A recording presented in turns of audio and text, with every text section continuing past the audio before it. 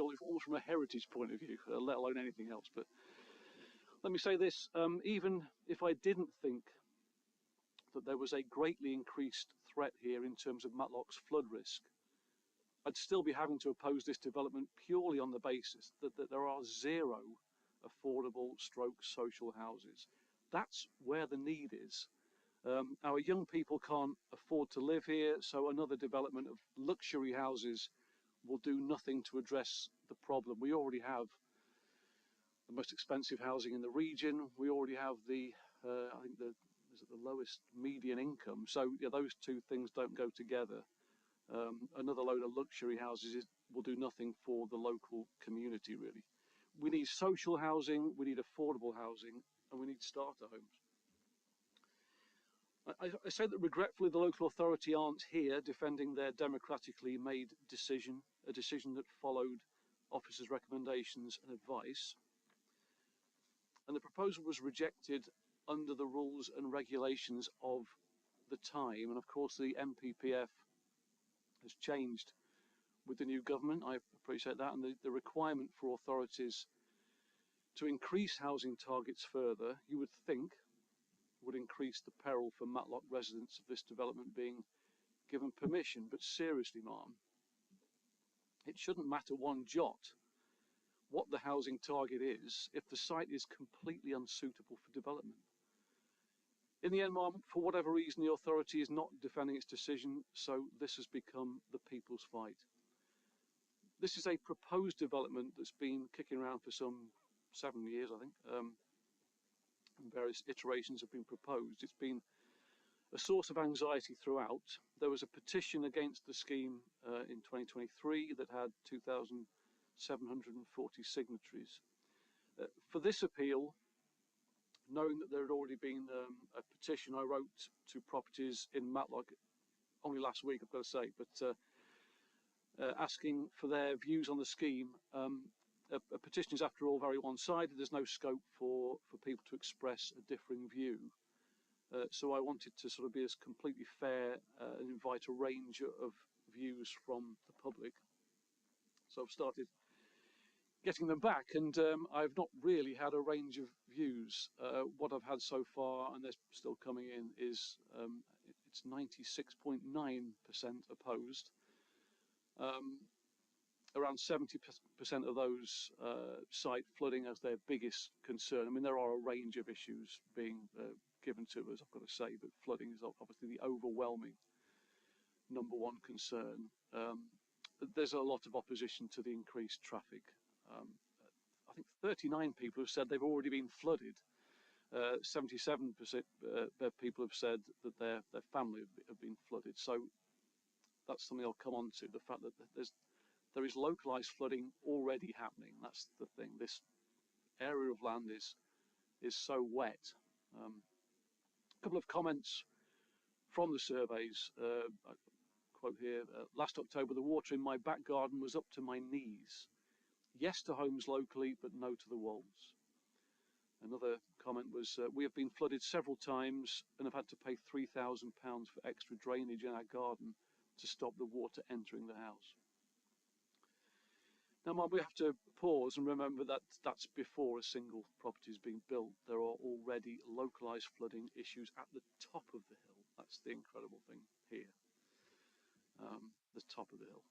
So, Ma'am, before I go on to say why the development poses such a risk, I want to draw your attention to the fact that I'm here as the Member of Parliament opposing this development, and my predecessor, Sarah Dines, also publicly opposed this development. If I can just quote her, hopefully she won't mind that. Ms. Dines said, Matlock has seen devastating flooding, which has impacted homes and businesses alike. I've always been clear that I would not support planning applications that could increase the risk of flooding in our area. The fields currently act as a sponge when surface water rises, and even in its current form, flooding at the top of the hill does occur and does impact homes. I am concerned that building on this site will increase runoff and make the situation at the bottom of Matlock even worse. The risk of flooding alone is enough to persuade me, but I have also concerns regarding the increase in traffic on the roads that already struggle under the impact of an increase in vehicle users. Congestion is something we should all be working to avoid. So listen, I agree with every word. So you have two MPs from different parties, both publicly opposing this development. So, Ma'am, I hope that carries some weight. So the devastating flooding that Ms. Dines was referring to there occurred in 2019, 2021 and 2022. So we are dealing with an area that is already a significant concern as far as its flood risk. When I was elected in July last year, this town flooding was my first worry, and that's and anything that's going to increase the chances of it flooding again have to be fought. Unfortunately, the risk is not static. Even without this development, we're going to have more risk of flooding simply because of climate change. We've just experienced the wettest 18 months on record. We have aerial photography that evidences what may well be a new watercourse appearing on the Wolds in the past few years. Residents at the top of the hill are already being flooded. I was invited to meet the football club, whose pitches are directly beneath the Wolds site. The club are desperate to raise money for a 4G all-weather pitch because they hardly ever play any games, because the pitches are always waterlogged. I went along there in December, and I've ever been to Parks pitches, December, they're pretty messed up. But yeah, they were pristine because they just hardly ever get used. They're just constantly waterlogged. So I appreciate the situation for them. So I'm down to the substance of my and our opposition. So I'm particularly concerned about the impact of the development the impact the development will have on the Wolds Spring watercourse.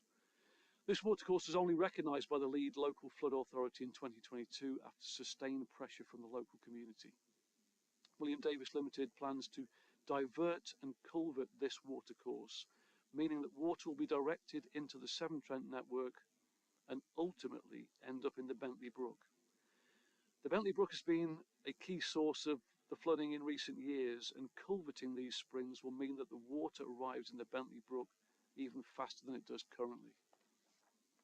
Furthermore, a review of the plans made by JBA Consulting noted that there is no apparent modelling of the diverted spring watercourse in the flood risk assessment and drainage strategy.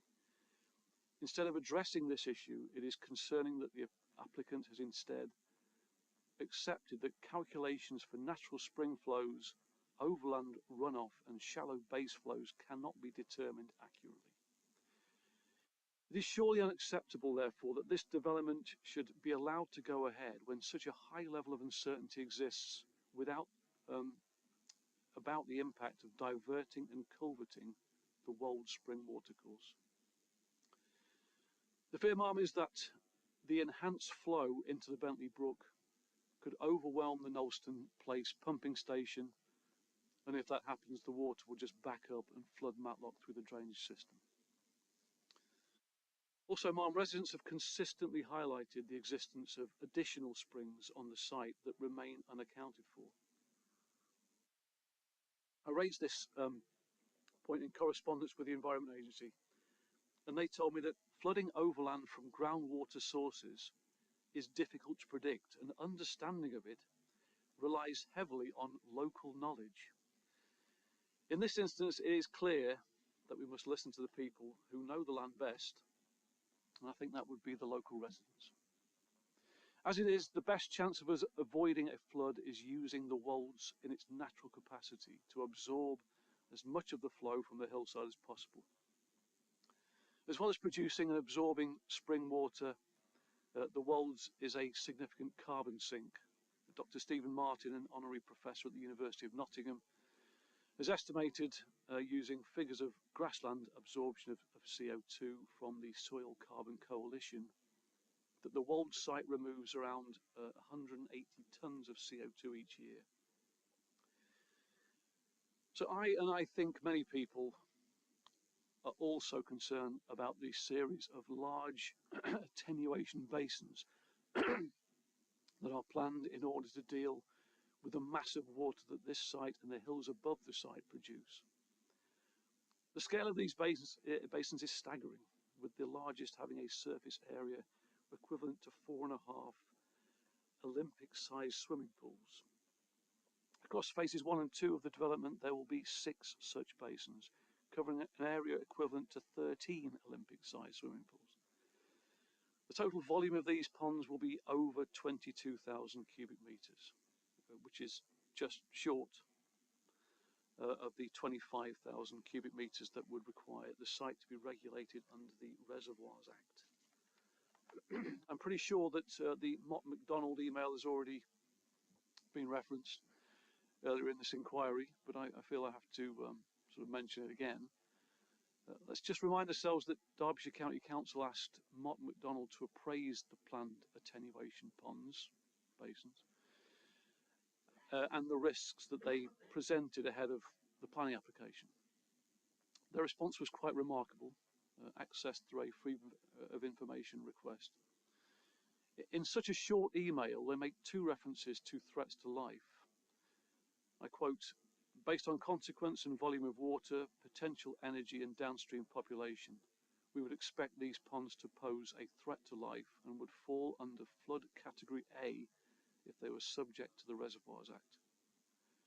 Furthermore, the panel engineers stated that these ponds are likely to exceed their design flows within a generation." Now that really should be, I think, concern enough. But when discussing maintenance, again I quote, "We discussed that long-term maintenance of the ponds was likely to be subcontracted to a maintenance firm, which is likely to involve grass cutting, but no ongoing checks to confirm that integrity of the critical structures are maintained or to prevent future modifications. This does present concern as to the lives at risk downstream." So the suggestions are that when there's heavy rain, the basins will fill up and then water will simply cascade out of them, flooding homes down the hill. And there's even a fear that the basins won't be properly maintained. I mean, are they realistic concerns, Mark? Well, the people of Loughborough would say yes. Just a couple of months ago, a William Davies attenuation pond failed in Loughborough, and the local community had to collectively and quickly dig trenches to divert water in order to prevent their homes from being flooded. One resident was quoted by the BBC as saying, "The attenuation pool at the top of the path had not been maintained," adding she and other residents had struggled to find out who was responsible for the problem. So going back to the issue of which rules are we considering this appeal under, if it's the current NPPF, we should be requiring a significantly higher commitment to biodiversity net gain. Alongside creating a serious risk of increased flooding, the development will also threaten local biodiversity. The Campaign to Protect Rural England has identified that the site is home to several species on the amber and red lists, including redwing, fieldfare, marsh tit, missel and song thrushes. The site also contains purple moor grass and rush pasture habitat and is recognised as a site of principal importance. While biodiversity net gain requirements are positive, there is no way to compensate for the loss of rare and vital species. Furthermore, William Davies Limited's own documents confirm that they will only deliver 2.43% net habitat gain, well below the 10% biodiversity net gain that new developments are required to deliver. And going back to social housing, the developer isn't providing any because it's saying that it would make the development unviable. I would suggest that what's going to make the development unviable is the cost of the construction and maintenance of the array of attenuation basins. It'll be an incredibly inefficient use of space because a large proportion of the site will be given up purely to mitigation. Better to build somewhere else where we can have a higher density of build using less precious land. And one of the final daggers through the heart of the community was hearing that the Section 106 contribution was going to be reduced. Um, having just read some of the comments made by residents writing in from their survey responses, I mean, there is a range of concerns. As I said, it's not just all flooding. There's the traffic as well, but in terms of just services, GP services, dental services. Obviously, I'm very confident that these things will, in time, improve with the new government. But in terms of dental services, myself and my team were looking at this matter just a few weeks, months ago, and there were zero opportunities for new NHS for people to get NHS on the NHS dental waiting list or to see new dentists in the Derbyshire Dales at all. So these sort of services are only going to be even more stretched than they are now, which is a significant concern if the Section 106 contribution is going to be reduced.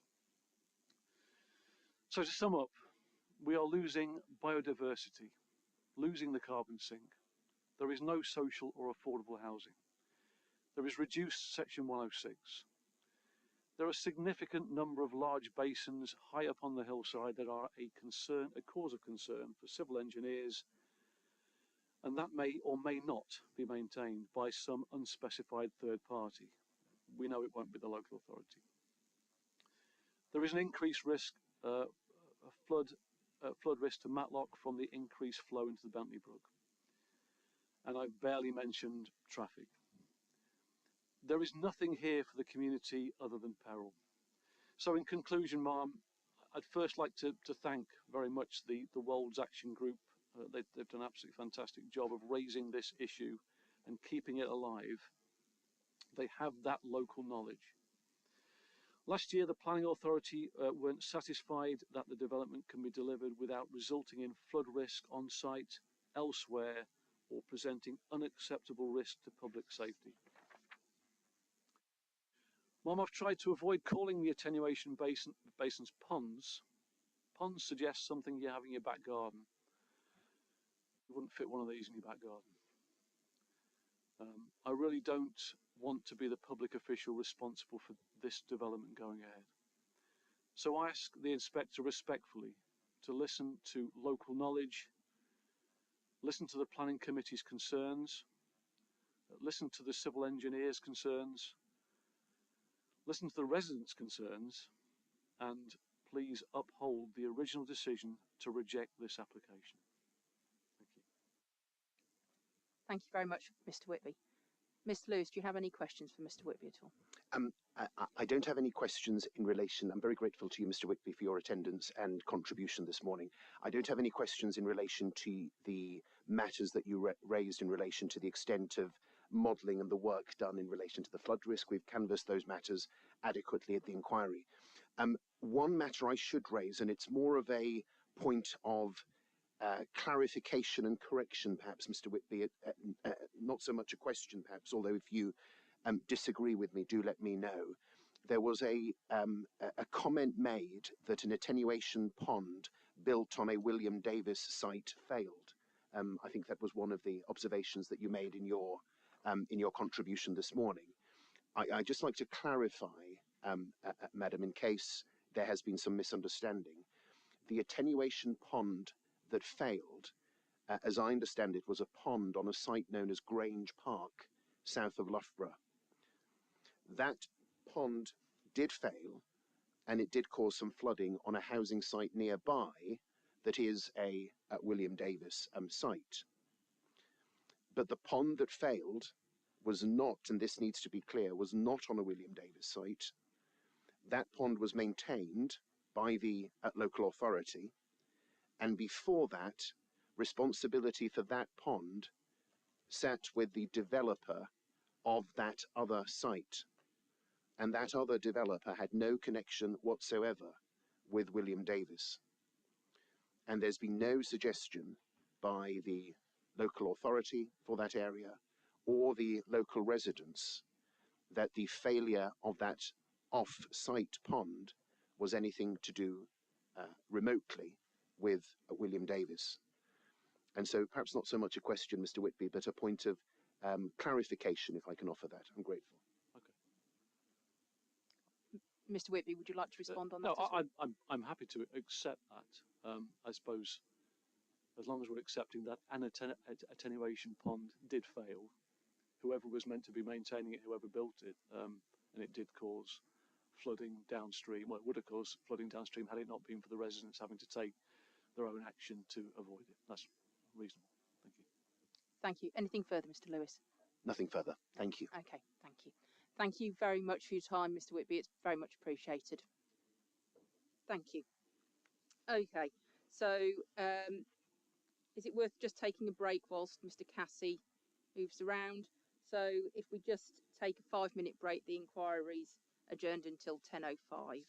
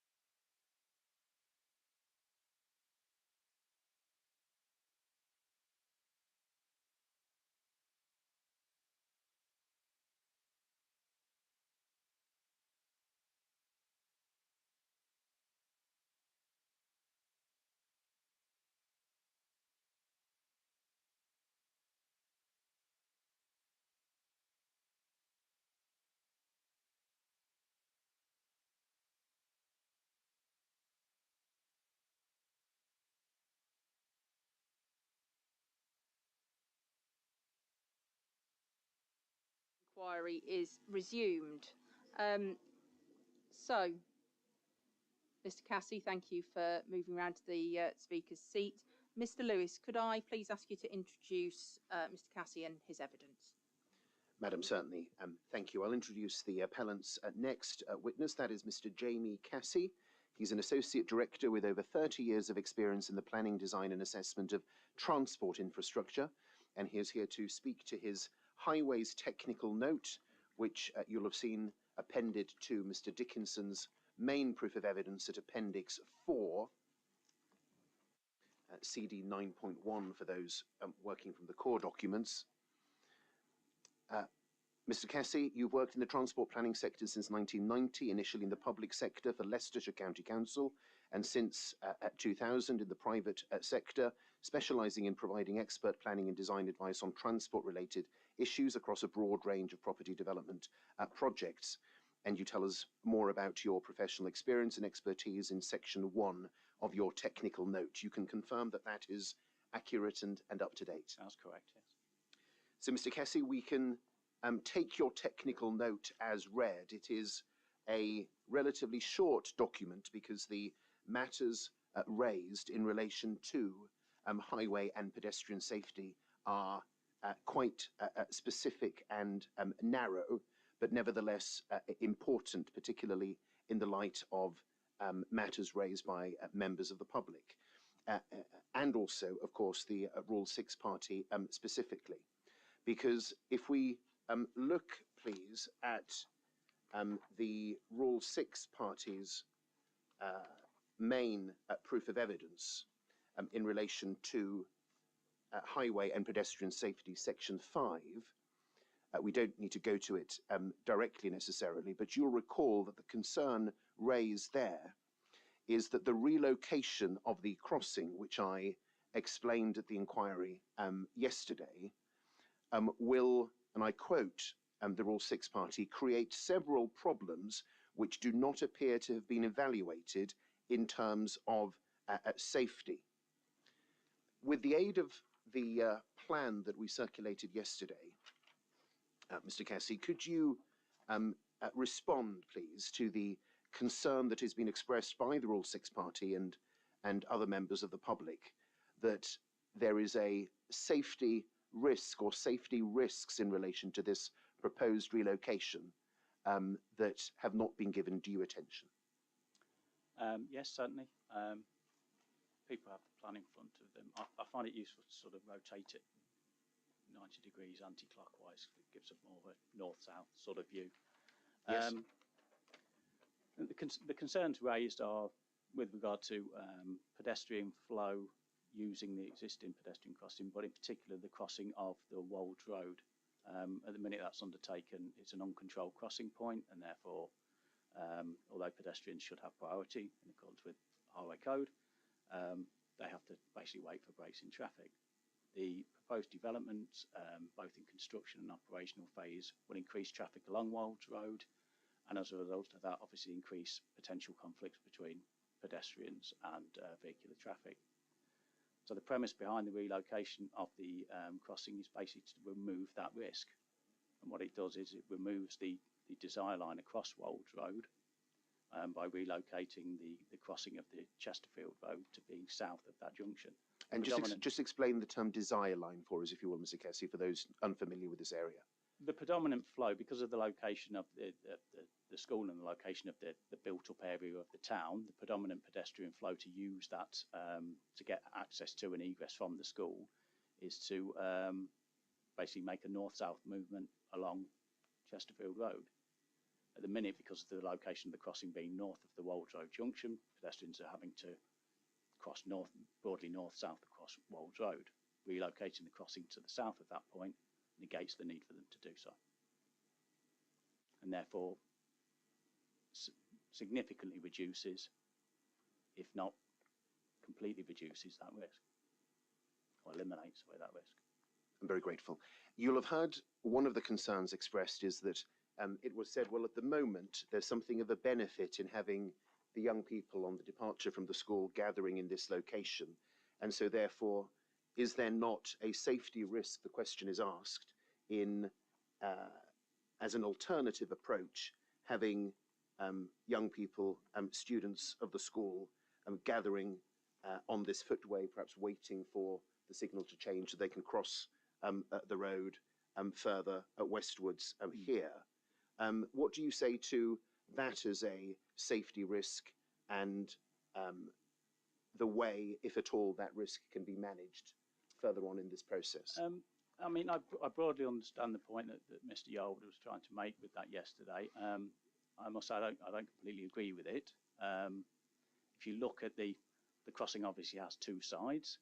If you look at the west side of the Chesterfield Road, that crossing point is served by a footway in both directions. Pedestrian crossings are generally served by footways in both directions, and that's how people cross at crossing points. I think it's just a matter of course that what you've got there at the minute is a very small area of footway, which actually probably will cause pedestrians to sort of spill out because they've got nowhere else to go. Providing a length of footway will obviously provide them with a route along that road, which is fairly standard. It's what's replicated on the other side of the road.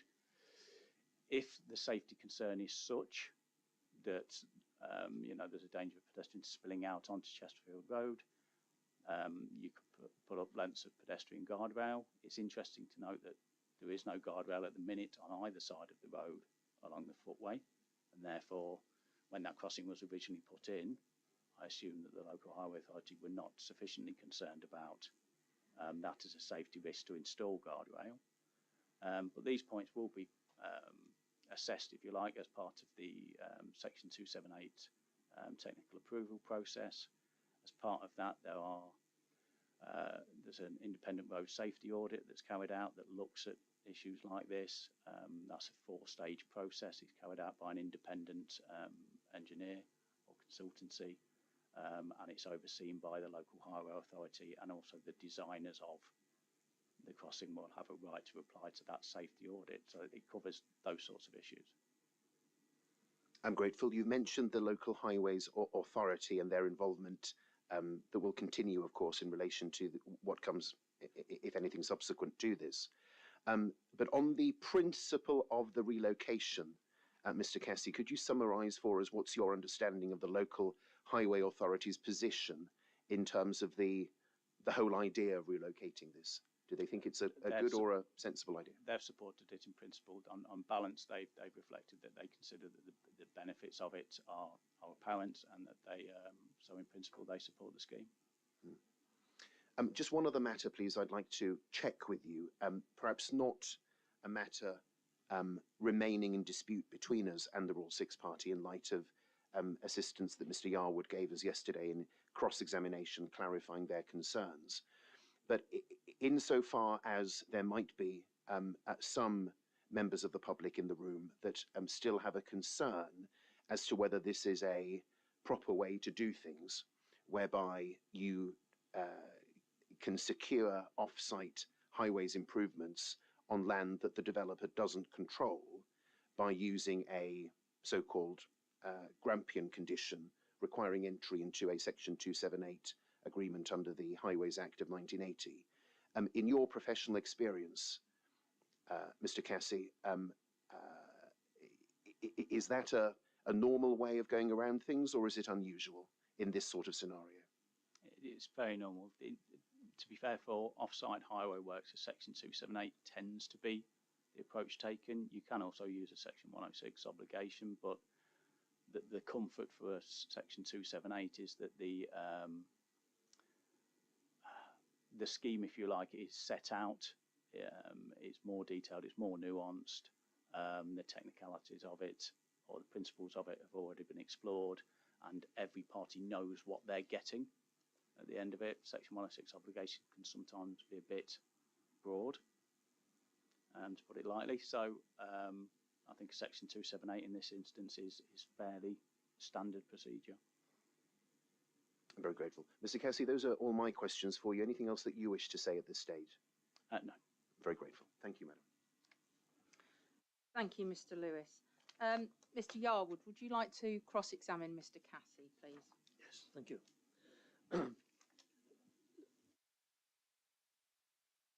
issue here, you mentioned that there are already pedestrians moving along footways, which will be similar to this footway, but is there not a significant difference in that people moving along the footway at the moment are not grouped at one particular point in time? Children attending the school who would have to use the footpath and wait on the footpath are arriving in dribs and drabs, whereas children leaving the school at the point where the crossing is at the moment are concentrated in a short period of time. They tend to leave together, and therefore there's a build-up of children at that exit point to the school. Is that not right? No, I don't see your logic there. At the minute, the crossing point is basically the focal point for pedestrians to congregate, because that's where they're seeking to cross, for obvious reasons. So the focal point is the same on both sides of the road. The focal point is the crossing point. Yes, but in terms of the dribs and drabs and the pedestrian flow, actually pedestrians leaving the school at the end of the school day, I tend to find in my experience is that actually the end of the school day tends to be a longer sort of period. You have after school clubs, you have detention, you have lots of things. Actually, in the morning peak, you tend to find that pedestrians are more, particularly for secondary school children, because the need for the breakfast clubs and the like is less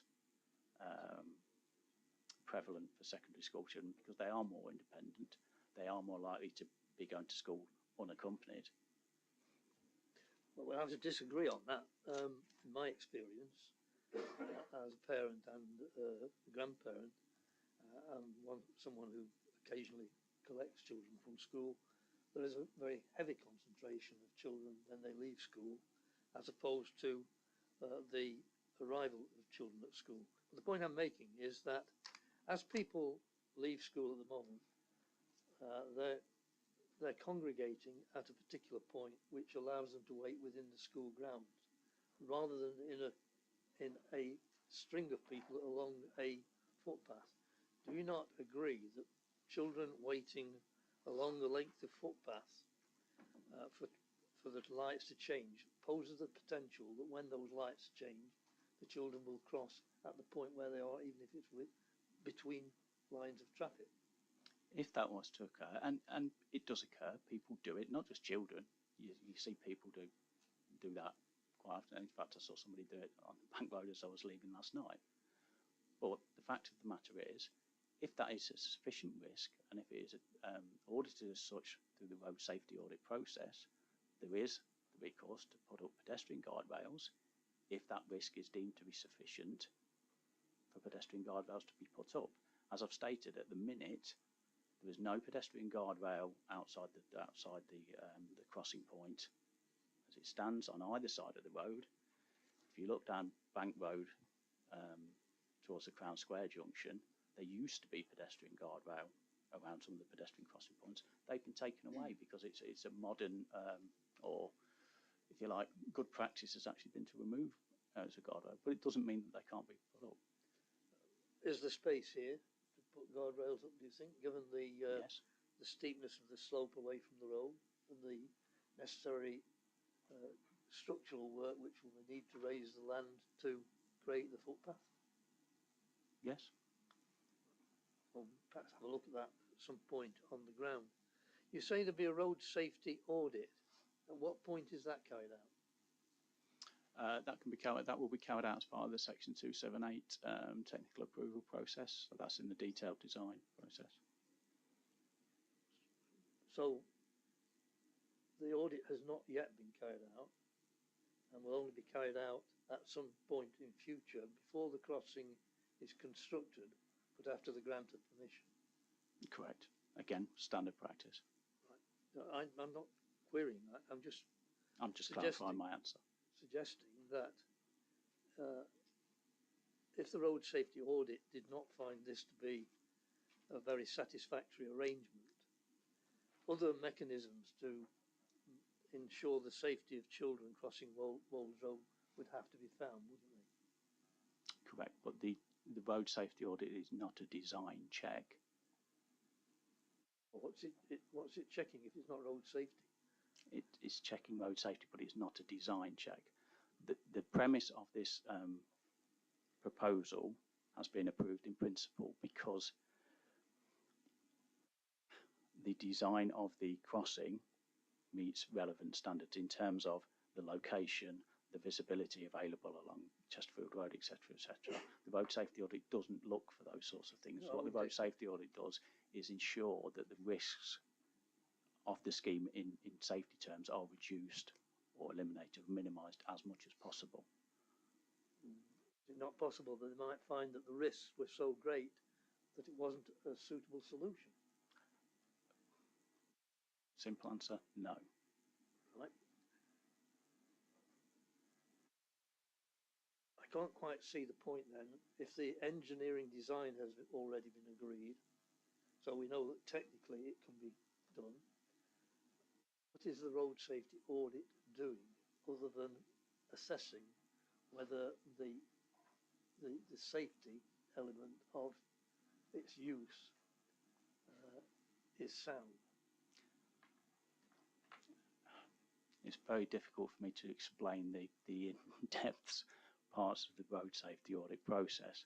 All I can say is the road safety audit will try and highlight areas of the design that can be improved or can improve road safety. For example, in this instance, things like potentially providing pedestrian guardrail, things like potentially having to maybe provide a wider footway than you would usually provide in this sort of scenario. Let's move on to the issue of condition versus Section 106 agreement. The condition requires the establishment of this crossing prior to the development commencing. You understand that? That gives no flexibility, does it, for any alternative arrangement? It simply means that the crossing has to be provided. I'd have to check the wording of the suggested condition. Generally tends to be the case with Section 278 is that the scheme, the detailed design of the scheme is agreed prior to commencement, and then scheme provided, as in constructed, prior to occupation. But I'd have to check what this condition is, the wording of this condition. More or less correct. Well, the point I'm making is that that condition does not afford any flexibility in terms of a solution to this problem other than the provision of the crossing. It says there's got to be a crossing. It doesn't allow for anything else. Would a Section 106 agreement could be framed in a way that allowed the issue to be resolved by other mechanisms? It could potentially, yes. You say that this moving of the crossing resolves the problem. It doesn't entirely, does it? Because some children will still be wishing to go in the other direction. Correct. North. So there is still an issue to be. Well, the issue is there at the moment. And if you look at the crossing location, obviously, some people come and go to the north. Some people come and go from the south. The predominant movement at the minute is between the south, the town, and the school access. So, in terms of that balance of risk, this proposal reduces the risks. Well, does it? That's the point I'm trying to make. Well, yes. At the moment, all the children who use this crossing, who are going north or south, it's the most convenient point for the crossing for them because it's right outside the school entrance. That's the case, isn't it? It doesn't matter whether they're going north or south, they're in an equally optimum position on exiting the school. Well, in terms of distance, it makes no difference. It certainly does, doesn't it? Because they don't. No, it doesn't. The children want because the distance of the journey is the same, regardless of where the crossing is. The distance of the journey, the entire journey, is exactly the same. Not for the children who are going north. No, sorry, not for the children who are going. Yes, northeast, presumably. Not for the children who are going in the direction of Chesterfield. It Correct. gives them a longer journey. It does, correct. Right. Whereas at the moment, irrespective of whether the children are going north to Matlock or to Chesterfield, the position of the crossing is optimum for them, for all of them. Yes. So children going north, so children going towards the Chesterfield direction will have a longer journey. Correct. And they will be the children who attempt to not use the crossing, but cross the road at a different point. Whereas there's no temptation for any children to do that at the moment, because irrespective of the direction, it's the optimum position. So there are increased risks for some children here. Yes. So would not a better solution be to address the crossing of Wold Road and make that a safer position for children than it is at the moment? On balance, I would say no, purely because of the numbers that we're talking about. As I say, the predominant flow in terms of pedestrian movements. I accept the point that you made about the people towards the northeast, but just another point of fact is that this is not the only access to the school. There is an access to the school off, I think, is it Lumsdale, Yes, Lumsdale Lane, which people towards the northeast are or could be closer to, and is an alternative to use. So yes, I accept your point that for a smaller number of pupils, there will be an increased risk, but in the balance against the benefits that you get for a larger number of pupils, we consider that to be the optimum solution. I don't think I have any further questions for you. Thank you. Thank you, Mr. Yarwood. Well done. Yeah. Okay, thank you. Any questions from any interested parties at all? Hello, thank you. Would you like to come forward to the table, Mr. Shipley? Could you be so kind as to? Thank you. I appreciate it.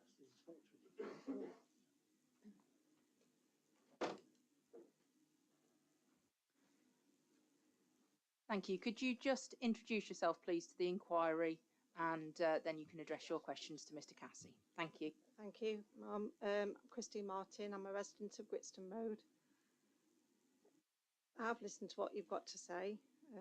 We've been concerned about this for a very long time, looking at the report on the planning document, 8.5.2, dated 22nd of November 2018. Where is the detail? We can't see much detail in what is being planned. It's a fair point. It's an outline plan. As I say, the principles have been agreed. The detailed design will be at the next stage. But in terms of the satisfaction from our point of view, and also from the local highway authority's point of view, that something that meets relevant design standards can be achieved in that location is accepted. My child didn't go to Highfield School. My child went to St Mary's School and caught the bus. But living on Gritstone Road, we see daily children, how they do use the crossing. You're very wrong to say there's no difference in the morning or the evening. They do arrive in dribs and drabs in the morning. They come out in mass from 3:15 onwards. They pay no attention to the traffic. We drive up Wolds Road to access our properties. They step out in front of you. But where the crossing is currently, it is the safest place. It does hold them. The guardrails that you're talking about, which may or may not be put in, they don't need the guardrails on the other side of the road. They're kept on the school site. They're all together. And in the morning, staff are at the crossing to ensure the children cross safely. So you say an assessment's not been carried out. When will this be carried out? Sorry, when you say assessment, we've obviously... Well, you're talking about the audit. Yeah. This is what I'm saying about the detail. Where is the detail? Where is the proper assessment? Sorry, let me respond to that. In terms of a risk assessment, That is something that obviously we do when we look at mitigation measures. We look at and try and look at the balance of what are we trying to achieve here, and what we're trying to achieve here is very specifically to deal with the impact of increased traffic on Wolds Road and the conflict between pedestrians and vehicles and the additional conflict that will create. Our solution, having looked at lots of different things in the balance, is to relocate the crossing because it removes that conflict point on the Wolds Road. And we believe that that is the optimum solution for that particular impact. I appreciate that, you know, when you're mixing vehicular traffic and pedestrian traffic, particularly school children, particularly secondary school children, you cannot completely eliminate risk because it's just inherent. You know, it's part of highway safety. It's always there. All you can try and do is reduce that risk to the minimum, given the constraints that are there. The road safety audit process is the wording of it is such that because it says road safety, it sounds like it's a real a sort of focus, and it's really, really important, and it is an important part of the process, but it is just one part of the process, and it can be done and it's done at various stages, and there's 4 stages to the road safety audit process. Stages 1 and 2 tend to be done at the design stage.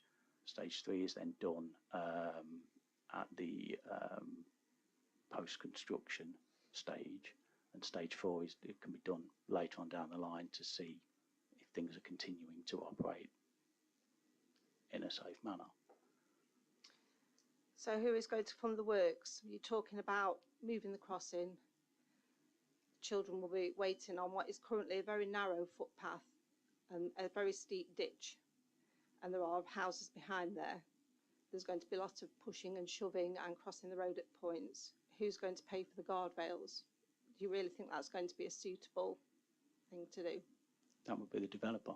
All the works will be paid for by the developer because that's the nature of the Section 278 agreement.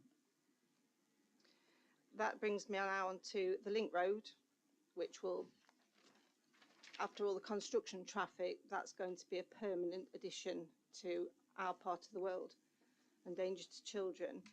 The link road will be built after 150 homes are occupied. Can you illustrate how house numbers 79 to 149 will be accessed and serviced with no road? So phase 1, you're going to build 78 homes. Phase 2, you're looking at up to perhaps 150. So in phase 2, until you've got 150 homes occupied, how will those homes be accessed and serviced if they've got no access to a road? Well, they will have the road again. The road will basically be constructed from east to west. So the second phase will be served by an extension of the road that's been built for the first phase, and those dwellings will be served from that. So essentially you will end up with a larger cul-de-sac, if you like, at the minute, and then the rest of the link road will be built to accommodate the full development. I don't understand that. If you've built from 79 to 149, they've got to wait till all of those are sold before that link road is built. Is that No, part of the link road will be built to accommodate 79 to 150 or whatever it is. And then the rest of the link road will have to have been constructed before any more properties are occupied. Okay. We've heard that this site is an unusual site for various reasons. Have you worked on any other sites with limited access through a small cul-de-sac instead of a major road? Yes. And finally, last question. If the works aren't being carried out, how will the existing access via Gritstone Road accommodate the HGVs, construction traffic and increased cars from phase 1 and the additional traffic from additional phases and the Cavendish estate? And I'm referring to points 8.6.4 and 8.6.5 on my notes.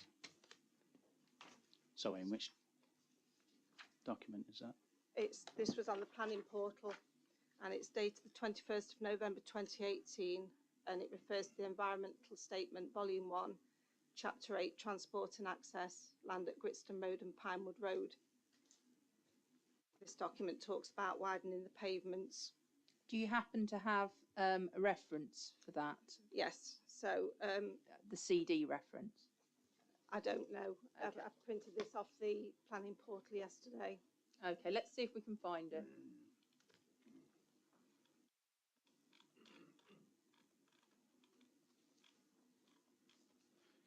Sorry, can you ask your question again, and maybe I can answer it I without didn't needing phrase to. it very well. It's Sorry, fine, I'm really not used to public speaking at It's all. okay. So the proposed link road will not only provide access to the development, but it's also providing a second point of access to the existing residential area served off Olds Rise and Cavendish Road. Yeah. And it provides an alternative route for traffic between the A632 Chesterfield Road north of Matlock and the existing residential areas to the north of Cavendish Road. It's proposed as part of the access works to undertake some localised carriageway widening along both Pinewood Road and Gritstone Road to achieve a 6-metre carriageway width. This is achievable as there are footways along both Pinewood Road and Gritstone Road with widths in excess of 3 metres. That's point 8.5.2 on the document. So my question is, if those works aren't being carried out to widen the carriageway, how will the existing access via Gritstone Road accommodate HGVs, construction traffic and increase cars from phase 1 and the additional traffic from additional phases and the Cavendish estate? So I'm looking at comments on 8.6.4. It's fine. Yeah, I don't need to find the document. It's okay. No, because we're looking at grid transport to the site for construction workers to reduce the number of private car trips because we're going to be snided out with cars. And 8.6.5, the daily site workforce is anticipated to be 50 people, so there will be daily vehicle movements associated with workforce travel to and from the site. Our concerns are not only are going to be the HGVs and the construction workers, but then we've also got the additional traffic from the Cavendish estate, and it's a very small way. You know, it's going to affect our way of life. I appreciate that. The reason the reason for the widening on Pinewood Road, for example, is to get the carriageway width to 6 metres, is to allow for bus access, because the intention is for buses to access the site and be able to travel along the link road. The phasing of that widening works will obviously be done, it again is subject to the detail of the conditions. The widening of Gritstone Road to serve the first phase of development, again, I haven't got the conditions in front of me, but I imagine that works will be done probably prior to commencement. In terms of construction traffic routing and arrangements, construction traffic, again, because of the construction of the site being from east to west, construction traffic will be accessing the site from the east, so from the Chesterfield Road and via Gritstone Road. In terms of the control of construction traffic, there will be a construction traffic management plan that will be produced. Again, we can only work within the realms of planning process and policies, and again, construction traffic management plans and construction environment management plans are standard practice documents, and with the best one in the world, again, you can't make an omelette without breaking eggs. It's probably not a great analogy, but obviously you can't build houses without having construction traffic, and fully acknowledge that there will be a period, and fairly prolonged period, of 9 construction years. Of construction traffic. It is what it is in that sense, and I fully appreciate your concerns about that, and they are valid. Yeah, we're not happy at all. We're residents in a very small place. That's all I've got to say. Thank you. Very disappointed. Thank you very much. Are there any other interested people who wish to speak? So we've got Mr. Hewitt and Mr. Ellsworth. Mr. Hewitt, would you like to come to the table?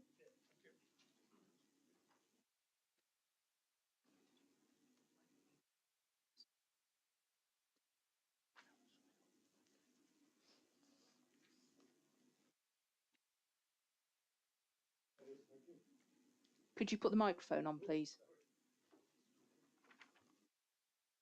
Hi, my name's John Newitt. Previously, I used to advise the World's Action Group. Currently, I'm independent. 3 years ago, the World's Action Group published some 17 reasons for refusal of this application. One of them was as follows. The United Nations Convention on the Rights of the Child. In all actions concerning children, the best interest of the child should be a primary consideration. Our view, and my view still, is that the risk to the safety of children is a primary consideration in determining this appeal. Children will be at risk crossing Wells Road and Chesterfield Road. Is there a question here, Mr. Hewitt? Just coming, and the Council has failed to resolve the issue. It must be resolved before a decision is taken. It cannot be left as a condition on any approval. Do you agree? I agree that the safety of children is paramount importance. I don't agree that the detail of the proposals put forward needs to be agreed at this particular stage, and I'm comfortable that it can be done via condition, as it is done by condition on hundreds of sites around the country. I disagree. I'm amazed. It's just astonishing that you should go ahead on this basis. Mr. Hewitt, it's not another opportunity for you to give evidence. It's an opportunity for you to ask questions of Mr. Cassie. Okay. Okay. And I was probably slightly less tight on Mrs. Martin because she's not used to this kind of format. You're a town planner. You know this. Okay. Okay. So please ask another question if you have one. No, that's it. Thank you. Thank you. Okay. Mr. Ellsworth.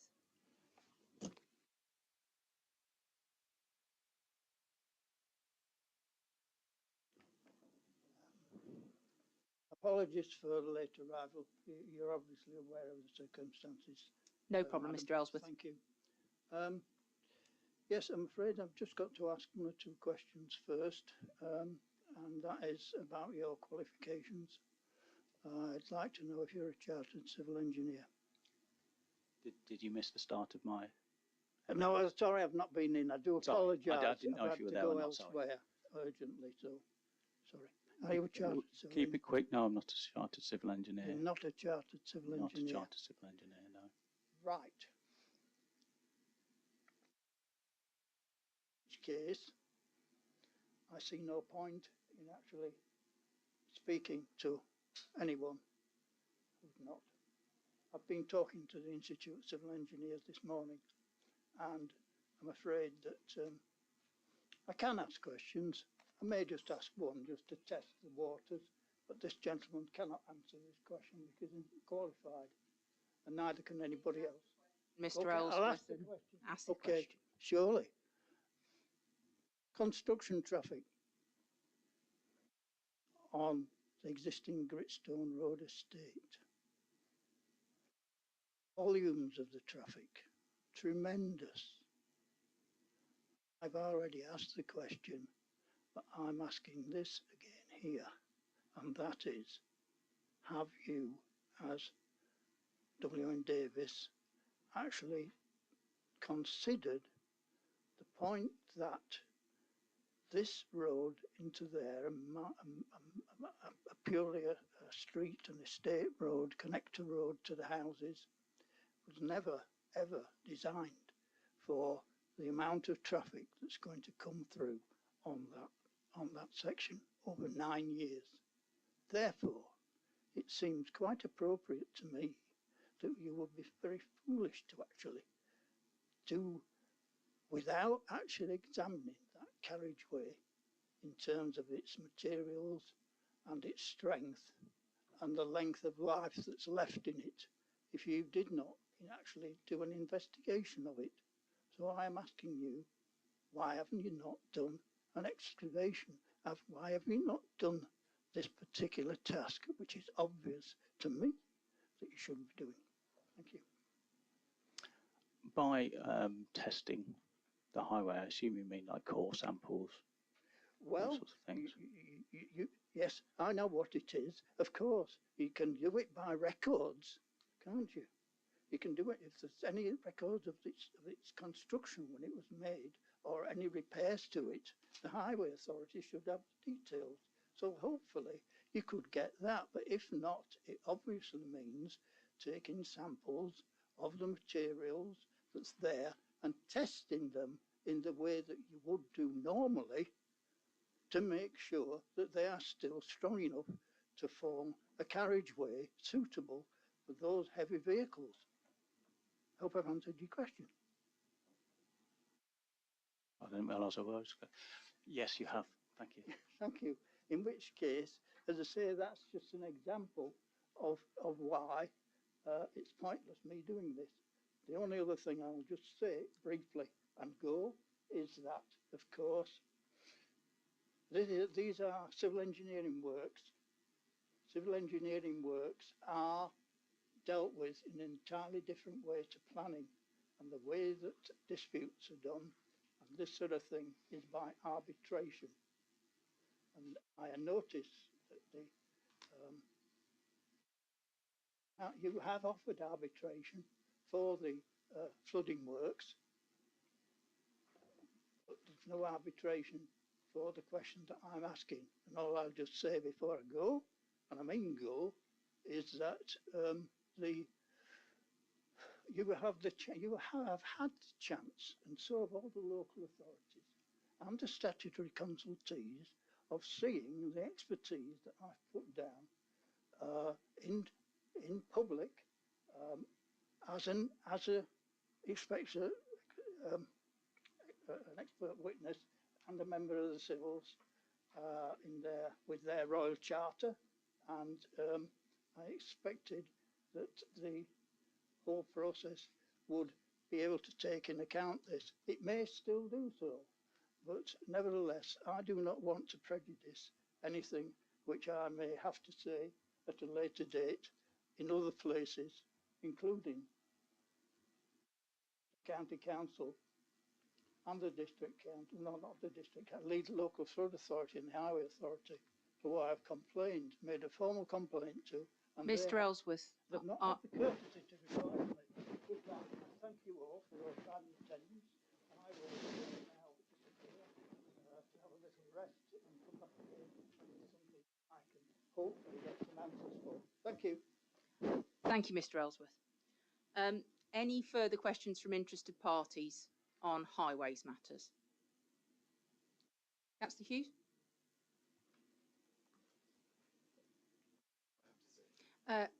If you could steal Mr. Shipley's seat, please. He's been very kind to give it up. Thank you very much. Yes, I thought we wouldn't be at highways quite yet, so that's, so if we're on highways, that's good. Can we talk about highways off the development? Is that possible? I'm talking about the access roads to the development.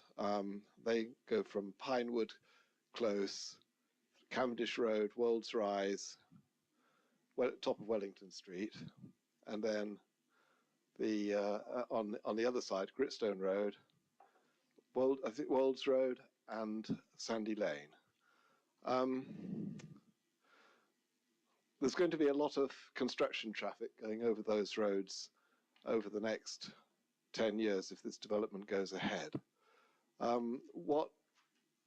What plans will you have for reconstituting those roads and making sure that they are maintained, given the amount of traffic, heavy goods vehicle traffic that will progress along those roads? First of all, just a point of clarification. As far as I'm aware, the construction traffic or the phasing for the construction traffic is such that they won't be using Pinewood Road. So a lot of the heavy traffic on Pinewood Road and Cavendish Road and Wellington Street. So it will be exclusively to the east side, Gritstone Road, etc. Right. I think this is the point that Mr. Ellsworth is trying to allude to. Okay. Right. So sorry if I'm repeating myself. No, no, it's fine. Yeah. Again, there'll be a construction traffic management plan that's put in place, construction environment management plan put in place. And it's general practice if there's concern about the stability, strength, condition of roads to deal with construction traffic, it will be put in as part of that plan that you can undertake survey samples prior to construction traffic taking place, and then after the event or through the event, so that any damage that is caused to the public highway is rectified by the developer. Right, thank you. Okay, so that would be effectively a condition on the developer. Yes. Thank you. So I mean, I've written to the district council about that and asked them to include such a condition in the It'll form. I think in the conditions it will come. It will be as part of the construction management plan. Right. So there will be condition okay. for that, and then within that will be where the detail is in terms of things like that. Thank you. Now another question, which is about the rate, the order in which things are done. In the conditions, there's a statement that says that that Gritstone Road will be widened before occupation, but that's not before construction. Would it be possible to amend that so that the construction traffic had the benefit of a wider road if the development goes ahead? It could be possible, and the conditions I think we're coming on to later today. So. Yeah. Okay. I'm just okay. Thank you very much. Now, the third point is I think may have been raised, and if it has been raised already, I apologise. And that is about the phasing of the development and the when the link road is built. Have you discussed when the link road will be built yet? We have, but I'm happy to cover it again. Okay. Well, it is a very simple point. What about traffic for house number 79 and subsequent houses? We have covered it. Don't worry, then I'll talk to the others about that. Thank you. Thank you very much. That's all my questions. Thank you very much, Councillor Hughes. Any further interested parties? No. Let me just check through my questions that I had.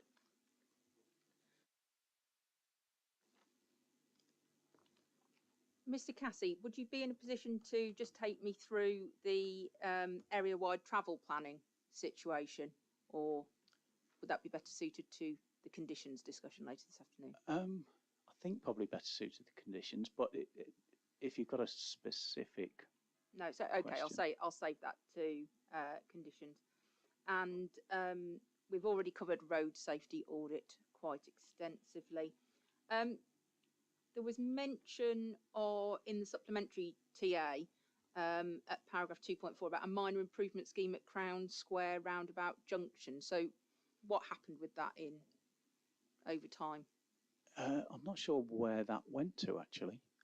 I'd have to check that and come back to you, because it was something that was put forward and we did have quite protracted talks with the local highway authority about it. So I think that's something we'll have to have a look at. Sorry, I didn't want to put you on the spot there, No, but it would just be helpful if you could come back to me on that. It can be just by means of note. I was going to suggest, Madam, we can provide a note on that if that is of assistance. Yeah. Okay, let me just check through the last of my questions, see whether they've all been covered.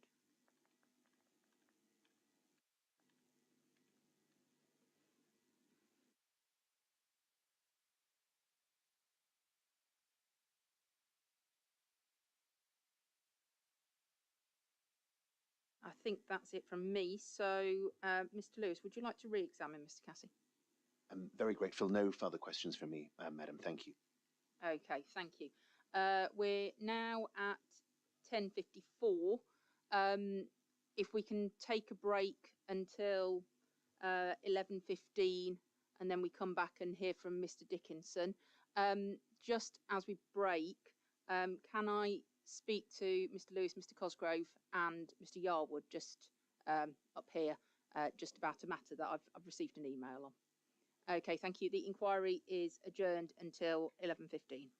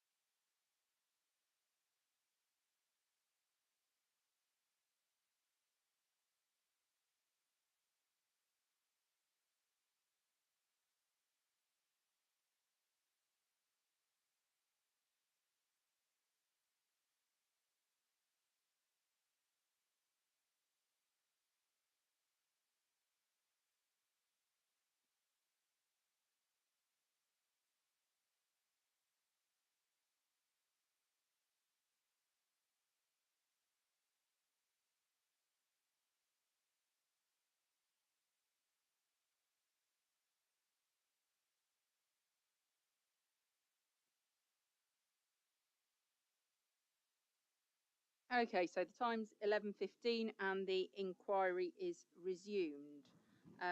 So thank you very much, Mr. Dickinson, for moving across.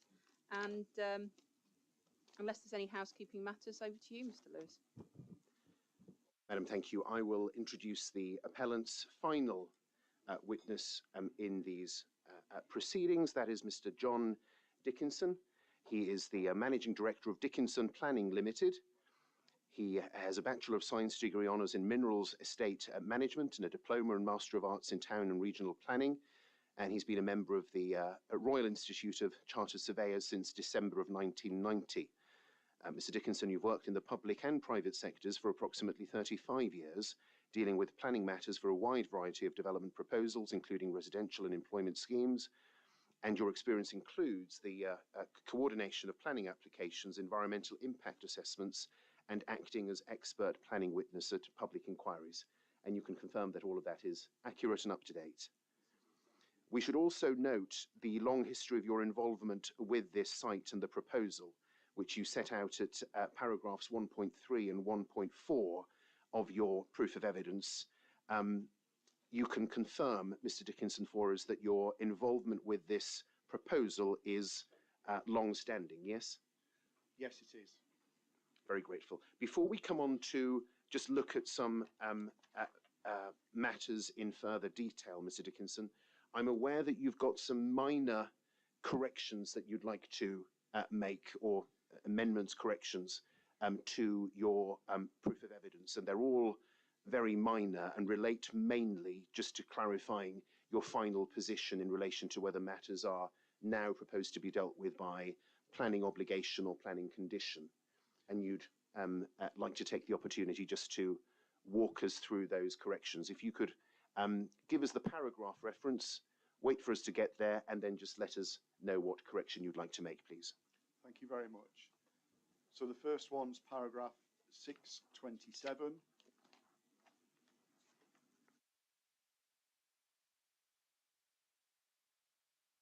If people are there, it's the fourth from last line. And then there's a Roman 3, and then it reads a planning obligation. And if we can insert before planning obligation, condition or. So a planning condition or obligation, yes? Sorry, yeah.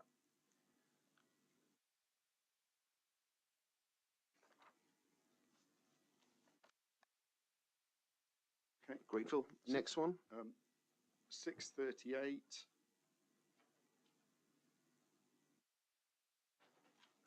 First line. Date of the Dickinson planning letter to the LPA is the 22nd of March, not the 2nd. So we just need to add another 2 to correct the date there.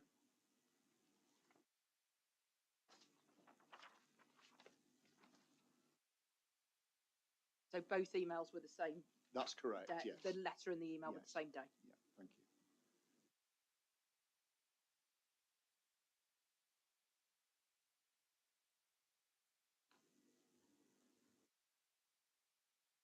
And the next? Okay. The next one's paragraph 644. Penultimate line, after planning condition, and if you can insert oblique or, and it continues a obligation. Subject to planning conditions and / or a planning obligation.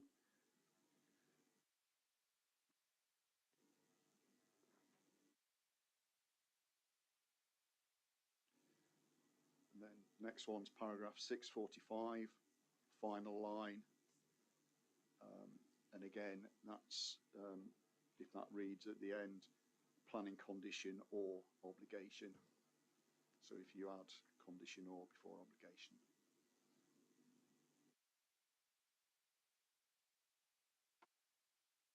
Final one is paragraph 744.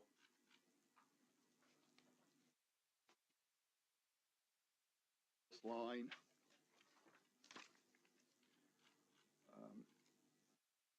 And after number 5, if you delete Gritstone Road and insert Bentley Close, please.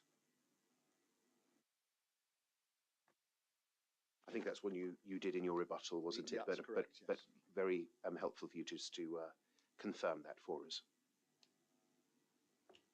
So, Mr. Dickinson, thank you for that. Grateful for those minor updates. Again, as with the other witnesses, I'm not proposing to ask you to read out sections of your proof. It's clear by this point of the inquiry where the main points of concern are. But also fair to say that because we've been focusing on technical matters to date, there are some matters of planning policy perhaps that we've not yet given detailed attention to at the inquiry. And you are, of course, best placed to deal with those. So could I ask you, first of all, please, just to go to the local plan, the extant local plan at CD 6.2. I'm very grateful if you're there. And it's CD 6.2, PDF page 33, which is where we find policy S2.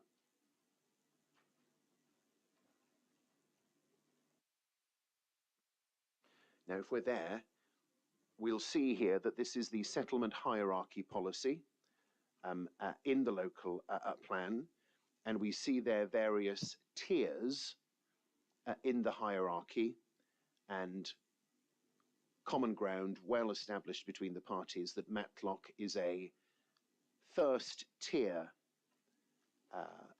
settlement in this settlement hierarchy in the market towns tier, that tier 1 tier. What is the significance, do you say, for the planning judgment to be made here, Mr. Dickinson, about the placement of Matlock in that first tier?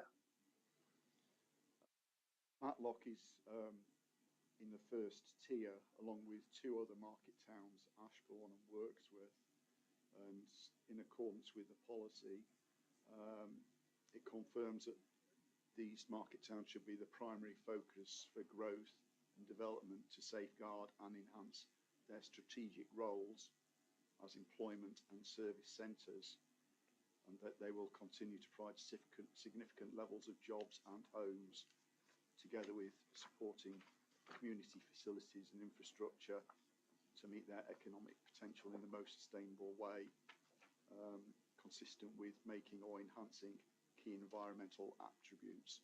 So the proposed development is firmly within this top level of settlement. And then if you could go on, please, to PDF 39 of the local plan, which is where we find policy S5, strategic housing development.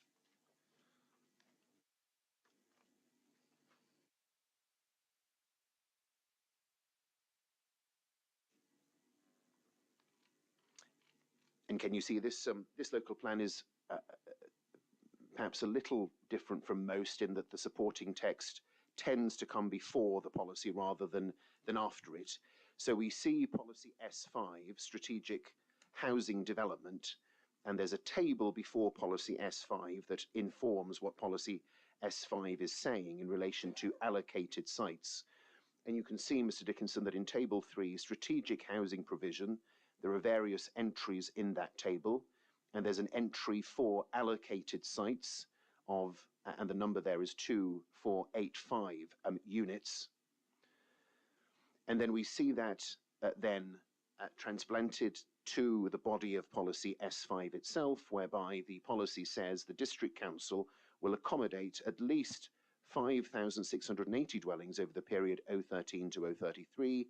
In order to accommodate this requirement, sufficient land will be identified to accommodate at least 2485 dwellings on new sites allocated in policy HC2.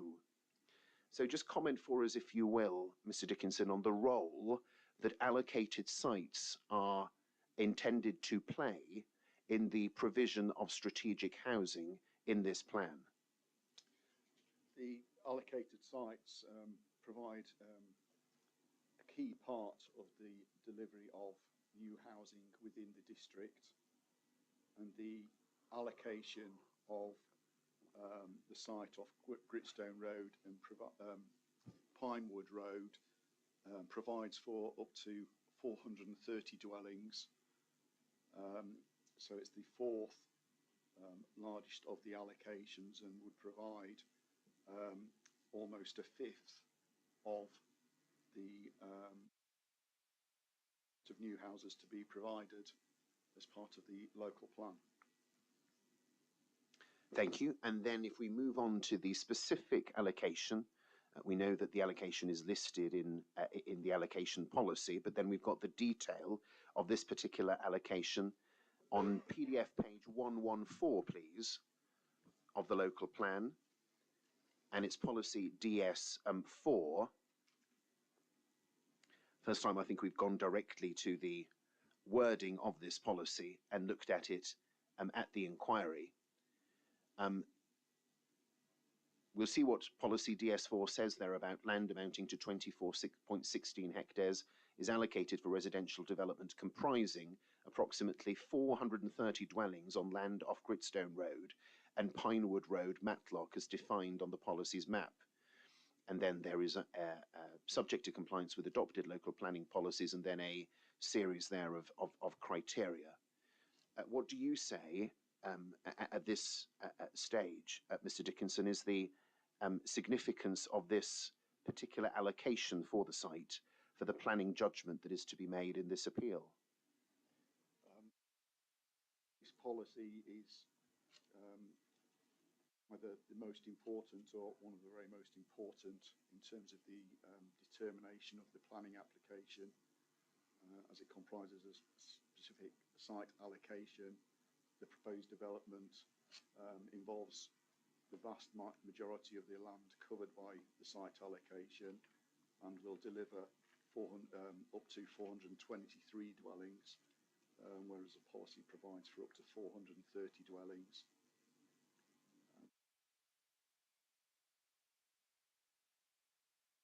I'm grateful. Could you then please go to paragraph 5.24 of your proof of evidence? This is your main proof of evidence where you comment on the 5-year housing land supply, and you set out there what is agreed common ground between the two main parties, appellant and the council, as to the council, this local planning authority, having a 5-year housing land supply for the period April 2024 to the end of March 2029 of 1.36 years. Comment, if you will, on the significance, if any, Mr. Dickinson, of the council having that extent of housing land supply for the judgment to be made in this case. The 36 years worth of housing land supply is extremely low, and the contribution of up to 423 dwellings as part of the scheme I see as being really important in contributing to the housing land supply for the district. Thank you. I don't propose to ask you in detail about management of flood risk and land drainage matters, because of course we've canvassed those in some detail at the inquiry. But nevertheless, from your perspective as a planning consultant and someone who's overseeing the case generally, you set out from paragraph 6.7 onwards of your main proof of evidence, first of all, the relevant policies so far as they pertain to flood risk, and then you set out the history of the discussions between the appellant and relevant consultees, including the Environment Agency, the lead local flood authority, and Severn Trent Water, and you set out the history there in relative detail over the page from 613 onwards, and it continues paragraphs 619, 620. We will take that as read as an account of the history of how we've got to this point. I'll pick up, if I may, at 6.22, Mr. Dickinson, whereby you say at 6.22 following a meeting between Tetra Tech and the lead local flood authority on the 8th of August of last year, Tetra Tech prepared a report titled Summary of Actions Taken to Address LLFA Residual Concerns, as enclosed in our Statement of Case at Appendix 5. And you'll recall that I've taken the inquiry through that material in some detail. And then you culminate, or this account of the history culminates, Mr. Dickinson, at your paragraph 6.27, with your saying that you are satisfied that there's been a proportionate level of detail provided at this stage in relation to drainage and flood risk matters for the full and outlined parts of the appeal site. Could you just further explain that to us, please, as to why, from your perspective as a planning consultant with oversight of the case, you say that you're satisfied that a proportionate level of detail has been provided about these matters at this point? Yeah, I consider that proportionate level of detail has been provided to discussions over a number of years with the Environment Agency, the lead local flood authority, and in responses to matters raised by JBA. In light of the technical submissions, I consider that that enables us at this stage to conclude that there would be no unacceptable adverse risk in relation to flood risk and drainage, and planning conditions can be appropriately applied to require further details to be submitted to the LPA for their review and approval in consultation with relevant statutory consultees. I'm very grateful. When you are then in your proof of evidence dealing with matters that aren't picked up in more detail by our technical consultants who have prepared the technical notes, one issue, of course, that you take on that is not covered by our technical experts are the concerns expressed by the Rule 6 party in relation to the design of the scheme. And you'll have heard those concerns being expressed at the inquiry. In paragraph 7.40, Mr. Dickinson, of your main proof of evidence, in response in particular to a concern raised about relative ground levels in the detailed phase 1 part of the site relative to the houses, existing houses to the southeast on Gritstone Road, you cite various sources of evidence where information about ground levels and actual and perimeter heights of proposed buildings can be found. And then you refer to 2 drainage layout plans that you'll recall that we've looked at already at the inquiry, but I'd like to give you an opportunity, please, just to further comment on those, given that you are the one who highlights them helpfully in your evidence. Those plans, as we know, can be found in CD 2.68P, and it's part 4.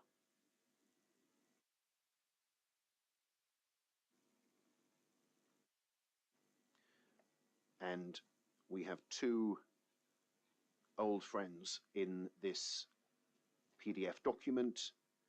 We have plan or drawing number 501, which is the first page, and we have drawing 502, which is the drawing on the second page of the plan. Let's go to 502, if we may, Mr. Dickinson.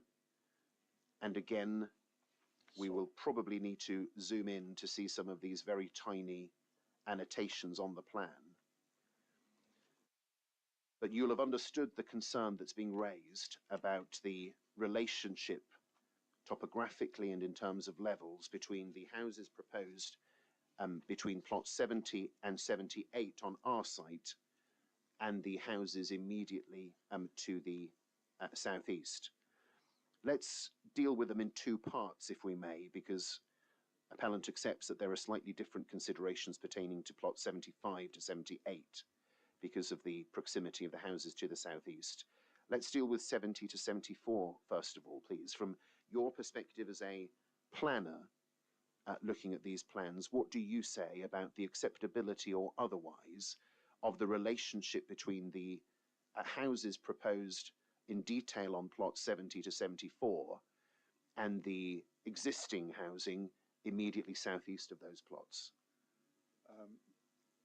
The existing houses are set back at a distance from the site boundary, and then to the northwest we have long rear gardens along with a 5-metre planting strip, and in my view they provide an appropriate standoff on the existing dwellings, and that's taking into account the finished floor levels for the proposed houses and the eaves heights for the existing houses to the south. And then let's look then at 75 to 78, because the issue here is slightly different, isn't it? Because we've got the existing houses to the southeast that are more proximate to the site boundary of our site. What do you say about the acceptability of the relationship between the housing proposed on plot 75 to 78 and the existing housing to the southeast? The houses at 75 to 78 are proposed bungalows, and I consider that the finished floor levels, along with the fall across the gardens and the landscaping strip to the south, relative to the existing houses to the south and their eaves levels, again are acceptable. There's an appropriate standoff. You'll recall, Mr. Dickinson, that in the Rule 6 party's evidence, they raised a particular concern by reference to a cross-section in relation to number 78 in particular, and concern, and we clarified the extent of the concern, which wasn't so much, as we established ultimately, to do with any drop in levels in the rear garden, but it was a concern about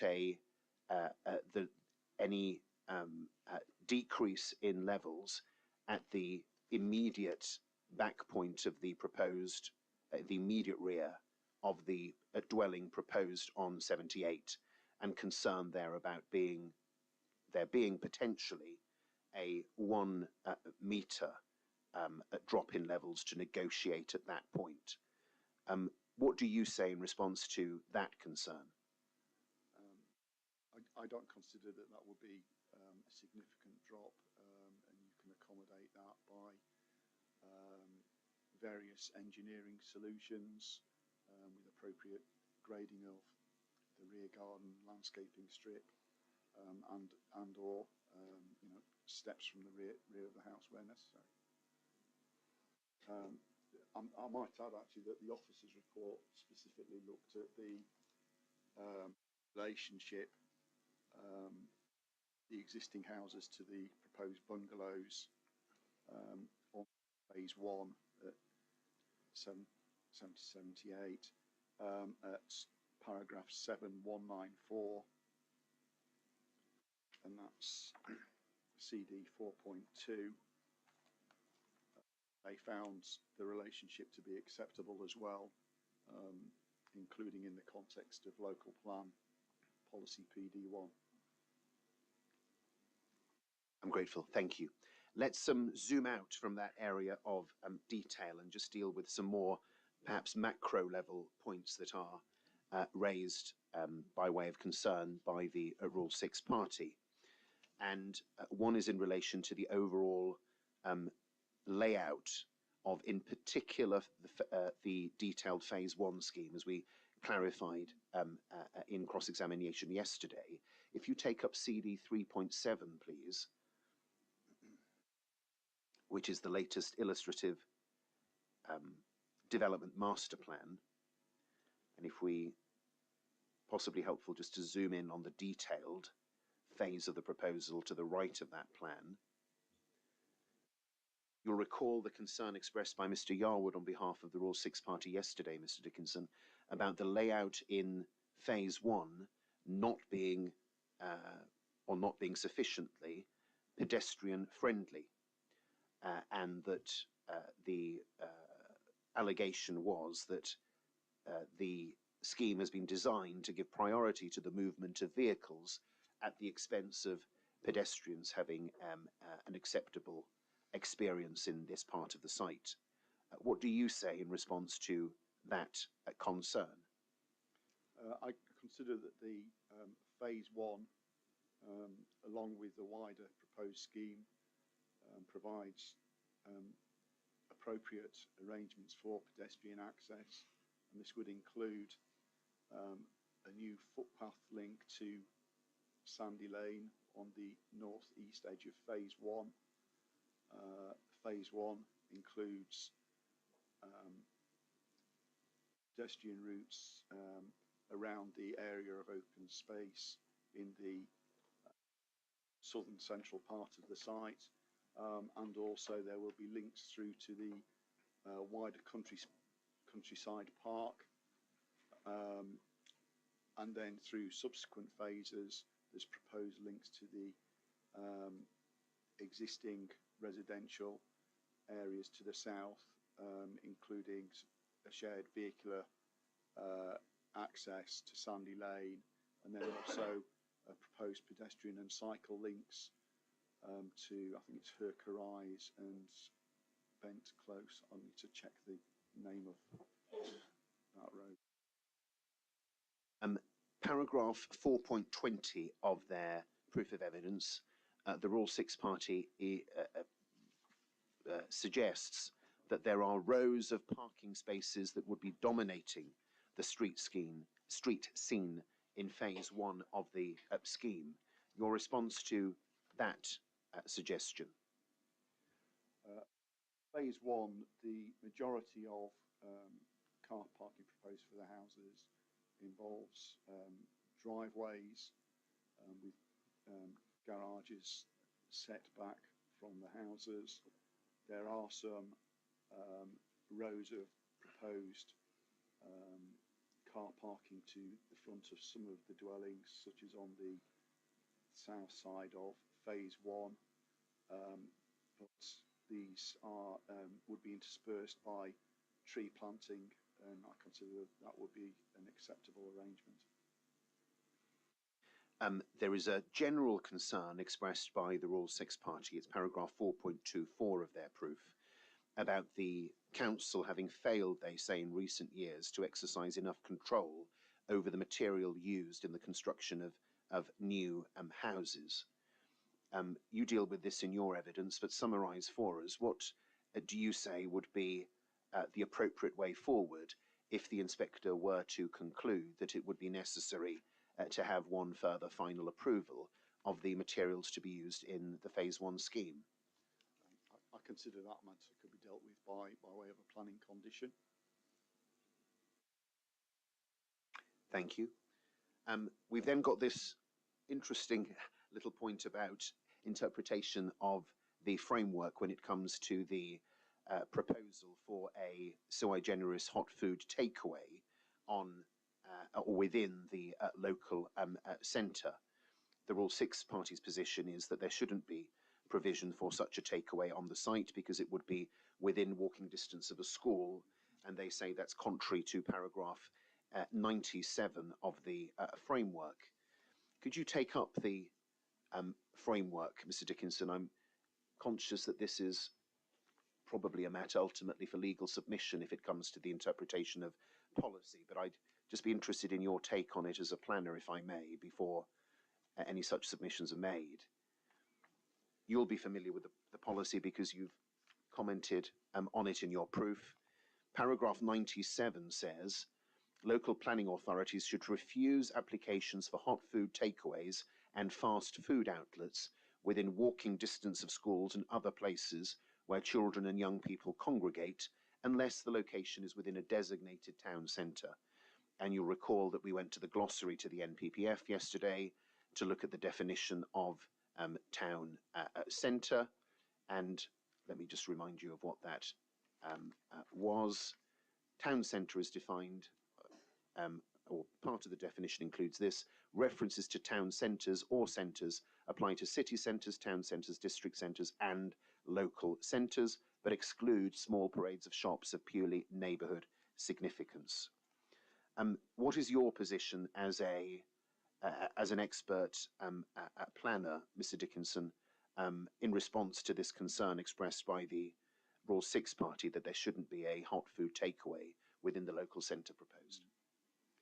Okay, in the context of the definition of town centres in the MPPF, local plan policy DS4, the site allocation policy in the second criterion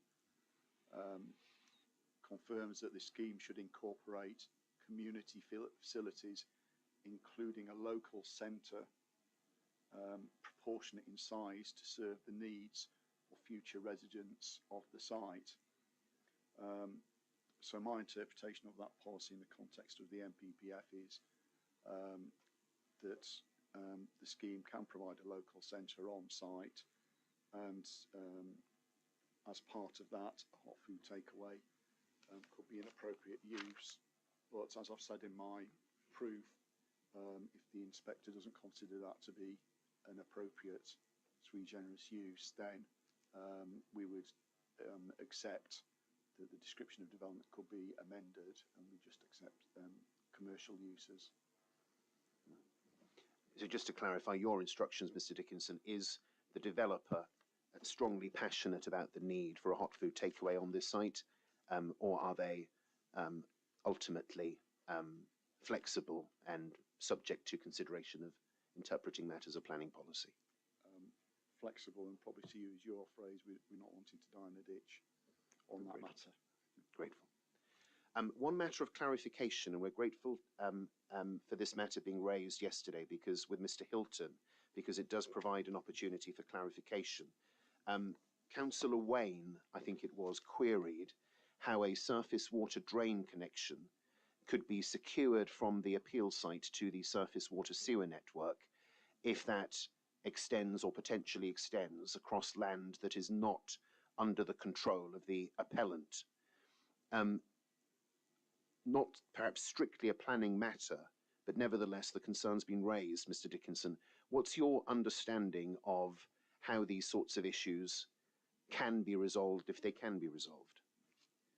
My understanding is that there are powers under the Water Industry Act to requisition a public sewer or lateral drain connection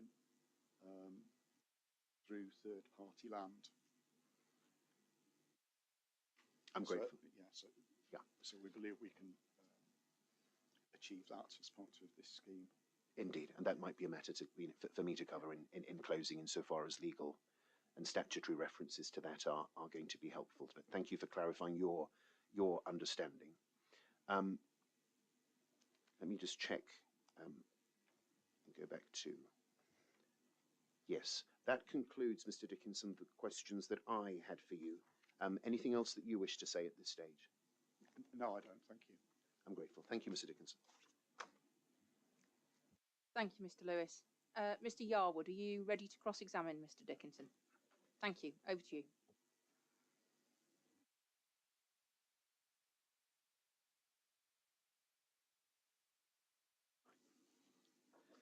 Can we turn to page 17 of your submission?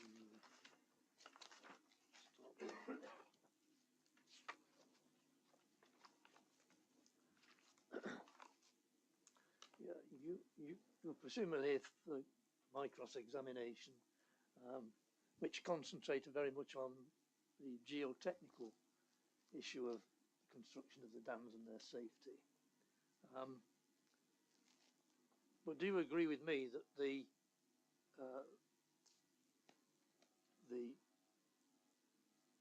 document CD 7.5 from the panel engineer is not dealing with those issues? The requirement in that document for a risk assessment which deals with breach evaluation, inundation areas, flow depths, flow velocities, is something quite different from the geotechnical. Madam, I'm sorry to intervene, Mr. Yarwood, but I suspect this could be an issue with this cross-examination because of a lack of familiarity, perhaps, of the process. But if there are questions pertaining to flood risks, specifically in risk assessments, Mr. Yarwood, then I would suggest, Madam, that the opportunity for asking those questions has passed, because we clearly offered Mr. Hilton to provide expert evidence on those matters. And this seems at the moment to be an attempt to rehearse or to have a further go at asking questions in relation to those matters. So I'm just expressing some concern about that. No, Thank you, Mr. Lewis. Mr. Yarwood, is there a different planning aspect to this that you're taking up? Yes, entirely relating to the appropriateness of conditions and a judgment from a planning perspective about the appropriateness of conditions, referencing to MPPF guidance on conditions. Okay, if you're going in that direction, fine. But Mr. Lewis, if you're not happy, please do speak up. Thank you, Mr. Yarwood. Do continue. So if that further risk assessment is being required by planning conditions, it cannot be predetermined. It's still to be done, and it's put forward as a precondition in fact, it's condition 21. Sorry, is that the question? Yeah. Yes, And I understand that. And the inspector asked me probably the most difficult question in that context, which was, could such a condition be refused at the reserve matter stage? You recall that? Yes, I do.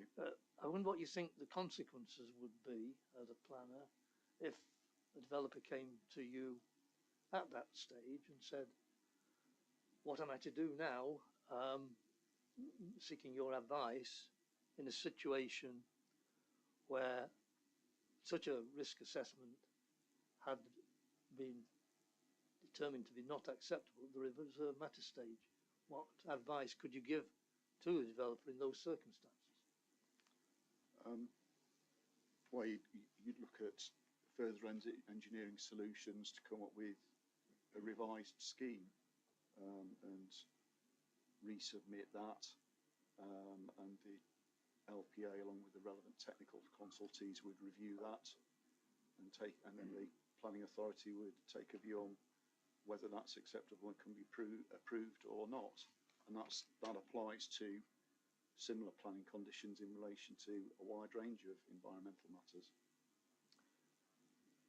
Yes, but in general, those wide range of planning matters can be resolved by alterations to the design. But if in this circumstances, the risk from, quote, breach evaluation, flow depths, flow velocities, if those risks were judged because of the risk to life, the number of properties involved, the velocity of the water, if those risks were judged in that document to be so high as to offset any design solution, then we would end up with a situation where there was not that opportunity, was there, to go back and redesign. The risks from that risk to life would perhaps be arguably so severe as to overcome any design solution. Is that not possible? Theoretically, that may be possible, but in my experience, generally can achieve a suitable engineering design for drainage matters. But again, we've heard the technical evidence from Mr. Hilton, and you've presented your case on that. I'm not really qualified to. I'm asking you what you would do in those circumstances as a planning consultant faced with a situation where the condition could not be satisfied by an engineering solution, which is, I submit, entirely possible because of the elevation of this site above so many houses, which is an extremely unusual situation. So given that unusual situation, And given that possibility, I repeat the question: what is the circumstances that you would advise your client in a situation where there is a reserve matter condition which couldn't actually be satisfied? Well, it's the same answer as before. You'd continue to look at engineering solutions, and if there was no solution that was acceptable, then that aspect, well, you wouldn't be able to discharge that condition. So either the scheme wouldn't proceed, or you'd. But as I've said previously, I believe that based on the evidence and the preliminary assessment that has been carried out based on the evidence provided by Mr. Hilton, all the indications are that a satisfactory solution can be achieved. In that case, what is the purpose of condition 21? In order to carry out further assessment to ensure we've got an acceptable drainage scheme. So there is a theoretical possibility then that we would have a planning consent which could not be implemented. Based on the evidence that I've heard, I think that's a highly unlikely scenario. But doesn't that suggest to you, as it does to me, and given the guidance in the MPPF at paragraph 57, that conditions that are required to be discharged before development commence should be avoided unless there is clear justification? Doesn't that suggest to you, as it suggests to me, that something as important as that risk assessment should be determined before permission is granted, particularly since it's described as a preliminary risk assessment? Well, there was a debate about the term preliminary in the inquiry yesterday, but my view is that the drainage matters and the risk assessment aspect can be dealt with by way of planning condition, and we're fully accord with the relevant planning condition test set out in the MPPF. Thank you. That deals with that issue. Now I'd like to go to page 25, please, for your statement.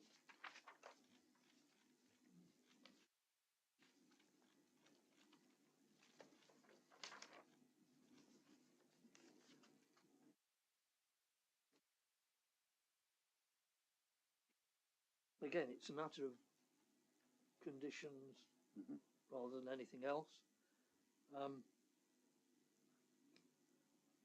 Would you agree with me that, given the issue, which is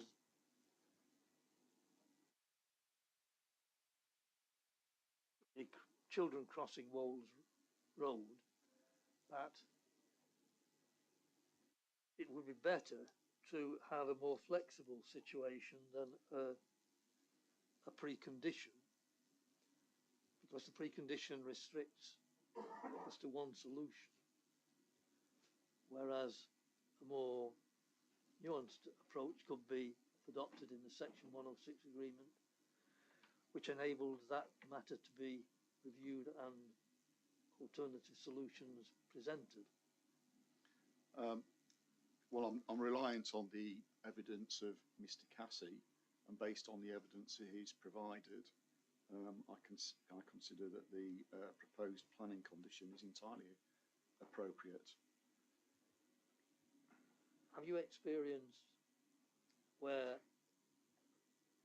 it has been the case, well, perhaps you haven't, because this was in Matlock, I was going to say a case where such a condition was imposed but couldn't be complied with, and that presented a particular difficulty? One solution, if that scenario did arise, would be that you could apply to vary the planning condition. I accept that. Okay. That would be the solution, but it would be perhaps better to make that judgment in advance, so that wasn't necessary. Well, based on the transport evidence that we've received, I believe that the condition recommended or draft condition is acceptable. Okay, let's move to 26 and deal with page 26 of your statement and deal with the issue of affordable housing. Much has been made of the fact that this site provides a very substantial proportion of the housing requirement. It's been suggested in the opening statement and in cross-examination in chief of you that you faced that this makes almost a fifth of the provision. Is it not therefore all the more important that that provision addresses the need for affordable housing? There is a significant need for housing in the district, including market housing, and there is significant need for affordable housing. And indeed, when the planning application was originally submitted back in 2018, it was proposed to provide 30% affordable housing. However, further to the viability assessment, and in line with local plan policies HC4 and relevant guidance in the MPPF, we've assessed the viability of the scheme, and the conclusion is that it's unable to support the provision of affordable housing. However, one of the major benefits of the scheme is still the provision of market housing and contributing to the housing land supply when there's only 1.36 years of supply in the district. So you don't accept then that there is little point in providing vast numbers of market housing if that leaves the need for affordable housing unmet? I consider a benefit of the proposal is providing market housing. You mention in paragraph 677 that MPF paragraph 59 says that the viability assessment might be the solution where you can't, for a developer not providing affordable housing. But paragraph 59 deals with a circumstance where it does not deal with the circumstance of affordable housing at all, does it? It's dealing with planning obligations, and there's no planning obligation here to provide any affordable housing anyway. So paragraph 59 cannot be applied here, can it? No, I totally disagree with that.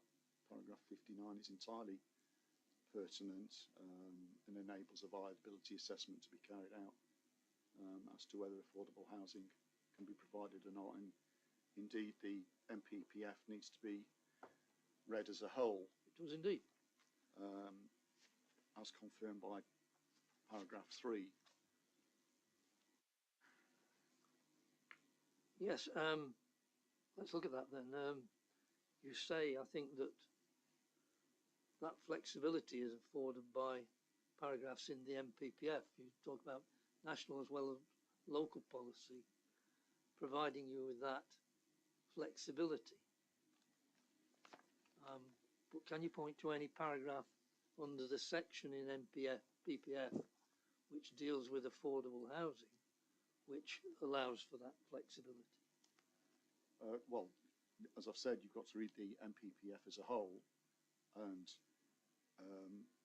whilst there's paragraphs within the NPPF that deal with the delivery of sufficient supply of homes, including affordable housing, that flexibility to do the viability review mechanism is clearly set out in paragraph 59. Sorry, to do the viability assessment is set out in paragraph 59. Well, can we turn to paragraph 66 of the MPPF,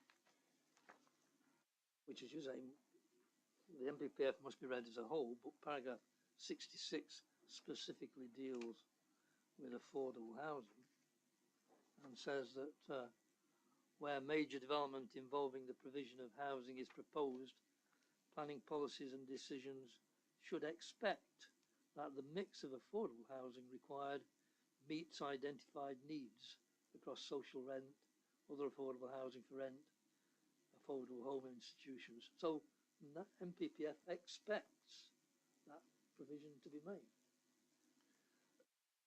And there is no paragraph within the MPPF dealing with affordable housing which allows for that flexibility. Well, if the scheme could viably provide affordable housing, then I will be citing that as one of the benefits of the scheme. But the viability assessment has demonstrated that no affordable housing can be provided, and the flexibility for doing that is in paragraph 59. And for want of a better term, I don't think it's appropriate just to pick on one paragraph, 66, and disregard paragraph 59 in the MPPF. Would you accept that it's more likely that brownfield sites are going to be cases where affordable housing is challenging rather than greenfield sites? I don't. Each scheme needs to be assessed on its merits. I think that's quite a generalisation, and I don't think you can necessarily reach that conclusion. Well, let's look at it specifically in terms of Matlock then. The two other major allocations in Matlock are Corder Quarry and Holder. Both of those have provided no affordable housing. So we're in with a situation in Matlock, do we not, where if we've got a greenfield site and brownfield sites have not provided that affordable housing, it's all the more important that the greenfield site does. I don't think there's a policy basis for reaching that conclusion in the local plan or the NPPF. Well, policy basis or not, is it not logical to make that conclusion? Each case needs to be assessed on its merits. I'm not familiar with the viability assessments that were carried out for both of those residential developments on the quarry site. So you, in conclusion on that issue, then you maintain that the provision of 430 houses on this site is meeting national policies in terms of the provision of housing, irrespective of the lack of affordable housing. That's your position? Yes, and if the scheme could viably provide affordable housing, then I'll be citing that as a benefit of the scheme, but the assessment's being carried out and demonstrated that we can't in this instance. So there is no benefit whatsoever in terms of affordable housing arising from this scheme, and you believe that national policy allows for that? Yes, I do, but there are other benefits of the scheme, as I've said, including the provision of market housing. Right, can we turn to then page 37, I think.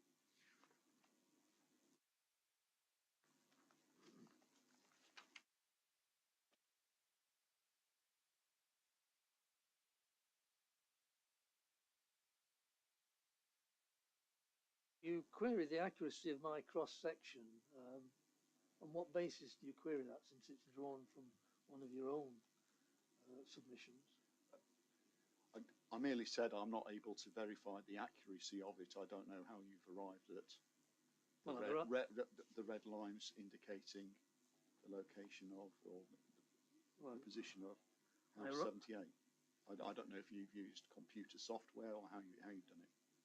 Well, fortuitously, your cross-section gave levels on the right-hand side. I assumed a level at the time, but subsequent the levels drawing that I've found confirms that. So do you not think it's accurate, given that it shows what I'd subsequently discovered in terms of your own levels plan? Well, I've no way of measuring. Well, I don't know what scale you've drawn it at. I'm unable to check that. I mean, if we want to assume it is correct, that's fine. But I still consider the relationship based on the more detailed drawings that we've submitted show that they have an acceptable relationship with the existing house to the south. do you not agree with me that where significant engineering works are required because of a significant crossfall, that those should be submitted in detail as part of the planning application? When you're talking about a significant crossfall, I'm not sure that the level differences site indicate that. We've taken by Mr. Lewis through that in your cross-examination, and I've studied the drawings, and I consider that there's an acceptable relationship, and this matter could be dealt with by planning condition where considered necessary, and to provide further details. Right, well, let's move on to your paragraph 745.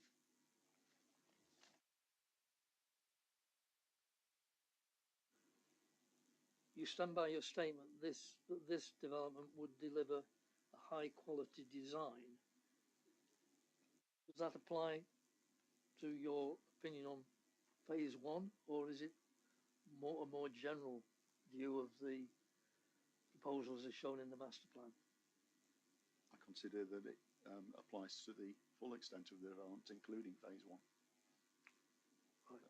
So we simply disagree on that matter then? Yes, we do. Do you believe, in turning to 746, that your reference to pedestrian-friendly routes along the proposed roads is sufficient to address that particular design requirement?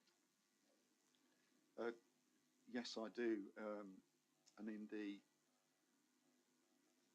I can't remember if it's the design access statement or the addendum, there's a drawing in there that talks about the link road having an adjacent wide footpath route for pedestrians and cyclists, and there are also pedestrian routes shown on the illustrative master plan that extend through the countryside park. The important thing here, surely, is when you bring the master plan down to the level of detailed design, as it has been in phase one. It's at that point that you can assess the design, is it not? Because the rest is merely illustrative. For the phase one part of the scheme, yes, it's detailed, and if further detail is required, then again you can do. Well, the point I'm making is that in any assessment of the design, you have to take the master plan somewhat with a pinch of salt, because that's illustrative. It's the element that has been worked up to detailed design that gives you the information as to whether the design is of a high standard or not. No, I don't agree with that. The design and access or revised design and access statement and the addendum set out how, or the approach in the scheme to access and movement through the site, and the further detail can be secured by planning condition. Compare what you say 745, where you say you accept the scheme would deliver a high quality design, having mentioned that the planning officer in the report to committee said that as well. When you deal with issues in 749, paragraph 749, paragraph 751, you tend to rely on the planning officer's assessment rather than giving your own opinion. So look at 749. So the planning officer's report to committee raises no objections. Is that your view as well then? Yes, it is. I just thought clarification. Yes, thank you. And finally, do you consider the elements of the design in this proposal do reflect the local vernacular? Are brick arched heads appropriate in this scheme? Is the Dorton Manor brick appropriate in this scheme? As part of the design and access statement and the addendum, that included consideration of existing residential estate, character and nature to the south of the site, as well as the wider context, and set out the approach to the design of the scheme. And I consider that what is proposed is appropriate in the context of the existing residential properties in the locality, for the proposed houses fronting onto Sandy Lane. The materials there are to provide stone, and the design is to reflect more of an agricultural character. Then there were detailed discussions and revisions to the scheme throughout the course of the planning application, in order to address points raised by the planning officer, to come up with an appropriate, what I consider to be an entirely appropriate and well-designed scheme. And we've covered the brick type point and said that if the inspector is concerned about what's proposed, then that can be dealt with by planning condition that deals with approval of materials for phase one. Just explore this issue of design a little further. Where you have a town which has a high quality, generally is in a high quality area, but the development adjoining the site is not of particular high quality, what philosophy do you think you should follow in design terms? Do you think you should reflect that low quality development in the immediate vicinity, or look beyond that to the wider high quality of the town more broadly? The scheme has had consideration to the existing residential development to the south. It also took into account the wider character in the locality of the site. I consider that what's proposed, and taking into account the technical details provided by architects, landscape architects, technical team for the appellant, that what is proposed is acceptable. So we're not in agreement again? No, we're not, sorry. That's all the questions I have. Thank you very much, Mr. Yarwood. Any questions from interested parties for Mr. Dickinson? I can't quite see who it is. So, Mr. Ball, I think, had his hand up first. Oh, sorry. And Councillor Hughes. Very, very nice. Thank you. Thank you, Mr. Shipley. Councillor Hughes, if you could just come to the table, please.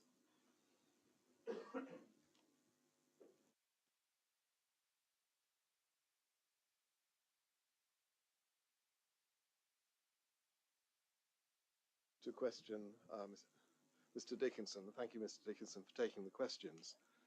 I'm sorry, but I'm going to repeat some of the ground Mr. Yarwood mentioned from a slightly different perspective. And I'd like to, with your permission, I'd like to be able to do that. I have a mobile phone. Someone's mobile phone is here as well.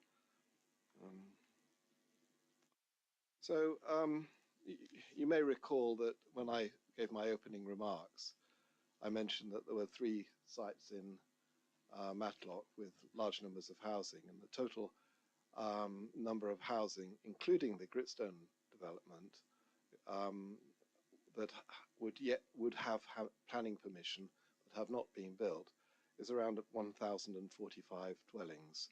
Would you accept that number as the number of houses on Caudle Quarry, Halldale Quarry, and the Gritstone Road application as yet to be built?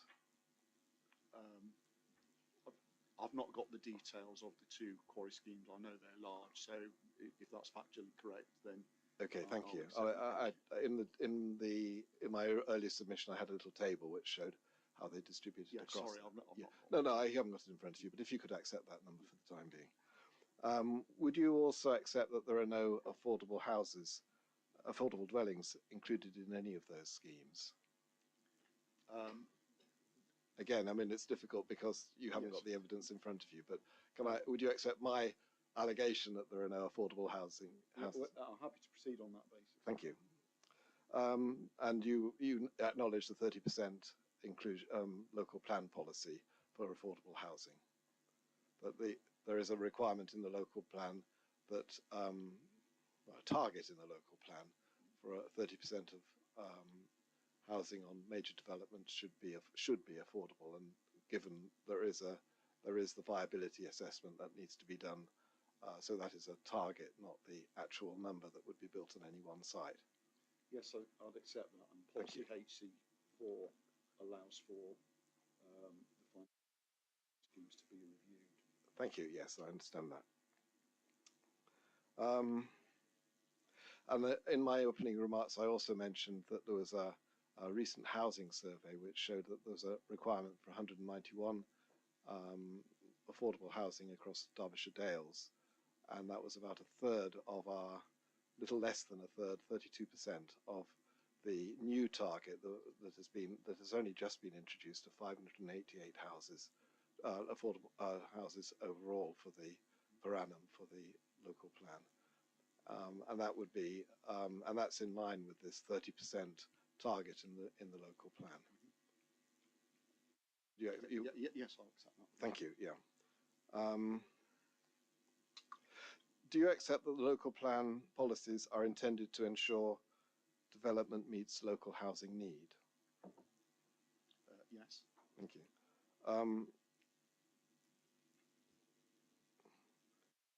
Do you accept that the local housing need, therefore, is for affordable houses as well as market-priced houses?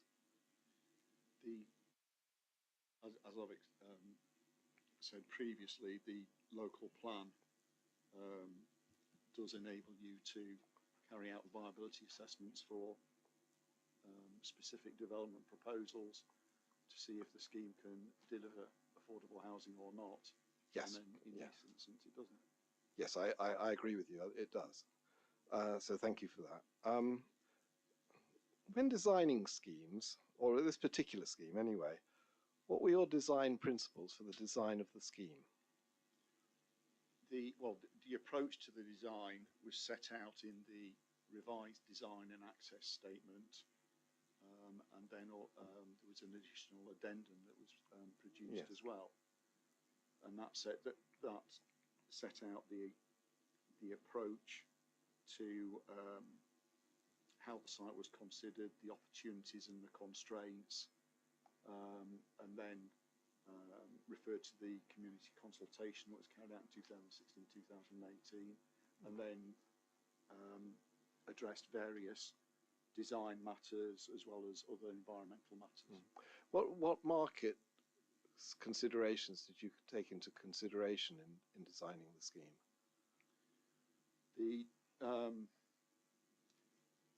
There's a policy within the local plan that deals with a target housing mix, and then that policy also allows that housing mix to be considered in relation to a specific site, and we submitted I've not got the full title in front of me, but a housing mix report which addressed or set out our approach in terms of the house sizes, in terms of number of bedrooms, and densities will that be provided on site as well. And if I recall correctly, you might help me here. The LPA agreed with your or accepted your housing mix as it was. That's correct. Yes. Yeah. Okay. Did you when in your first review of the site, or when you were looking at the principles, how you would develop this site, consider schemes that would include affordable housing, or did you look at the LPA's requirement target of 30% and say, can we go any way towards meeting that target? Yes, we did. When the planning application was originally submitted in 2018, it was proposed to provide 30% affordable housing. However, we're now where we are, and the viability assessment's being carried out, and unfortunately the scheme cannot support the provision of affordable housing. So what went wrong? Well, it's the matters that go into a viability assessment, in terms of the economic delivery scheme. So now we're in a position where the scheme will provide market housing, and that's a significant benefit.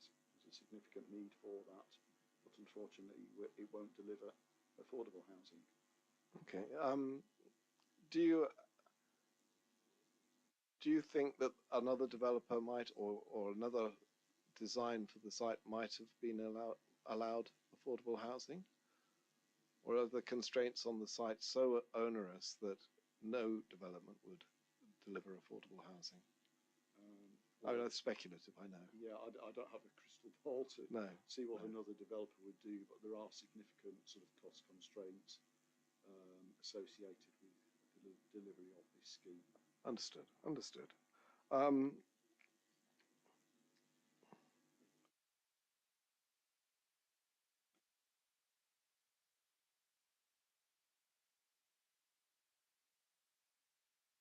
I think, can I paraphrase your conclusion then, that you are meeting a national housing need for market-priced houses with this scheme?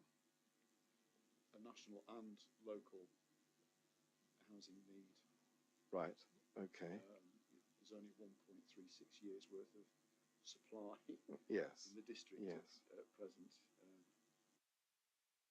What are the work locations that you expect? Where do you think people will work who live in this development, given the mix of jobs in Matlock and those in Chesterfield and Sheffield and Derby and elsewhere in the region? I envisage a number of people will work locally, and there will be some people who will travel further afield. Also, I think there's far more people now who work at home virtually. Okay, I think in one of the travel documents, it was noted that a lot of the traffic would turn towards Chesterfield, out of the site would turn towards Chesterfield rather than towards Matlock. Is that correct? I've not got the detail for me. It's some time since I've read that. So yes, it's a long time since I read it too, about 3 years, I think. So we would expect there to be a lot of the traffic would be going out of Matlock rather than into the centre of Matlock, and I think the travel survey suggested that therefore the number of houses wouldn't contribute hugely to the congestion in the middle of Matlock. Is that correct? Well, the scheme provides a large financial contribution towards improved bus service, including the route extending through the site on the link road. Also a travel plan with bus passes for occupants on the site, and an area-wide travel plan as well. I think there's about nearly $500,000 associated with the bus services, but we can talk about that this afternoon in conditions, if that's all right.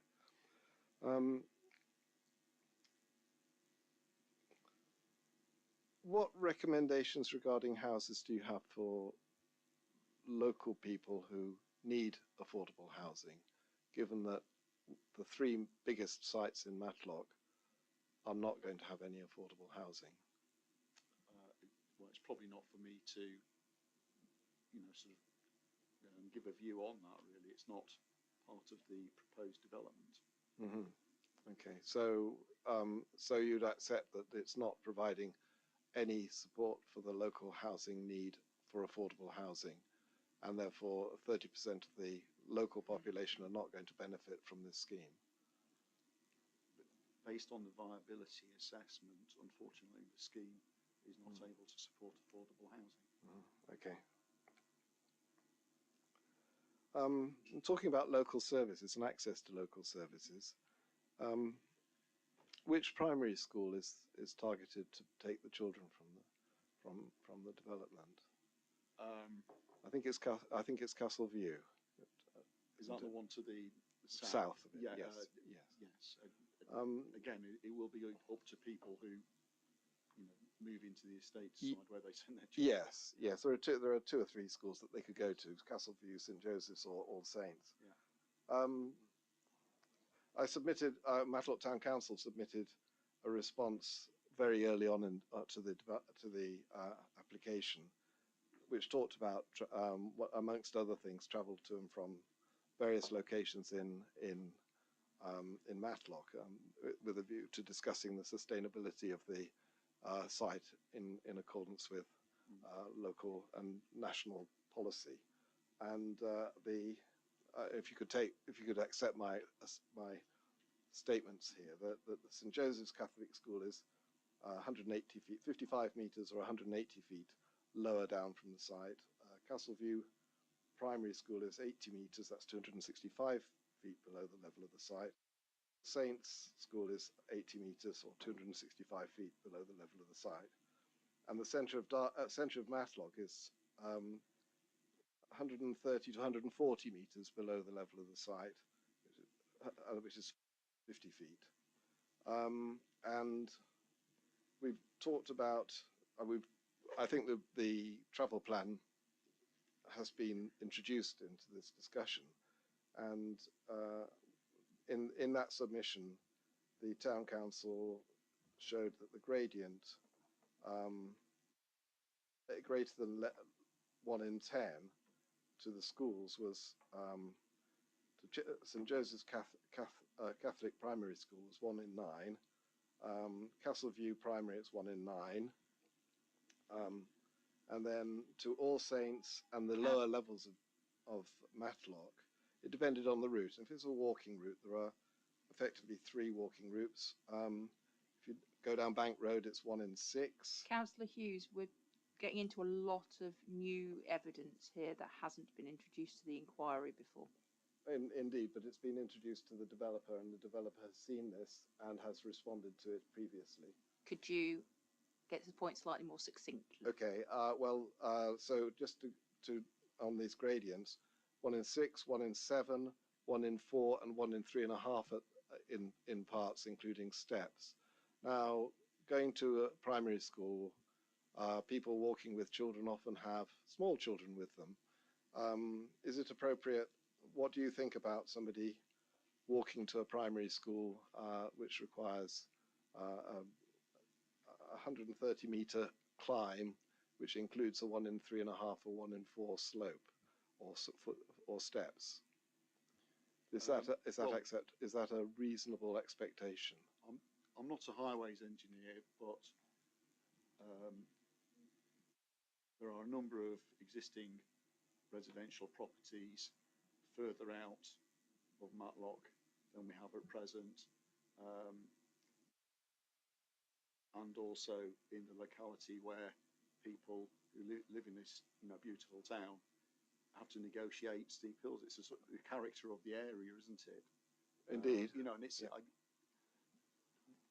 people with children at school and younger children, sort of, I suppose, accept that living in this area, you're going to have to negotiate the hills in order to take your children to and from school. Okay, all right, thank you. So what mode of transport would you recommend that they would use? Well, it's up to them whether they walk, take the bus, or drive. But we've got a travel plan for the scheme, which includes the provision of 2 buses for passes for a period, in order to give them the opportunity to use public transport or walking. Yes. I think in one of your earlier submissions, it was claimed that for the travel plan that it was a reasonable walk to and from the centre of Matlock. Do you accept that the Bank Road is used as a national cycling hill climb route? I know it's very steep because I've got my accommodation is up the road, but I've seen people walking up there. I've walked up that route as well. Okay, but for cycling, I mean the travel plan includes cycling. Yes. And this is a hill which is used in the national cycling hill climbing competitions. I suggest that that's too steep for most people to cycle up. Well, I don't know. I suppose most bikes have got appropriate gears, haven't they? And cyclists tend to seek out steep hills. I might be old, but I can cycle, and I can't cycle it myself. Okay, thank you very much. I think that's all my questions for now. Thank you. Thank you very much, Councillor Hughes. We're now at 12:36. Are you okay to continue with questions, yes. Mr. Dickinson? Was it Mr. Ball next?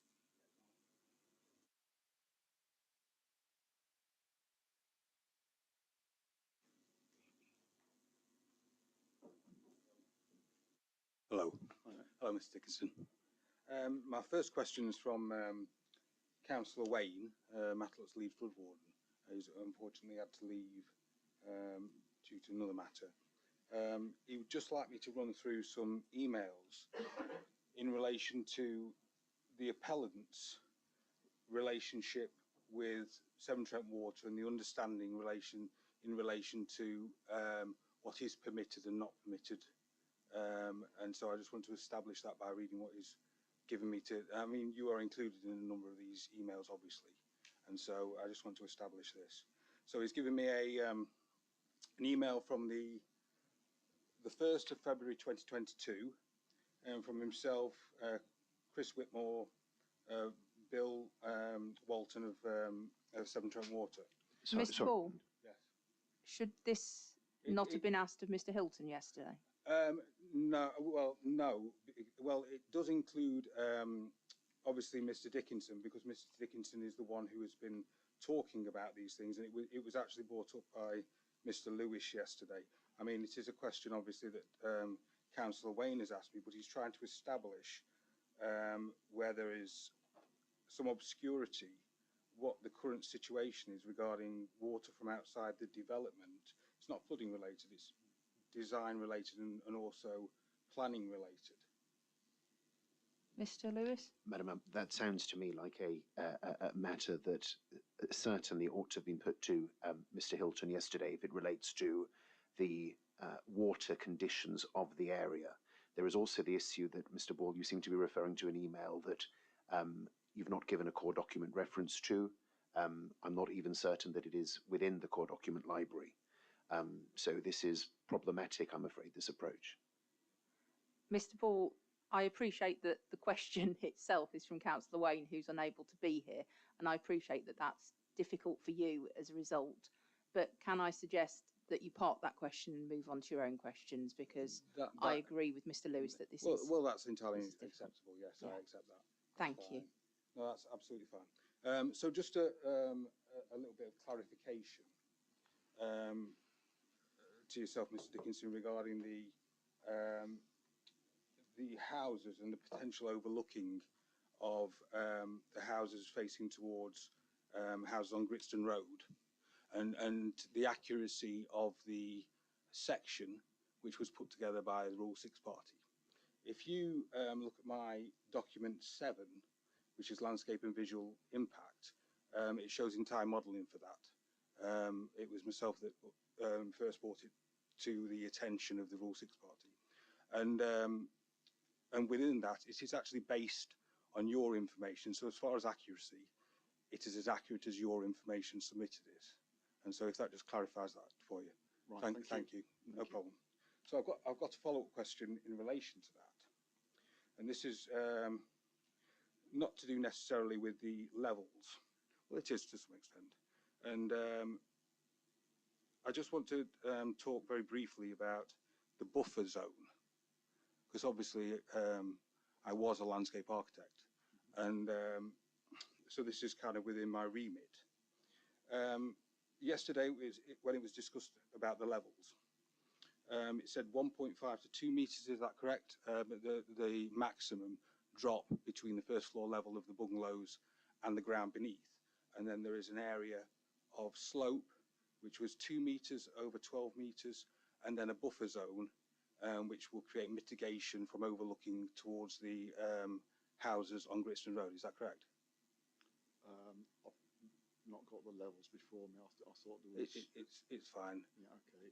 Yeah. Well, I thought there was 2 meters over a 2 meters drop for the garden over a 15-meter distance. You're correct in that respect, because a lot of the houses are actually 15 meters away, and then the 5-meter buffer zone. Yeah. So the 20 meters before you get to the house, the actual house itself, or something along those lines. So I just want to say, I think the actual landscaper who put together the mixed species for the buffer zone has done incredibly well. I think I can see it in all seasons.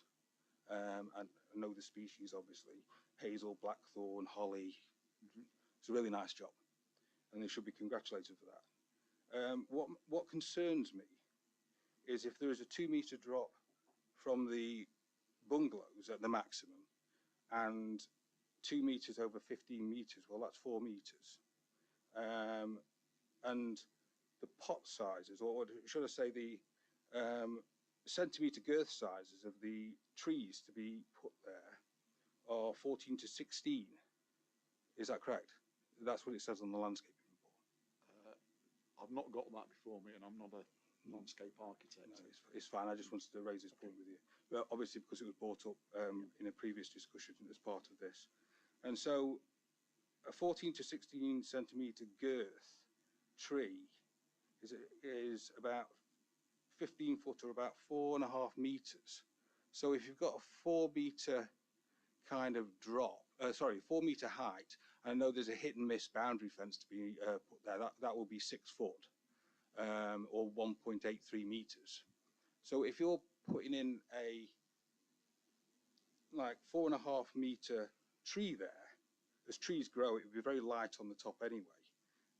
You've only got kind of 50 centimeters over the top of that, which is mitigating. And the buffer zone itself is not a row of trees. It is a mix of trees and interspersed with bushes. And so you don't get that right the way across the boundary. And so it would be, would you agree with me based on that it won't provide mitigation probably until those trees are semi-mature, which would maybe take 10 years? That's beyond my expertise, and this question should have probably gone to Mr. Fraser, as he's the landscape witness, and he works for the I have children. I had to go home yesterday, I'm afraid. Young children. So Sorry. So that's absolutely fine. I've raised the point. The culvert under Bentley Close. Are you willing to provide the CCTV footage? I mean, if I can't ask you that question, who can I ask? I think this was covered yesterday, Mr. Ball. Yes, but it was covered with Mr. Hilton, and Mr. Hilton told me that he couldn't authorise that. He wasn't in a position to. And Mr. Dickinson is still the planning consultant. He's not the client. Yeah, that's right. And so I doubt he has permission, unless Mr. Dickinson wishes to correct me. No, I don't have. That's fine. Thank you, Ma'am. I'm grateful. So T38, the oak tree. Have you seen the CCTV footage, by the way? No, I don't believe I have. All right. So you can't confirm whether or not the culvert is collapsed underneath T38 within the garden of number 5 Bentley Close? It's not within my... Right, okay, that's absolutely fine. So this is a matter that is within your knowledge. Mm-hmm. So obviously there's been some discussion about the retention and removal plans and a supposed cartographic error. Just to give you some information, I want to ask you whether or not you believe this is coincidence or not. The CCTV footage was actually taken in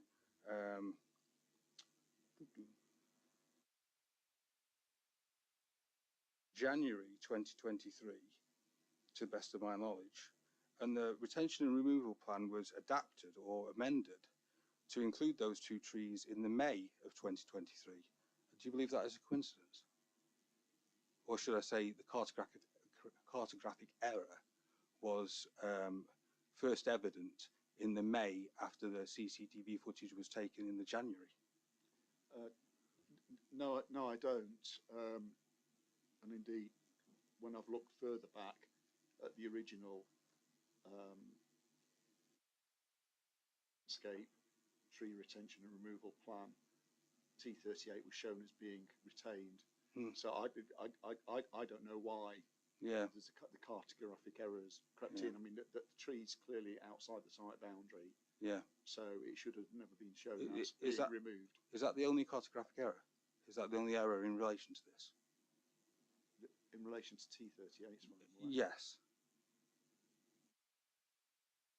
Sorry, did you answer? Yes, as far as I'm aware. Okay. Yeah. The Stephen and George proposed layout plan also was amended at the same time and contained the same cartographic error. And you recently resubmitted that, taking out the cartographic error as part of the JD4 rebuttal. Is that not right? That's correct. Yeah. So there is another cartographic error. Oh, sorry, I thought you... Right, okay. From another company. I mean, how can that happen with 2 different companies? The same cartographic error? Well, it's... they'll have ensured consistency between drawings. I mean, it's not really my remit anyway, but they'll have sought to ensure consistency between drawings. But you know, we're very sorry, but T38 should never have shown as being removed, as it's outside the site boundary. Yeah, as is T37, which is also included. Is that not right? T37 is a maple in number 7. It was actually located in the wrong position in your original arboricultural survey. It's actually in the middle of the boundary and would have its root structure impacted by the culverting, the 140 metre culverting of the Wall Street. Mr. Ball, you're getting into evidence again. You are. But this was submitted, ma'am. Just to let you know, thank you. But in terms of Mr. Dickinson, the level that you're going into in terms of the arboricultural stuff, again, it's this kind of question of who is it best suited for. I can't help myself, can I? No. We had this yesterday. Too many crossovers. I know, I apologise, I'm so sorry. Right, okay. So I will reserve the question about the gabion baskets. Okay. Thank you. That's all right. It's my pleasure, sir. Right. I have questions in relation to the car park and playing field at Cavendish Road, and you are aware of this. The surface water and foul water are outlined to run through there into the manhole at the bottom of the on Cavendish Road. Yes. I'm sorry again to intervene, madam, but this is really canvassing ground that should have been put to Mr. Hilton yesterday. Ma'am, in respect, it's not a drainage matter. It's actually a planning matter. So, where are you going to end up at that planning matter quite quickly? I will do my best. Okay. Okay. Please do continue, and Mr. Lewis may well intervene again if he's. I'm sure he will. Do you have control over that land? No, I don't believe we do. If it's Cavendish Fields, no. Not Cavendish Fields, no. It's the playing field and car park. it's necessary for the design to proceed. So For you, I'm not sure. I'm not sure exactly where you mean. you don't know. Sorry, can you explain where exactly right. where you are? Exactly right. That's absolutely fine. As you're looking at the development side, and you go to the west, Yes. You've got discharge from the ponds Yes. going through a field and a car park, which are Derbyshire County Council owned, down to Cavendish Road. I'm with you now. Those. Oh, great, great. So do you have control over that land? No, we don't. The county council own it, as far as I'm aware. Right. Okay. Right. So that's absolutely fine. I think we're concluded. Right, thank you. Thank you, Mr. Dickinson. Thank you for your time, Mr. Ball. Absolutely. Okay, and I think it was Mr. Ellsworth. Thank you for waiting patiently, Mr. Ellsworth. And over to you, sir. Yes, it is now. Right. Madam Inspector, Mr. Lewis, I'd be very grateful if you would, in fact, challenge me in terms of the fact that I am moving away from things in terms of legal matters and, of course, in terms of inquiry. Okay, thank you. Right. Mr. Dickinson, I'd just like to go through a few of the things. Sorry, could you pull the microphone a little closer so I can hear you better? Thank you very much, Mr. Ellsworth. I'd like to bring forward one or two matters which, in fact, I believe are holistic views and overarching reasons for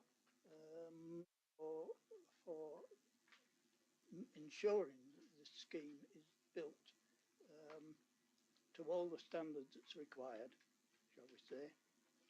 I'd be grateful if you would, in fact, answer me two questions which I've had a great deal of difficulties. My expertise in planning is not up to quite this standard. I'd be very grateful if you ask if in terms of the code, right, in terms of the plan application that you actually made in the 7th of December, received it in November in 2018 to the District Council. Did you in fact include the words EIA in that statement, or were they made by the District Council? Simple question. We submitted the planning application. Yes, I've read it. With a description of the proposed development, and then from memory the local planning authority amended the definition, but I'd need to go back to the documents to compare.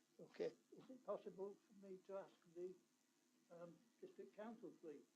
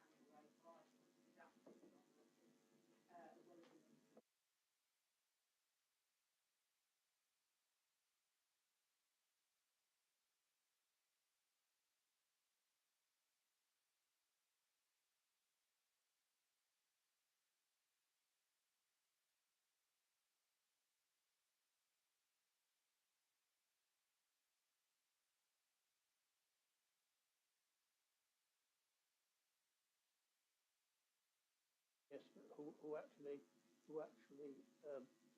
added that, the code? Was it the District Council, please?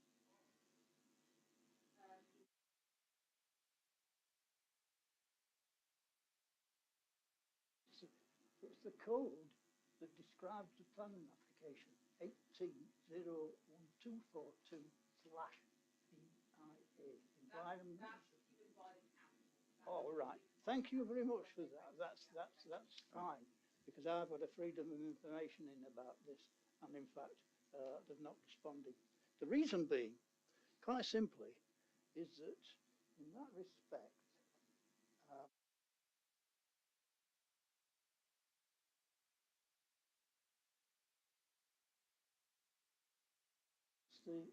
I'm questioning the type of process, in fact, that's being used in this particular planning application, which is an EIA plus an ES. Fine, it's an environmental statement, and never mind. The point being that it's there. I've questioned this with the district council and other people higher up. I've tried to find if there is anywhere in the planning as to a process which I thought I had noted in my that's where there are significant sites, there is the possibility that these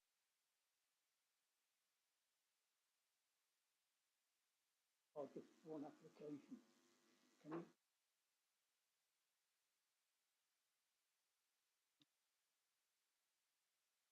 I'm not aware of that being correct, but you know, I'm not aware of what document that you're referring to. It's not within the core documents.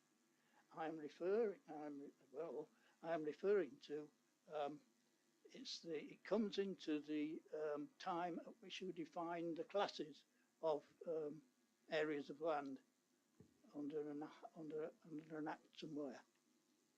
Mr. Ellsworth, could you ensure that you speak directly at the microphone, Oh, because sorry. the technician has just suggested that it's All difficult for people to hear. Sorry, apologies. Yes, therefore, is it possible, therefore, that you can do that? I'm not entirely sure what you're asking me, but I consider that the form of planning application that we've submitted with the environmental statement following an environmental impact assessment is entirely appropriate in accordance with what's permitted under or allowed under the Town and Country Planning Act and also the Environmental Impact Assessment Regulations. Yes, I agree with that entirely. The only thing is, though, that you have never addressed the physical works that are there in terms of how they should be dealt with. And all I'm asking is, do you think that a planning application would have been the better way to do this if it's allowed? I believe I've heard something from someone close to this, shall we say, who's indicated that he can't find anything, but he worded it in such a way to say it could be possible. I've not found any cases, but which is unusual, but I mean, it must be within your remit to be able to, as an expert, to be able to say whether in fact that is one of the codes, because there's a new code out, isn't there? PAN. Well, the plan, we're considering the extent to which further details can be provided by way of planning conditions in order to address a number of the civil engineering related matters that you've raised, and we consider that those can be appropriately dealt with by, or consider they can be appropriately dealt with by way of planning condition. Right. Is that within your remit, please? You're talking about civil engineering. No, I'm not a qualified civil engineer. Yes, fine. I'm trying not to. Yes. In terms of process. Yes.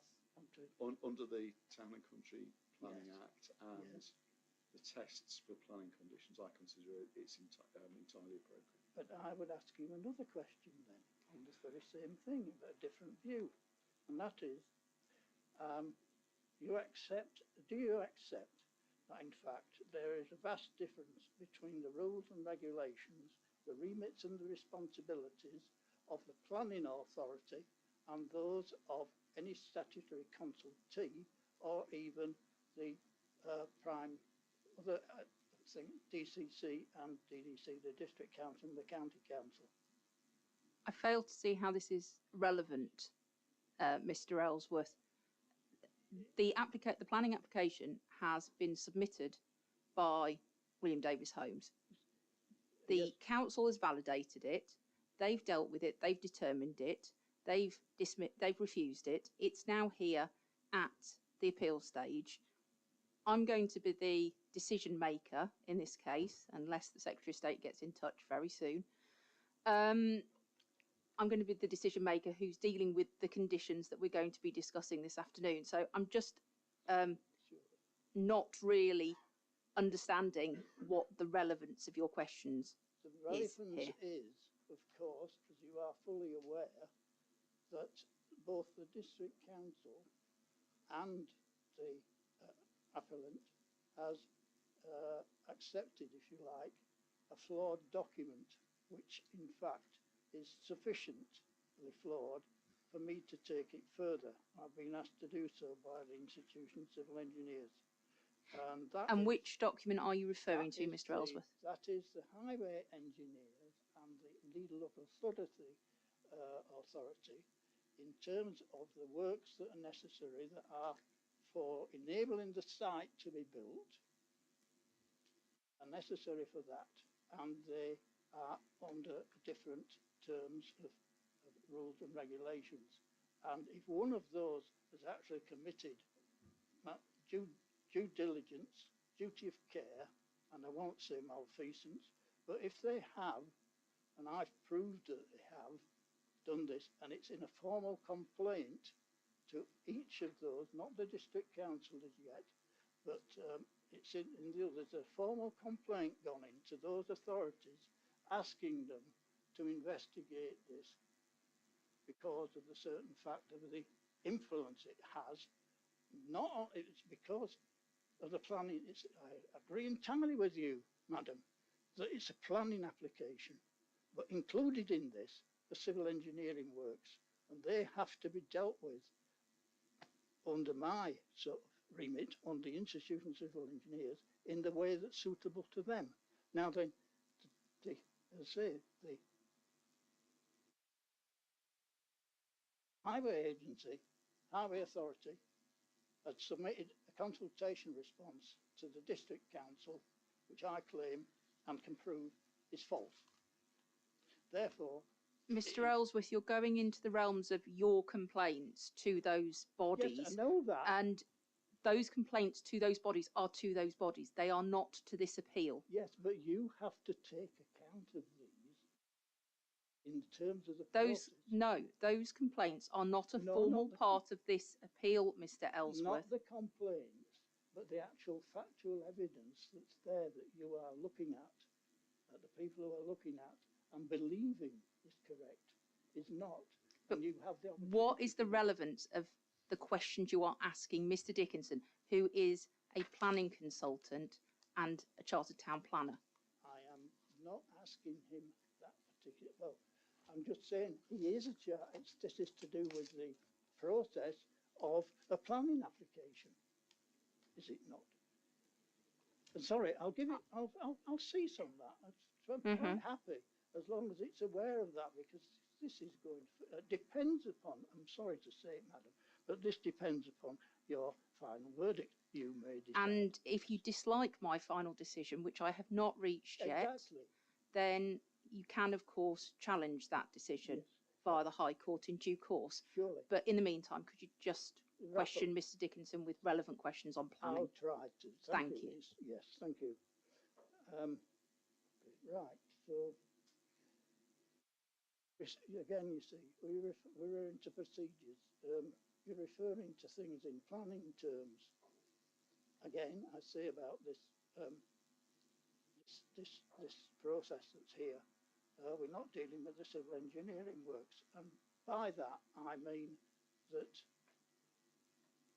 the design of some of these structures and construction of some of these structures are not inside the planning inspectorate, sorry, madam, inspectorate to actually deal with. Can dismiss, or yes, I think it's a word, dismiss, the conditions if they need to. It's legally possible to do that, even if it's works outside their remit intentionally. But in fact of design and construction, surely the rules should be such that theirs are taken care of. And the reason why is, just one example, is simply what we're talking about here on phase 1. And that is the gradients of the hillside. I am aware of the fact that the applicant has written in to the Highway Authority to say that they are unable to meet the requirements that are necessary for this hillside. Is that not correct? That question was probably would have been better directed to Mr. Cassie as the highways consultant. He is not competent to answer that question. I'm asking you as a company. Mr. Ellsworth, could you please stop casting aspersions on people's ability and competence to answer questions? I appreciate that you have a chartered status, but just because somebody doesn't have a chartered status doesn't mean that they're not competent. It depends whether I believe it or not and can prove it, but never mind. I find it somewhat offensive, to be honest, Mr. Ellsworth. Well, and I wish do you'd apologise. desist. I do apologise. I'm not intending to be in offensive at all. All I am pointing out is that simply the developer has said he cannot meet the conditions. Therefore, where does that lead us, please? Have you a solution? Can you provide a solution? More response, or are you? I'm probably struggling. To be honest, it's not my discipline. Exactly. Yes. Exactly. All I want to do is bring this to the surface for future use, because as I say, so. However, right. So that's that one. Question is, as I said, just let me check my list of things. Oh, yes. Responsibility for the design and construction. I note the drawings that have been sent in by the applicant are preliminary and indicative only.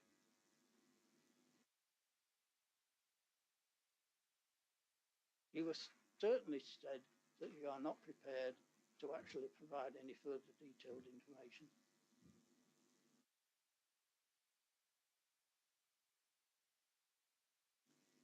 Sorry, was there a question there, Mr. Ellsworth? Yes, there was. I've just asked him if in fact they have said that they will not provide any further detailed information other than what is available as preliminary or indicative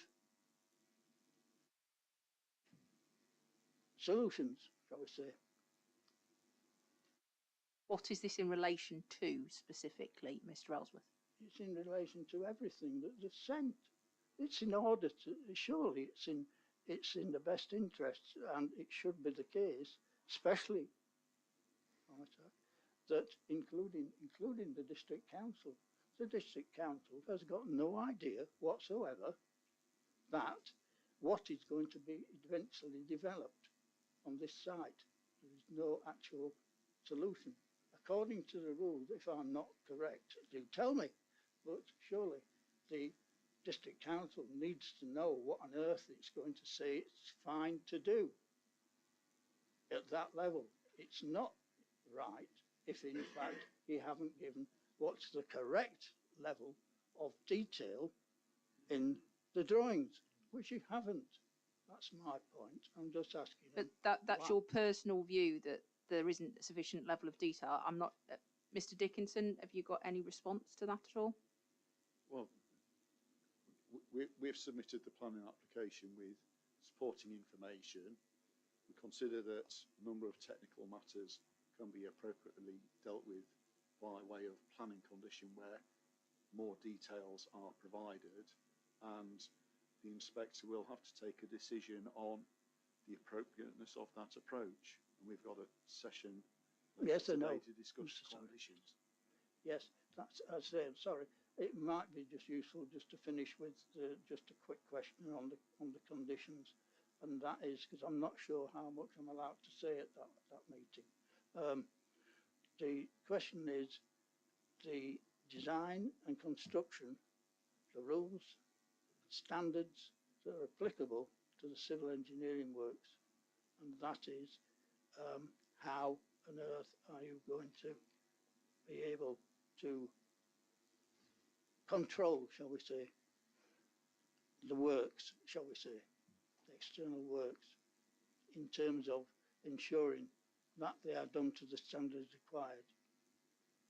The district council has got a small, the district council looks at it from a point of view of buildings, houses.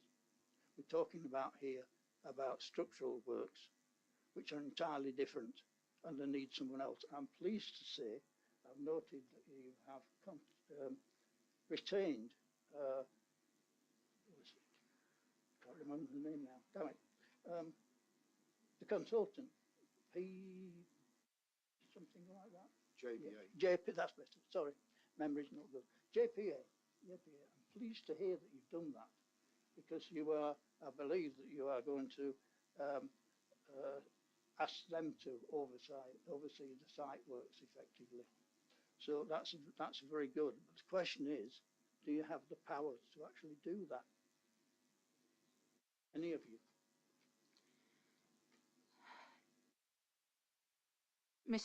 Mr. Ellsworth, what was the question you wanted to ask about the condition?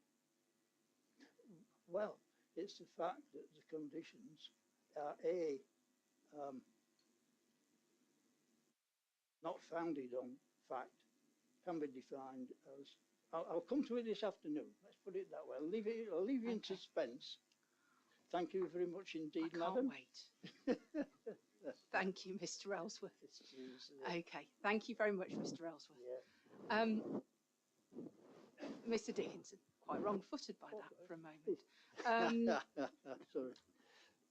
I don't have any questions for you, so I will turn to Mr. Lewis to re-examine. And I've no questions, Madam. I'm grateful. Thank you. Thank you. Okay, so the time's now 13:12. I think in programming terms, we're just about on time. So any housekeeping issues before we adjourn for lunch? Other from us at this stage, no. Thank you. No? Oh, okay, thank you. So we'll resume for the roundtable discussion on conditions at 2 o'clock. So the inquiry is adjourned.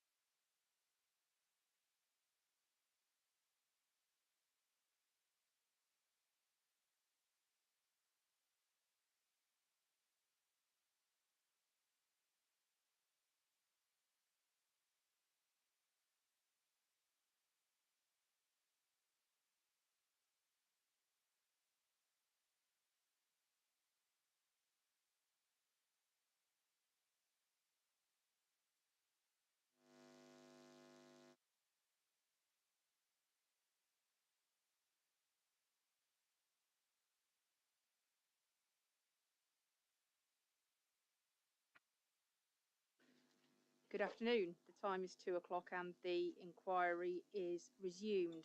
Before we get on to the matter of conditions, are there any procedural or housekeeping matters that anybody needs to raise? And if I can ask Mr. Lewis first of all. Nothing further from us. Madam, I understand that 106 should be coming at any point now, is my understanding.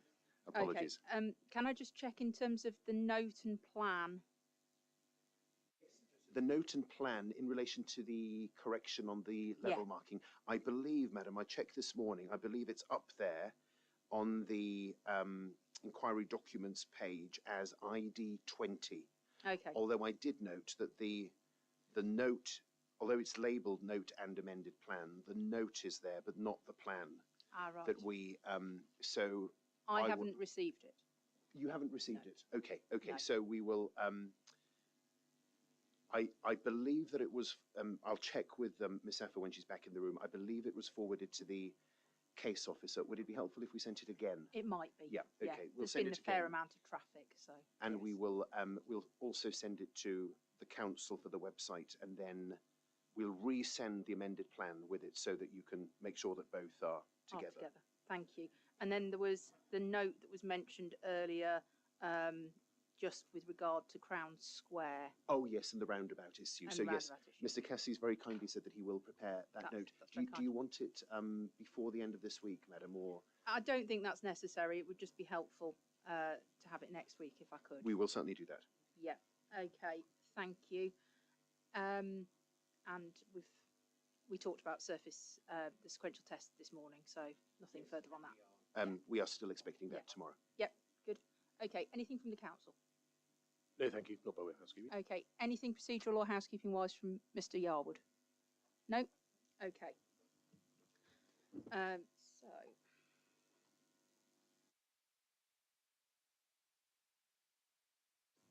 Try and get my mouse working again.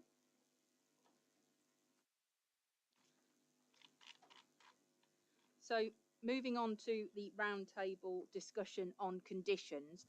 So the purpose of a roundtable discussion is to allow me to ask any questions I might have to clarify points or to make sure the proposed conditions would comply with legal requirements and the requirements of the National Planning Policy Framework. Just like to reiterate, as I stated in my opening, it doesn't mean I've made my mind about my decision on the appeal. It's just that it's my main opportunity to talk about these matters, and the aim is for discussion to assist me. So I fully recognise the position that the Wolves Action Group is in terms of its opposition to the scheme. But if the aim could be constructive criticism of the wording and content of the conditions, rather than simply saying we shouldn't be applying a condition yes, on that topic. I accept that. Yep. Okay. Thank you. That would be very helpful. So just to clarify, the National Planning Policy Framework makes it clear that planning conditions should be kept to a minimum and only used where they satisfy the following tests. So they should be necessary, relevant to planning, relevant to the development to be permitted, enforceable, precise and reasonable in all other respects. And these are referred to as the 6 tests, and each of them needs to be satisfied for each condition which an authority intends to apply. And before we get started on conditions, I'd just like to check with the parties who they're fielding this afternoon in respect of conditions. So if I can make a start with the council. Yes, thank you, Madam. Principally dealt with by Mr. Instone, who I introduced to the inquiry on the first day. But to my right is Mr. Howard Keeble, who Hello. will be those who have pored over the documents will be familiar because he signed the topic-specific statement of common ground on drainage and flood risk on behalf of the council. Mr. Keeble is the technical director at JBA Consulting. He's got 30 years of experience in flood risk assessment and management, river engineering, drainage design and sustainable drainage. Madam, if it insists, I can send you through his qualifications to your case officer, but just for those interested today, he has 2 degrees in civil engineering, a 3rd degree in environmental studies. He's a chartered civil engineer, a chartered water and environmental manager, a chartered scientist, and a chartered environmentalist. I suspect he doesn't get out much. He's completed over 200 flood risk and drainage related planning reviews for local authorities and local lead flood authorities. over the last 2 years, including HS2 in Buckinghamshire. He's developed the drainage and flood risk strategy for a 3,500 home garden village. He's prepared the initial South Mersey Group of Authorities policy on sustainable drainage, and he's designed and built sustainable drainage and flood mitigation schemes. So, Madam, as I say, we'll send through to your case officer and copy the parties in his full qualifications to save your pen. And he will be speaking on flood issues, I suspect. Thank you, Mr. Keeble. Nice to meet you. Okay, and for the Walls Action Group, It's just me. it's just you. Okay, and for the appellant, Madam, thank you. So the discussion on our side will be led by Mr. Dickinson. He's also joined by a new colleague for the inquiry to his left. That's Ms. Ellie Smith. She's from William Davis. She's also been contributing to the discussions in relation to planning conditions, so she might also contribute. And of course, if there are any, particularly any legal aspects that arise for any of the conditions, I'll be, I'm sure, contributing myself, Madam. Thank you.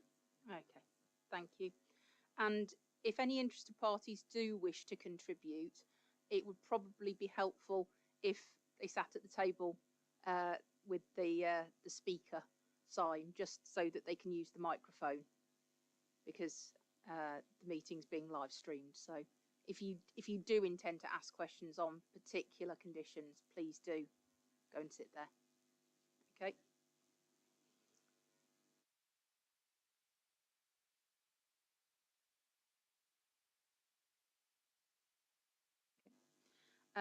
So I've been using the first test is which conditions schedule are we referring to.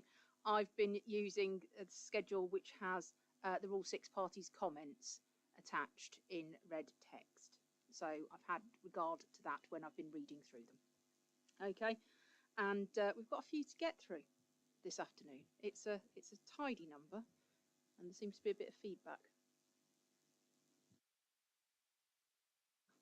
Okay, right. So the first condition is on time limit. Phase 1 of the development hereby permitted must be begun before the expiration of 3 years from the date of this permission. Any comments on that condition? That's on condition 2, sir. I know conditions are exciting, but hold back. We'll get there. Okay. Anything on 3 years? No? Okay, thank you. I don't have anything on that particular condition.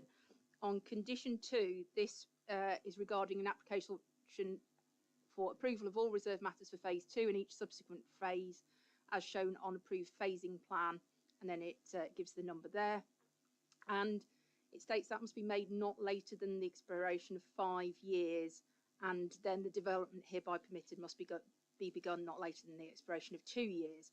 And the Rule 6 party has asked the question, or rather stated that it should be submitted within 3 years in all for phase 2 and all subsequent phases within 5. Can I ask what the reason is for the 5-year date given, please? And if I can ask the appellant that first of all. We suggested a 5-year period taking into duration, likely duration to bring forward outline part of the scheme, taking into account the 9-year construction period.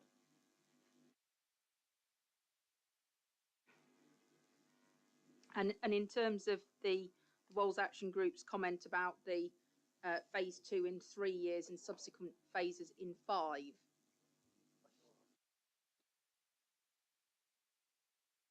Sorry, ma'am.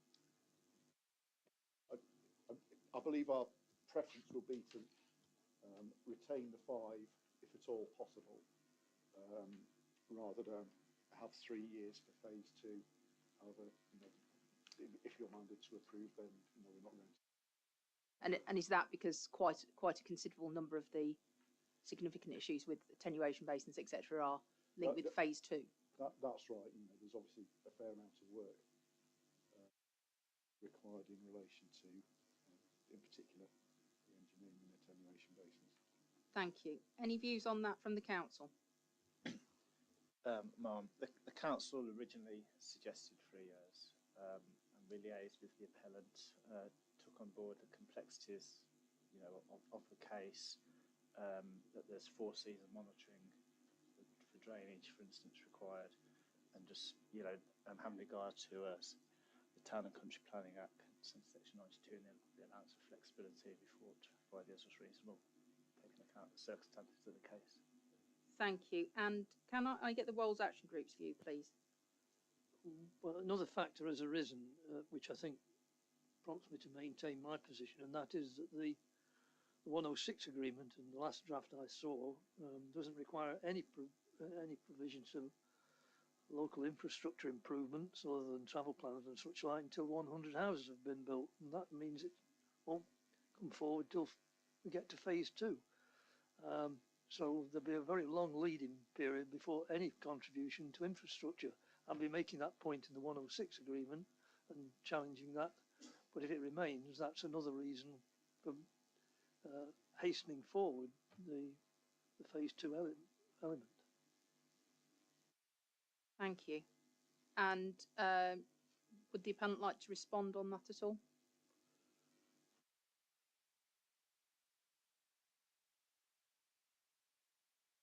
The requirements of a legal agreement are that the travel plan coordinator is appointed prior to occupation of the development. There are payments under the Section 106 agreement relating to the travel plan which are staggered in relation to the occupation of the development in order to allow that payment to be spread over the occupancy rate of the development, if you wish. So, for example, where there are requirements arising from the travel plan obligations to fund bus passes, the obligation is not to provide that payment in one go up front, but to stagger it according to the occupancy rates of the development, which is entirely usual.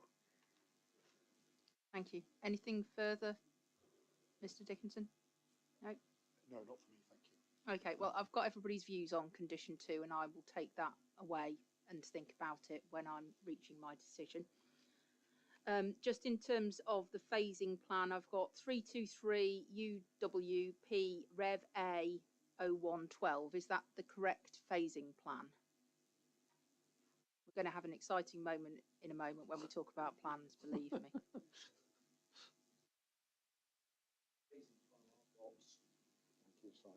I've got Rev B, and that version was submitted with the statement of case.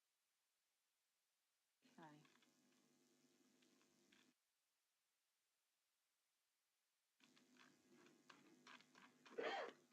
So that should read 323 UWP Rev B. Yes. Dash 012.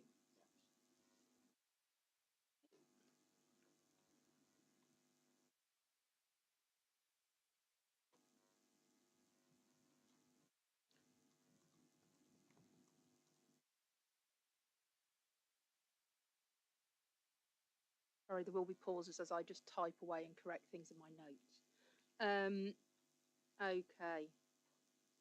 And condition 3 is regarding plans. So this is with regard to full planning permission. And phase 1. So start off, I have 16011 PGB 01B single side gable, because I've moved the existing vegetation to with the other plans that have the same numbering. Then I have 16011 PGB 01 brackets S1 single side gable. Anybody shout if they don't agree. 16011 PGB 01 brackets S2 single side gable. 16011 PGB 02B S2 double side gable. 16011 PGB 02B double side gable. 16011 PGB 03 semi side gable. 16011 PGB 06B single front gable. And that's all the gables. Yes, the only, I might have misheard, Madam, the previous one to that also had a B suffix at the end, is that right? It's an 06B. No, sorry, before that one, it's an O2B, is that So right? I've got 02B for the double side gable, 03B for the semi side gable, and 06B for the single front gable. Perfect, thank you. Okay. And then 16011 PGB 14 brackets S1, and that's triple garage. So that's only one on garages. And then we've got drawing one, for some reason, then we have drawing 1003 Rev B Phase 1 general arrangement. And then we have 16011 P13 Rev P proposed site layout. Is that R now? I believe that's Q, Rev Q, which was attached to my rebuttal as Appendix 3. Okay.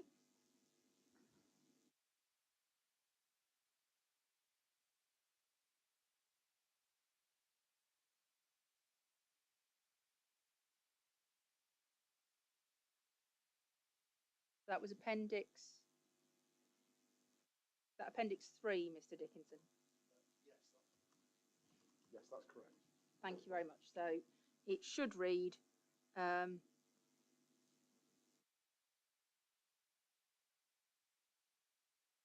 just losing track of so this was the proposed site layout. Yeah. Okay.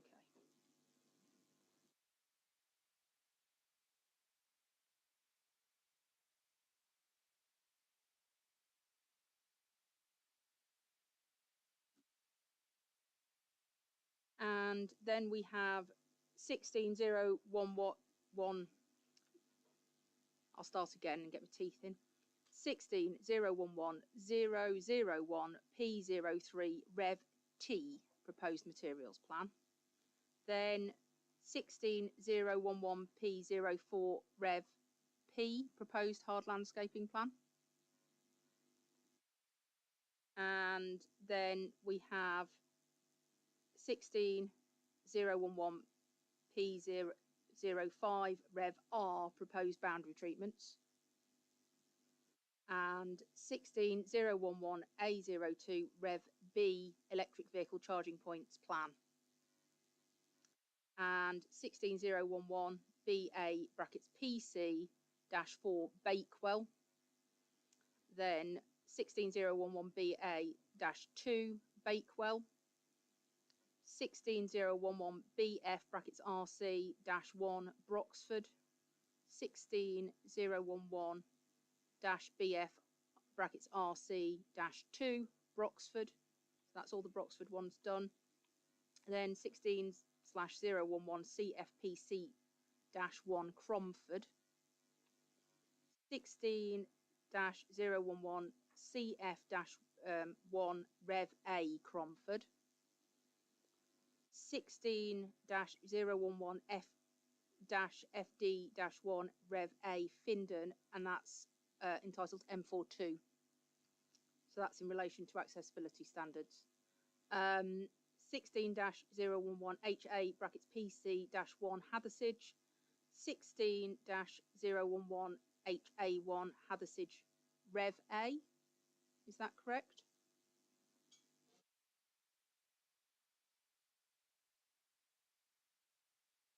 The paper plans I received had a Rev A on them. So I'd just like to double check what the situation is there.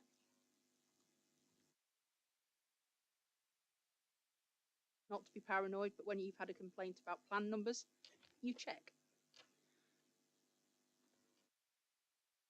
So if you could come back to me on that in due course, that's fine, because obviously we've got a bit of time before the planning obligations session. Anyway, okay, 16/011 HN brackets RC-1, and then that had a Rev A in it for Hartington, but I didn't get a Rev A. So that's another one to be checked, please.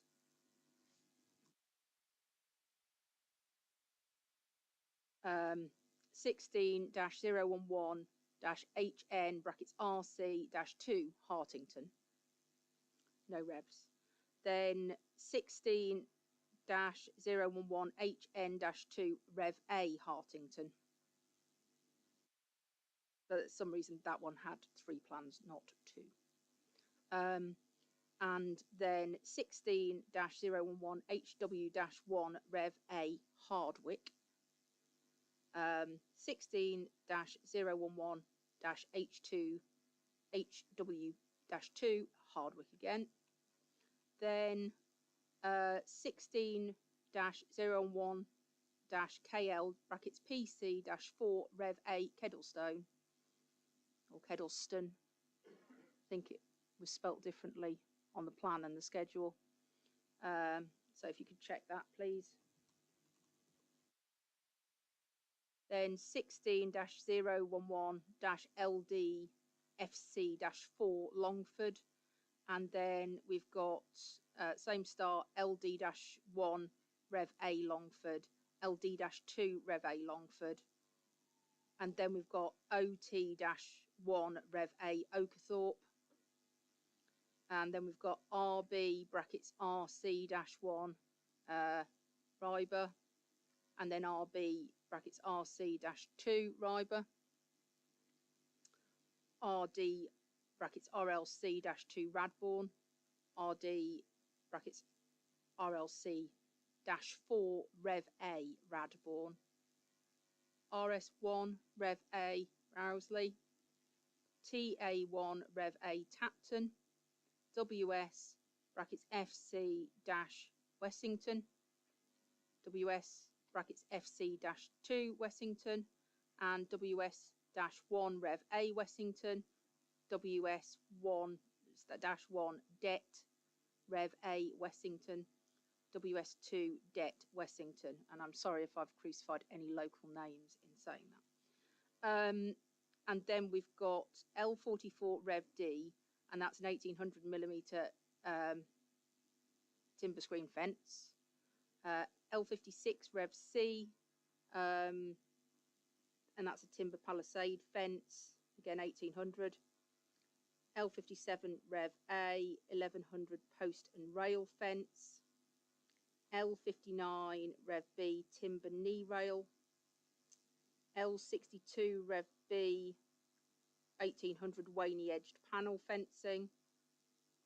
L65 Rev B, brick screen wall.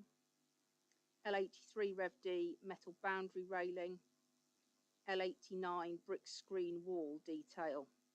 And then we're on to plans that start with 323. I've got 323 UWP 003 Rev B, existing vegetations retention and removal plan. And then I've got P004 Rev J. Yep. On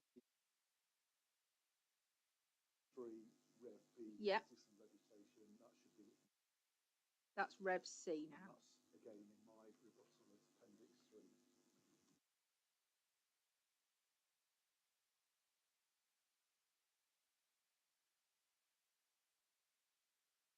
Thank you, that's helpful.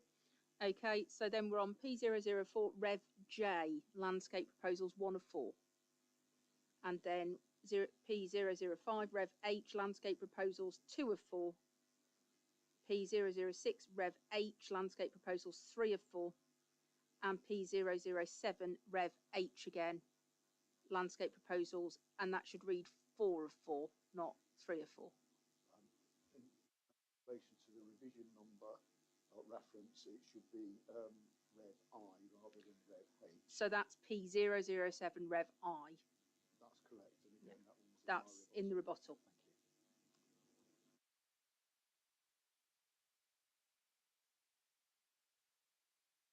Right, okay, and the Wolds Action Group had raised some concerns there about plans, but I'll just turn to the council first of all and ask whether there are any other plans that they consider should be within that condition 3 in the full planning phase?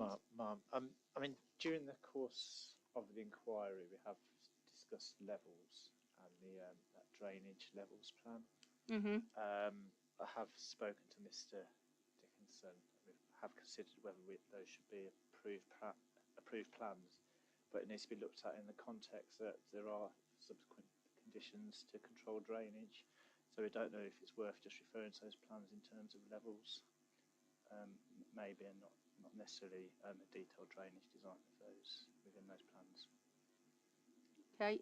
Any view on that from the Wolds Action Group? It's a bit complicated to have a plan which is approved in respect of some elements and not approved in respect of others. So, since it seems to be being approved for levels, I can't quite see how we can accept it for levels and we're not accepting it for drainage. Is that what's been proposed, or have I got that wrong?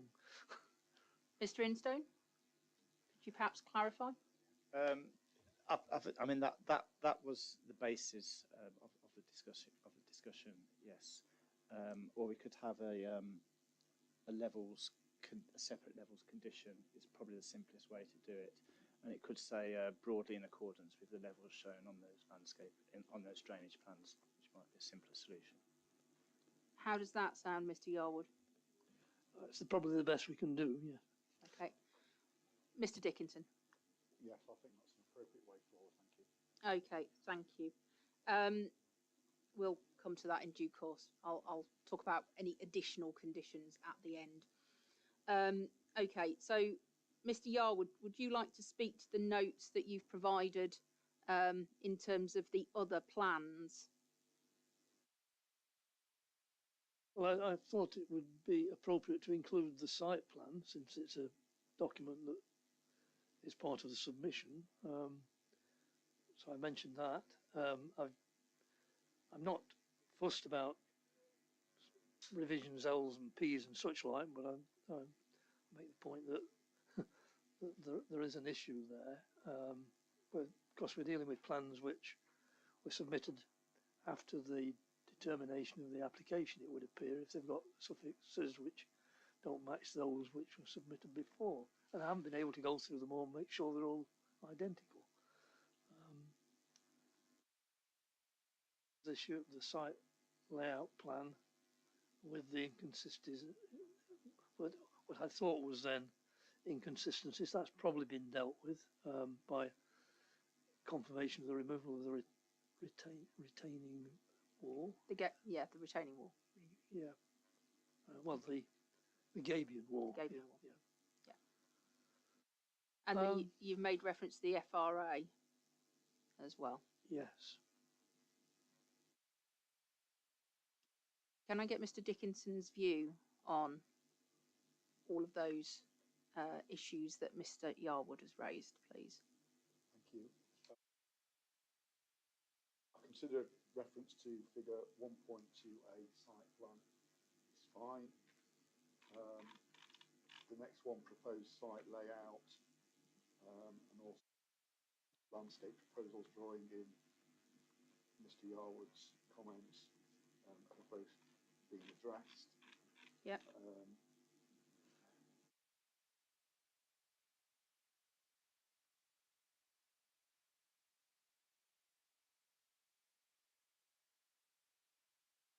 I think that comes, the next one in relation to the FRA.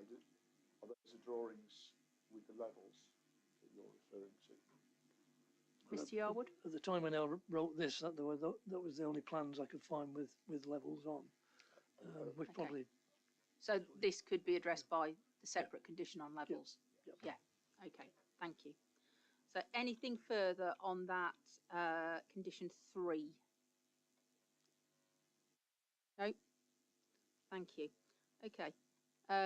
So condition 4 deals with the outline part of the permission and states that it shall be carried out in general accordance with the following plans.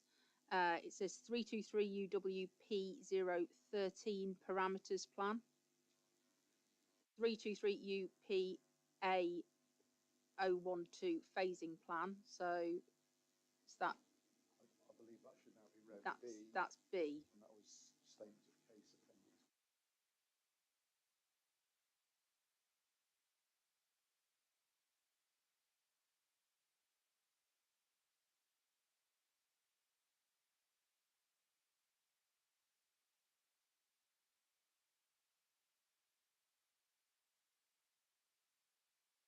And then 323 UWP 003 Rev B, existing vegetations, retention and removal plan. Again, I believe that should be Rev C, and that was appended to my rebuttal. And that would then match up with the full. Yeah. That's correct.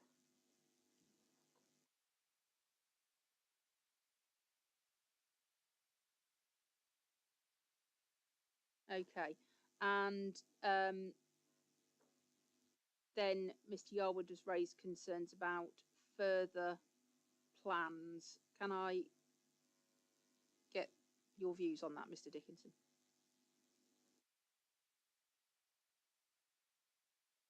I consider that the master plan is illustrative.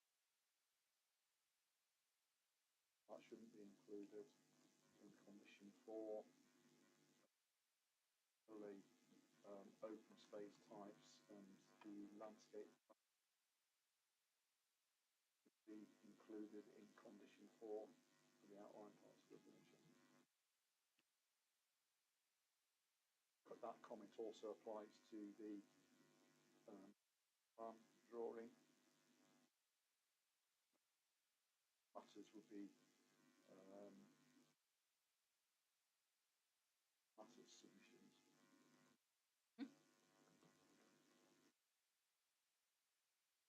And sorry, there was one final point about the existing vegetation.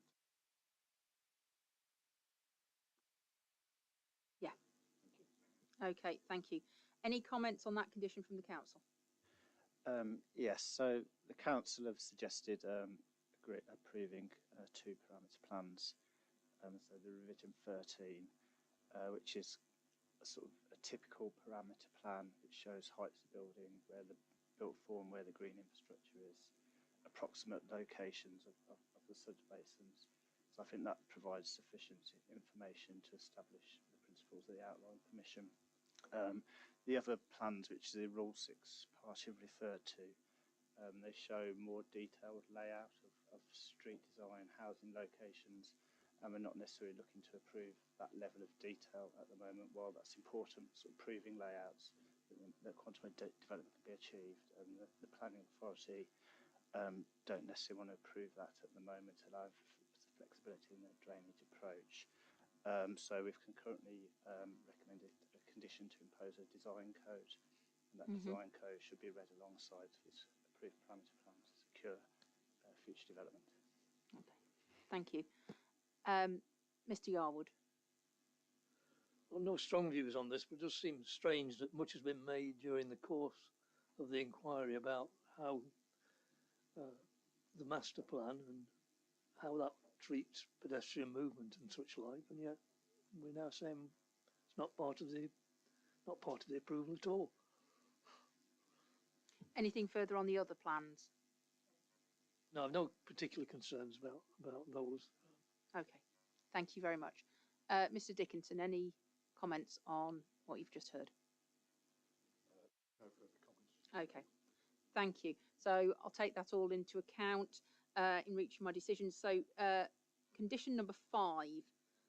So this states that the outline permission hereby permitted shall provide no more than 345 dwellings, 234 square metres gross of use class E, and I think, is that floor space? I think we're missing an O. And 116 square metres sui generis takeaway floor space as defined in the Town and Country Planning Use Classes Order 1987 as amended, etc., etc. And any views on that one from the council? It's a standard condition to control the description development and the quantum. Okay, thank you. Anything from the Walls Action Group? Nothing further. No, I've noted your reference to the takeaway exclusion, and obviously. Okay, thank you. And Mr. Dickinson. No further comments. Okay, thank you. Yeah, certainly. Would you like to come and sit down and use the microphone, please?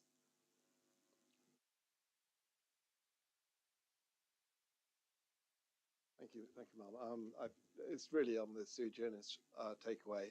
I feel that is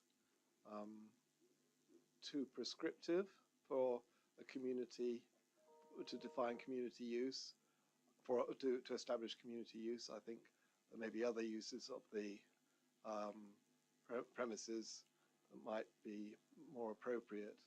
Therefore, I would prefer for it to be left open rather than defined as a takeaway. Thank you. That is a personal view. Okay, thank you. Thank you. And I'm not sure were you here for the discussion earlier regarding the potential of excluding that, should I consider that it was inappropriate to have the takeaway? I was, yeah. So, yeah. Okay, thank you.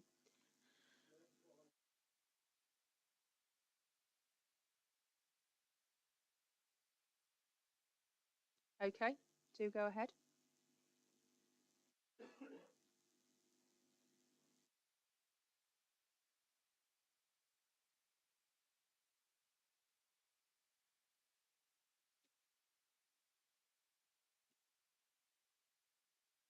Thank you.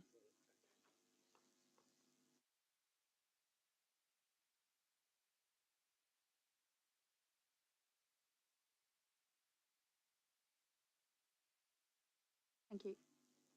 The Walls Action Group got a copy. Thank you very much. Okay, so we've got a couple of sheets. So we've got conditions 9, 10, 28, 29, 32, 38, 41 and 42. So that's ID 22. And I'll just put that to one side for now, just because we're not on condition 9 yet. Okay, so the next condition as drafted is apparently in pre-commencement conditions, and it's about a written scheme of investigation for archaeology. And I think my main comments to this are just in terms of tightening the wording and being consistent. I find it to be a bit of a thing with archaeologists that they refer to things as entirely separate conditions when it's part A, B, C, D, etc. of the condition. So it's really just that. So yeah, nothing substantive. Any comments from the council on the substantive? No, it's just condition? taken verbatim from the county archaeologist. So if you consider amendments are appropriate, that's fine. Yeah. What is a pre-start element, though? So that's in the first part of the condition and until any pre-start element of the approved scheme.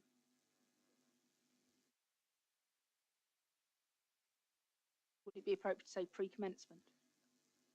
Yeah, I suspect it might be linked to the definition of the commencement development, and so some sort of trenching could be allowed. So I think it probably means no sort of development whatsoever. Okay. Anything on this condition from the Walls Action Group, Mr. Yarwood? No. No. Okay. And Mr. Dickinson, anything?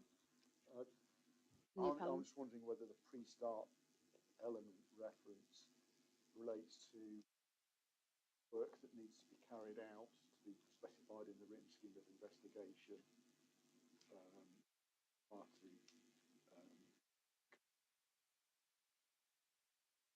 okay. As is. Right. Anything further on condition 6? Okay. So prior to commencement, this is condition 7. So we've got the construction management plan. So this has been raised a number of times, and there was reference earlier today to construction management plan about stability and capacity of Gritstone Road and Wolds Road for construction traffic. Does the appellant consider that's covered by condition 7 as drafted? Sorry, I missed the very first part of your point there. That's fine. So just in terms of the stability and capacity of Gritstone Road and Wolds Road. So we're going to have, if this in appeal allowed world, there's going to be a lot of construction traffic going into Gritstone Road, and there was some discussion about the effect that that would have on the stability and longevity of the road with those movements, and mention was made of the construction management plan. So as drafted, does that condition cover that adequately? The right answer can be, I'll take that away and think about it. I think I'd like to take that one away and think about that then. Thank you. Okay. Yeah, I mean, sometimes for schemes where there is involves quite a bit of HGV movement, survey and a post-completion survey. Yeah, well, I think it's quite an important issue, particularly for the residents of that area. So if you could take it away and think about it, that may well be sensible. Anything on the condition, that particular issue, or the condition generally from the council, Mr. Instone? I mean, I think my only observation is I'm not sure if the appellant is going to want a sort of mechanism for potential phasing of the construction management plan, given the 5-year potential, 9-year development period, and it's not in there at the moment. So I don't know if that's something to consider. Okay, thank you. Well, I'll go to the Wolds Action Group and then I'll come back to Mr. Dickinson. Was there anything else other than that phasing issue? No. Okay. Mr. Yarwood. Nothing much to add, except perhaps the highway condition survey goes some way towards that issue that you've raised.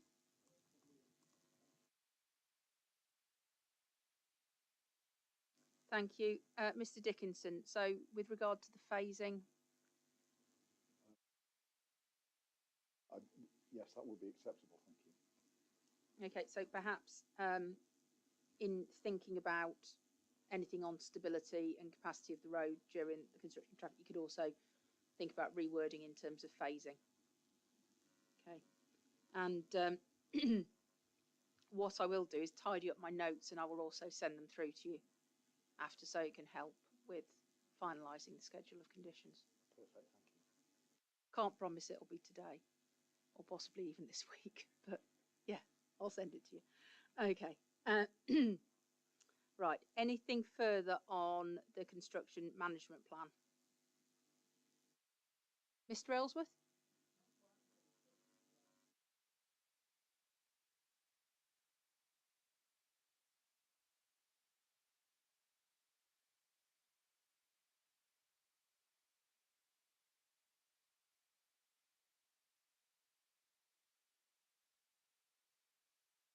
The condition as drafted already includes dust mitigation, noise and vibration mitigation, and lighting as well for the construction phase. So yeah, okay. And there's also coverage of methods of communicating the management plan to staff, visitors and neighbouring residents, which allows feedback. Okay, thank you. Anything further on that condition before we move on? No? Okay. So condition 8 is about tree planting. Any comments on this condition from the council, Mr. Instone?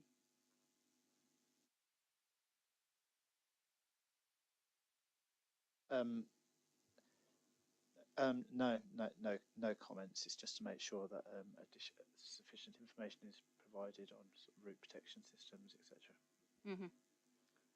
Okay, and anything from the Wolds Action Group on this one?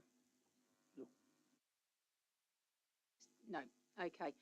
I would just suggest a few changes of wording. Prior to commencement of development within each phase, full details of all proposed tree planting, root protection systems, establishment, maintenance and future management plan and proposed times of planting shall be submitted to and approved in writing by the local planning authority. All tree planting shall be carried out in accordance with those approved details at all times. So it's just tightening, but I can send you those anyway. Okay, then we're on to condition 9, which I'm sure will be interesting to many. So this is regarding the full planning permission for phase 1, and this is about details of the surface water drainage of the site. So if I could start with the council and just ask whether there's any particular concerns with the wording as drafted. No. No, thank you. And the Wolds Action Group, please. No. Okay. I'll just go. Sorry. Sorry, before you Yep. you have a go. I've just got a couple of changes. One change and one question really. The first bullet, an updated site-specific flood risk assessment and drainage strategy.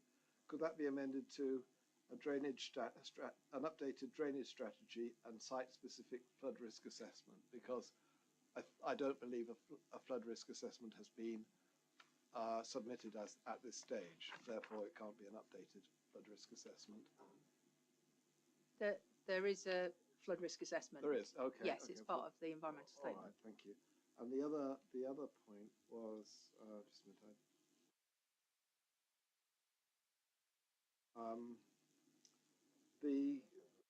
We're culverting, and well, there's another bullet. Demonstration that the drainage strategy does not increase runoff or flood risk to third-party land and property for the lifetime of the development. The major worry I have here is about the culvert that's going to be introduced, which might reduce infiltration and thereby lead to additional flows off-site from above the World Spring. So what happens in that case with this condition? That there is an increase in flows of water off-site as a result of that culverting. Okay, would the appellants team like to answer that first of all, and I'll go to the council after that? Providing attenuations in the pond too, so I think we will compensate for that. I don't have an answer in terms of your actual question, which is if it doesn't provide for that, how that impacts that condition. Okay, does the council have anything further to add, Mr. Keeble? I think we're working on the premise that any runoff from the housing will be fully attenuated on site, and any runoff that originates from the hillside or from the spring itself will be managed to some level through pond 2, and then any further flow will continue to pass through the site. So that's the premise for defining what the flows are going to be, I think, in terms of our review. So does that answer your question? Can I suggest that there's an addition then, that the downstream riparian owners are notified if there is going to be an increase in flow consistent with the Derbyshire County Council? Sorry, I can't hear very well. Every time a loud vehicle goes past, I'm... Sorry, can I just suggest in addition that if the flows do change, particularly if they increase, then the developer has to obtain permission from downstream or advise downstream riparian owners of the changes in flow in line with Derbyshire County Council's policy. Can I get views on that from the council and the appellant? I don't think that will be appropriate. Consider the draft condition as worded. Okay, anything further? Again, I think the modelling and mapping that has been requested is there to demonstrate a baseline scenario and a future developed scenario. And we'll be looking for no forward flows being passed on. I mean, that's what it should be. There should be no change in the natural flows being passed forward. So I don't think there'll be a need to necessarily notify people of any particular increase. Thank you. Mr. Yarwood. Could I just, not a related point to that, I have no comment on that. I just forgot to mention that at the second to the last bullet point, I considered that the words "as it is the only way of establishing flows over 12 months and this would give time to consider any intervention" is not a condition, it's a reason.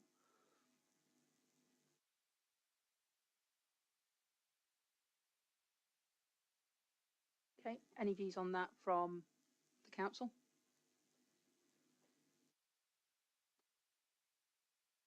I think that's referring to the 4 seasons monitoring. Yeah. And yes. In some respects, you're right in that we don't have any values for the spring flow. And I think some evaluation of that spring flow is required to understand what the volume is. I agree, but that's a reason for doing it, not a condition.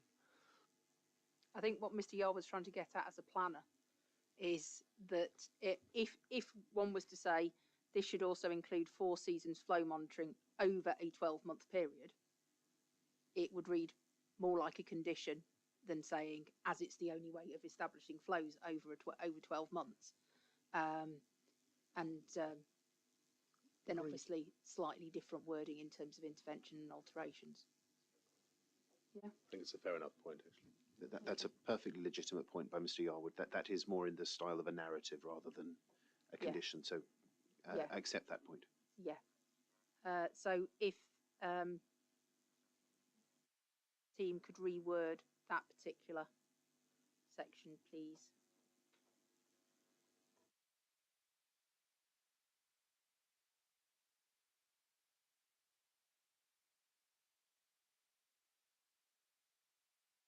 Okay.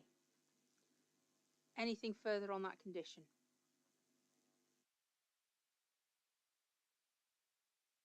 No? Okay, thank you. And then on to condition 10. So this is the first reserved matters application submitted pursuant to the outline planning permission for phase 2 shall be accompanied by a detailed design and associated management maintenance plan of the surface water drainage of the whole outline site. And then I think it had a reason part way through, which it probably doesn't need. It would also be lovely for both conditions 9 and 10 if they had proper lettering as A, B, C, D, E, etc.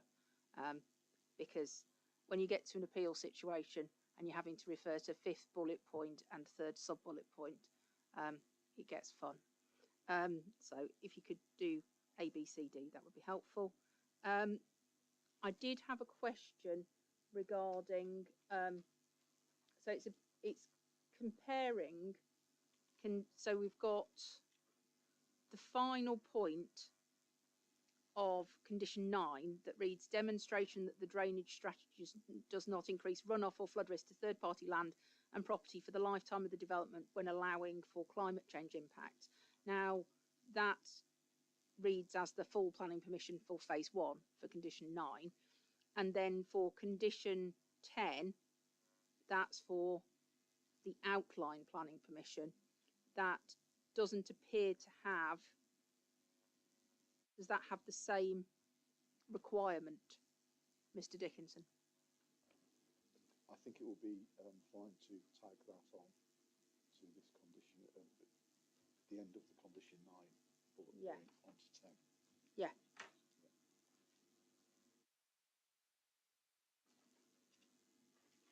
If you could do that, please. And was there anything else on this particular condition from the council? At this stage, no. Okay. And from the Rule 6 party, Mr. Yarwood. No, I resist making the comments I made. Yeah, no, despite the fact that I know you're in appeal dismissed world, we're in appeal allowed world for the purposes of looking at conditions. Okay, right. Anything further from anyone else on that particular condition? Mr. Ewart? It's helpful because then I can hear you from the mic.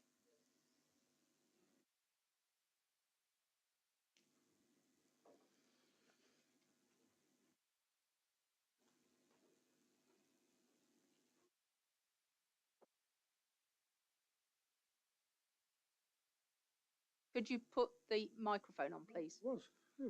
I wasn't aware conditions were fun, but thank you. Okay. And they shouldn't be. Indeed. It's a general point, Mm-hmm. Madam. I looked for the Planning Authority's annual performance monitoring this morning. Mm-hmm. It's very thorough and very complete and very comparing things, one thing to another. It has no mention whatsoever of enforcement. Mm-hmm. So I asked the council what the situation is as regards enforcement. Mr. Shipley was very helpful. He said that there will shortly be a report to the council on enforcement matters. Prompted the thought that this huge amount, 40-odd planning conditions and multiple subsets, would be an absolute minefield for the general public who are unhappy about things anyway. And in effect, I think council is making a huge rod for its own back, and it'll probably consume an awful lot of staff time. So for me, from my point of view, as you know what it is, I think this is a serious problem in going down the road of conditional approval. Thank you. But did you have any comments on the specificity of the conditions, Mr. Ewart? No, I didn't go that far. Thank you. Thank you. Just a general point. Okay. Thank you very much. But I do have a responsibility to consider the conditions, which is why we're here discussing them today. Yes, I do understand that. Okay. Thank you. Thank you. Right. Right. Okay, so moving on to condition 11. Right. Okay, so this is about additional surface water runoff from the site during the construction phase. Now, this reads, the approved system shall be operating to the satisfaction of the local planning authority before the commencement of any works which would lead to increased surface water runoff from the site during the construction phase. I just wanted to check how that will be secured, please, and if I can ask the council first of all, please.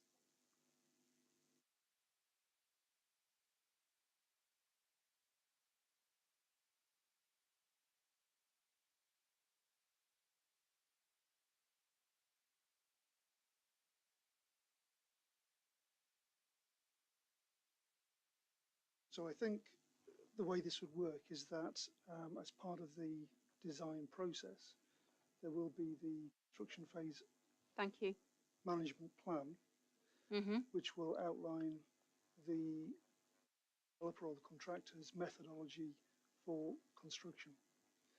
And as part of that, there will need to be consideration of pollution control measures and how water will be managed during the construction phase. But in terms of certainty for the many interested parties that we've had here during the inquiry, what I would want to understand is we've got, prior to the commencement of each phase of development, you need to submit full details. indicating how the additional surface water runoff will be avoided. So that would be submitted to and approved in writing, which needs adding in, to the local planning authority. Once they've approved that in writing, you've then got the applicant, the appellant, may be required to provide collection, balancing and settlement flows. Then it's just that check there of at what point is the LPA checking that it's working to their satisfaction? What's the trigger there? Yeah, so we need a week before the commencement of works, an evidence report shall be submitted to the planning authority demonstrating it's operating or whatever timescales. And that would then need to be agreed that was sufficient. So if you could include the timing trigger and the agreement of that, please.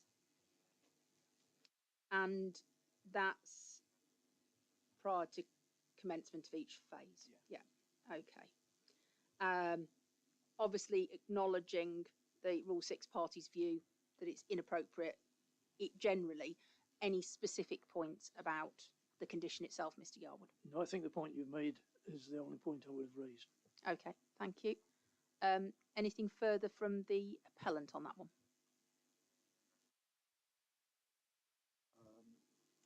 The last sentence, the approved. Should it not just say the requirement to the It's a bit like verification reports, isn't it, for contamination? It should be implemented in accordance with the approved scheme. Yeah. And I think I'd suggest taking out in the last sentence from which would lead to increased surface water runoff. On in the condition anyway. Okay. Well, if you can work with the council to reword that final sentence, that would be helpful. Thank you. Okay. Anything further on condition 11? No. Okay. So we've got condition 12, which is about the construction environmental management plan for biodiversity. And my only question on this one was, why was there a tailpiece? And if I can ask Mr. Dickinson that first of all. So that is, unless otherwise agreed in writing by the local planning authority. I'm sorry, I've missed that. That will be fine to take out. Okay. Thank you. Any concerns about that from the council? No, it should be removed. Okay, thank you. Anything on that from the Rule 6? No. No. Okay. And anything generally on this condition otherwise? The council? Were there any other general points on this condition, Mr. Instone? No. Mr. Yarwood, any other general points on condition 12? No. No. Thank you. Anything further from the appellant, please, Mr. Dickinson? Okay. Thank you. Right. Condition 13 is about stripping, demolition works or vegetation clearance and has timing related to nesting bird surveys and so on. Wonder whether it was necessary to have this set out individually or whether it could just be included in condition 12. And if I can take the council's view on that. I think it could be included in condition 12. But I have no problem with the spirit of it, but just trying to reduce 46 odd conditions. Okay. Wolves Action Group, any views on either the content or its inclusion in condition 12? Not on either. Okay, thank you. Mr. Dickinson? Okay, so if you could do that, that would be great. Thank you.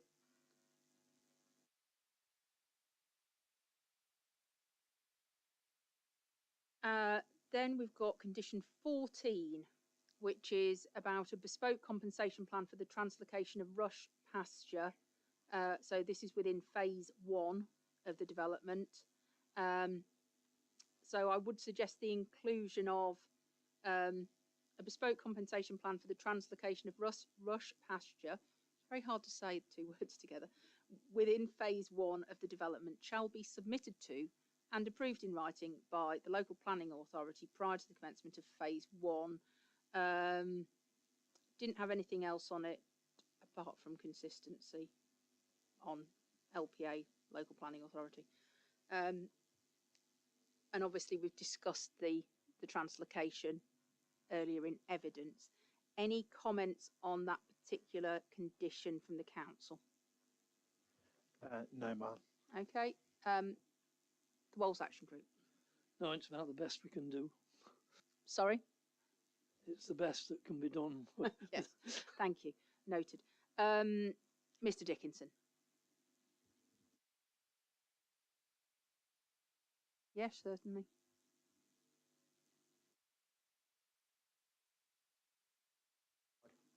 Just on the last line.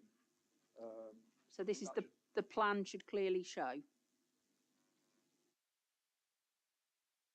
development.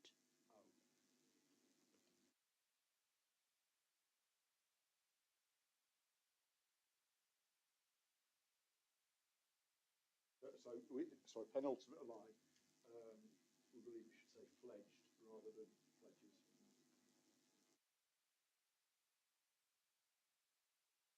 Oh, we're still on condition 13. We've moved on to condition 14. Sorry. That's okay, but yes, pledged, agreed, on condition 13. Sorry, Claire Stafford on the legal front has spotted that one as we've passed. Well, helpful, thank you. Thank you. So condition 14, the bespoke compensation plan, Mr. Dickinson. Any issues with any of that? No, that's fine. Apologies. Okay, thank you. So moving on to condition 15. So this is a landscape and biodiversity enhancement management plan. So this is for phase 1. And I was going to suggest that when you get to part, so it reads a monitoring schedule to assess the success of the habitat creation and enhancement measures at intervals of 1, 2, 3, 4, etc. years. The next part says monitoring reports to be sent to the council at each of the intervals. Would it be best to refer back to the relevant part of the condition, or just include it in the earlier part? Whichever. Either option sounds fine. Yeah, okay. But any other comments on the landscape and biodiversity enhancement and management plan from the council? No? Anything from the Walls Action Group on condition 15? Mr. Yarwood. Trying to work out why I made the comment, which I did make. I must have had a reason.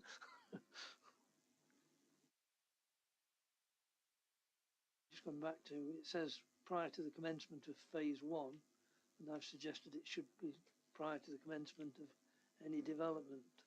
Is this because, I mean, it's matched, isn't it, this one? So you've got the phase 1 one, and then you've got the outline one later. Mm. I mean, if you are reading through right from the start and you haven't met the second one yet, you do kind of think, shouldn't this be all of them? Not wishing to put words in your mouth at all, Mr. Yole, but I had that thought. Okay, thank you. So anything more on that condition, Mr. Dickinson? No, thank you, ma'am. Okay, thank you. Condition 16, prior to the commencement of development, engineering drawings of the proposed streets within phase 1 shall be submitted to and approved in writing by the LPA.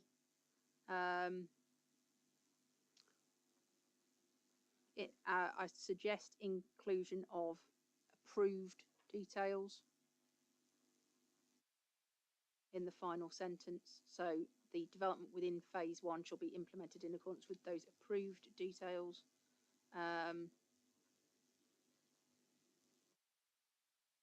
Anything from the council on that particular condition? Yeah, I think adding approved is useful, and it might just be taking on board the Rule 6 parties' comments that just clarify this applies to phase 1. Okay. Anything on this condition 16, Mr. Yarwood? I've made my comments, which you'll have seen. As I understand it, a condition cannot alter what has been submitted. Suggests that, I mean, the drawings which have been submitted do have levels, and they do, you can work out the street grade. So I'm not quite sure. I mean, this does perhaps seek to address some of my concerns, but I'm not sure it addresses them properly. But you'd have to say, notwithstanding the drawings that have been submitted. Mr. Dickinson? There will be a need to progress a section 278 agreement for roads to be adopted, which may necessitate some minor changes in levels from that shown in the drawing currently provided. So I think this condition provides an appropriate mechanism to cater for that sort of scenario.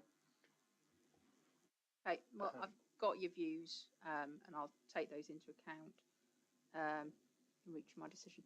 Just anything else on condition 16? Yeah, I think just to add to that, not all roads will likely be adopted, the private drives won't. So I think this is why you need this condition alongside the technical approval process to pick up those private roads. Thank you.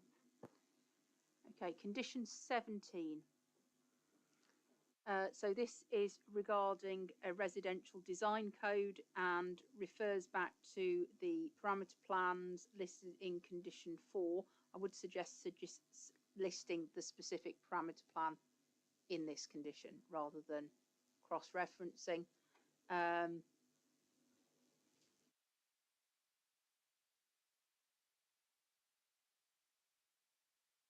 But any other points on that condition from the council? No further comments on the basis that this is provided in the context of a more generic parameter plan. Okay, thank you. Walls Action Group. No, nothing to add. My comment is not particularly helpful to a review of the conditions. Thank you. Mr. Dickinson. No further comments, thank you. Okay, thank you. Condition 18, application for details of the following matters hereafter referred to as the reserved matters for phase 2, and then each subsequent phase shall be submitted to and approved in writing by the LPA. I was a bit surprised to find it all the way down here, this particular condition, so it might want to move up to be with the others in relation to timing. Outline matters, but any particular comments on that condition from the council, please? No. Come and sit. Mr. Ellsworth, would you like to come and sit there?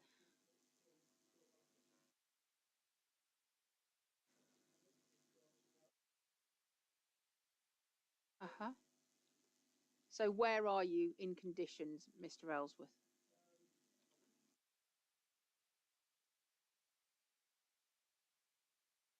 Thank you. The actual use of conditions, I believe there's far too many, and I believe that they can't be properly assessed and dealt with. Mr. Ellsworth, we're parking our dislike of that situation if we're interested parties, and just thinking about whether the specific conditions can deal with issues that you have. I'm asking you to suspend disbelief, Mr. Ellsworth. Right, okay. Well, it's very difficult to find anything, as you know, that's that, and there's nothing I could say other than the fact that, to repeat what I've said before, and to apologise, please, to the members round, to the persons around here in all parties, that if I have inadvertently, I did say at the start I had no malfeasance, Thank prejudice, you. exactly, but Thank you, Mr. conditions that about the competence of anyone. It's not the competence that matters. It's whether they can actually have a process to actually deal with it in a manner that's required for the actual successful construction and deliverance of the site. That's all it is, and that's all I'm interested in. And I can see from my position that in fact it's not, and that the only other thing I've said, and I'll say again, is that in my position I would never advise my clients to accept this at the moment because there's insufficient detail to determine what you need to know to make absolutely certain that this site can be delivered. My view is it isn't, and that's just the case it is. So it's entirely up to yourself, of course, to decide this. It's just that I've just put it on the table. Okay. And of course, we will see what happens. Thank you very much indeed. Thank you. Thank you. Thank you. Right. Okay. Thank you. Where were we? Condition 18. Any further points on condition 18 from the Wolds Action Group, please? No. No. And anything further from the appellant on condition 18? No, thank you. No. Okay, thank you. Condition 19 is regarding each reserved matters application, which includes details of layout and access, shall include details of gradients, visibility displays, widths and speed management features of roads and footpaths. The Wolds Action Groups raised a concern about footpath requirements and also the absence of details for phase 1. Mr. Dickinson, would you like to address those points, please?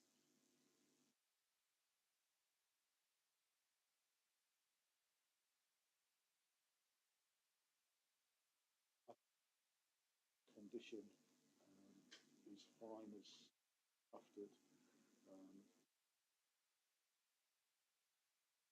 Reference to footpaths.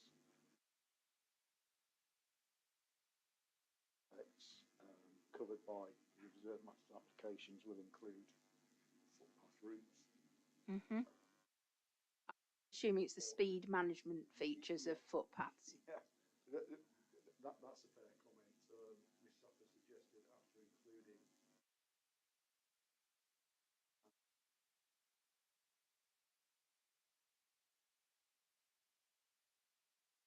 Sounds fair enough to me. And Mr. Yarwood is nodding.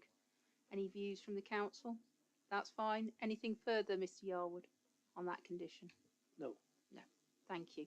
Anything further on condition 19 at all? No. Okay. Condition 20, each reserved matter shall include details of existing and proposed ground levels and finished floor levels of the building relative to Ordnance Data Newlyn. The development shall be carried out in accordance with the approved details. Anything on that one, Mr. Instone? No? You can ignore my comment on that. Okay. And anything on that one, Mr. Dickinson? Ms. Suffer's pointed out that after reserved matters we should have application. Okay.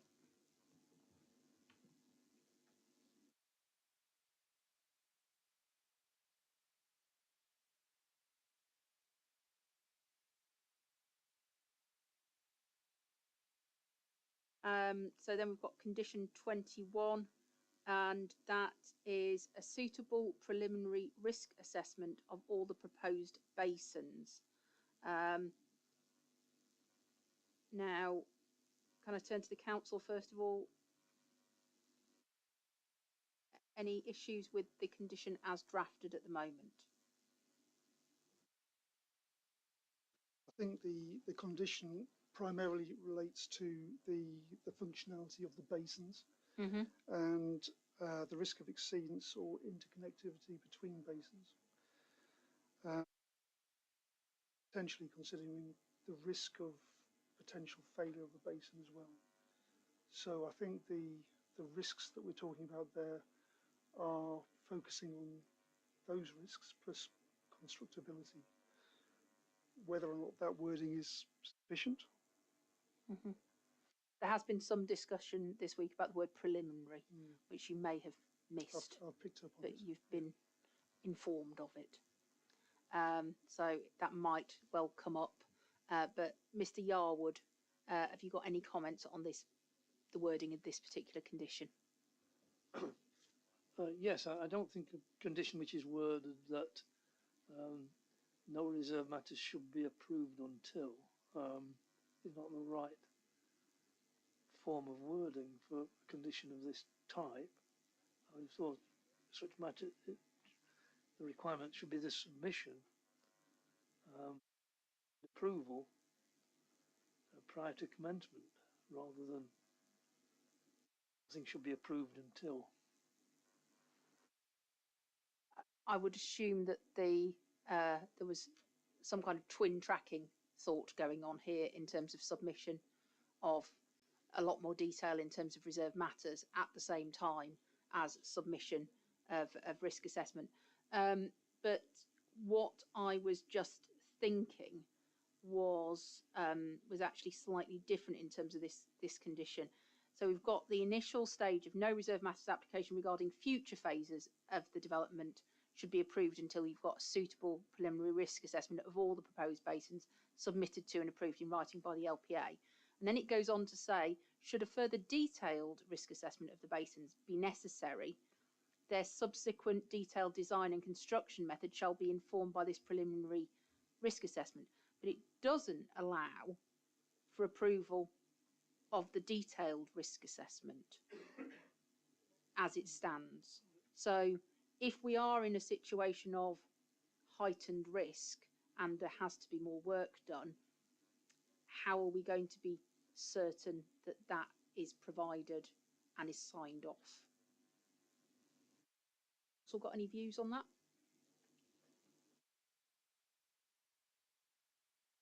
Yeah, so we just need to include a mechanism in Yeah, it. yeah, absolutely. You need an indication of timing as well. Yeah, yeah, no, I totally But a mechanism for that generally. Yeah, and whilst I'm on, yeah, absolutely, Mr. Instone. I mean, I think further to the discussions we had earlier, I think it's probably just looking at being a bit more precise on what a preliminary risk assessment involves. So I don't know if it's worth the parties just liaising together and just agreeing a sort of series of bullet points to get rid of any potential ambiguity later down the line. Yeah, I think it would be helpful. I'm sorry, but it would be helpful to have another condition session without me to just talk through some of the fine detail of some of these to remove ambiguity.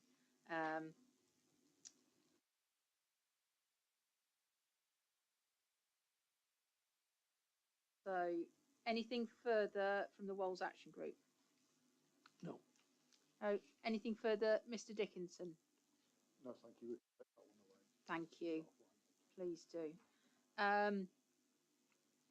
Okay, and then we've got condition 22, which is about the biodiversity construction environmental management plan, but this is for phases, for later phases of the outline rather than the similar one for phase 1. Just checking back.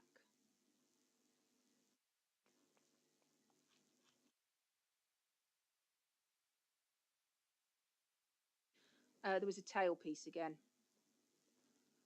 So same problem as condition 12, unsurprisingly. So if that could be removed, please.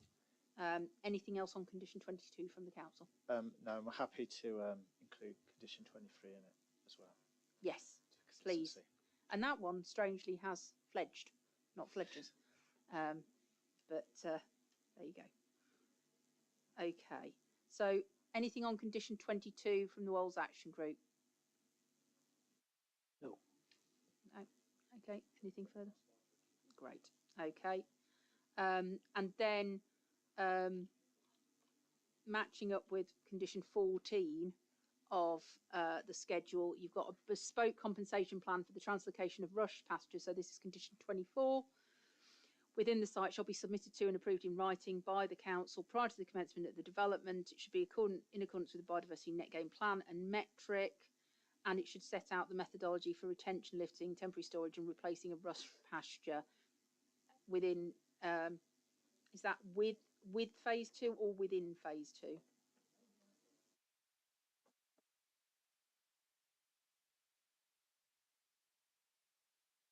I think it might be within. Yeah. Okay, any other comments on that condition from the council, please? No, Mark. No. Anything from the Rule 6 party, Mr. Yarwood? Again, I'm trying to recall why I made the comment I made.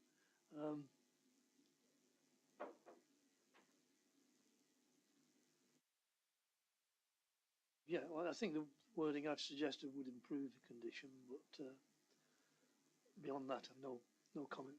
Okay, thank you. Anything further, Mr. Dickinson? I think on the final line, country should read countryside park.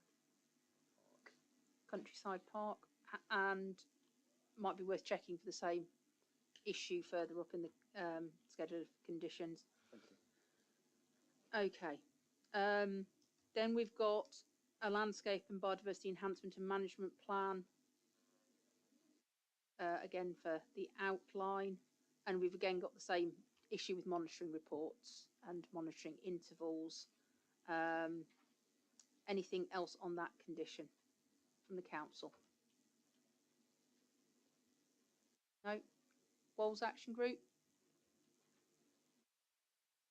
Nothing beyond the comment which I made, which I think was intended to be helpful. Okay, thank you. Mr. Dickinson?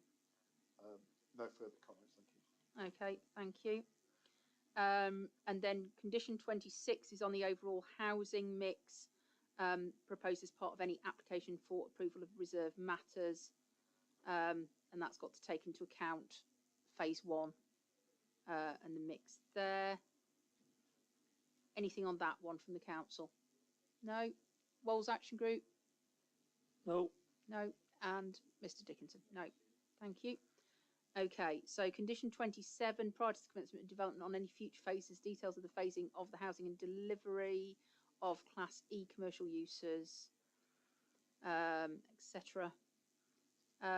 So the Walls Action Groups raised any future phases would be better expressed as phase 2. And there should be no hot food takeaway. So prior to the commencement of development on any future phases. So what is the trigger there? Mr. Dickinson.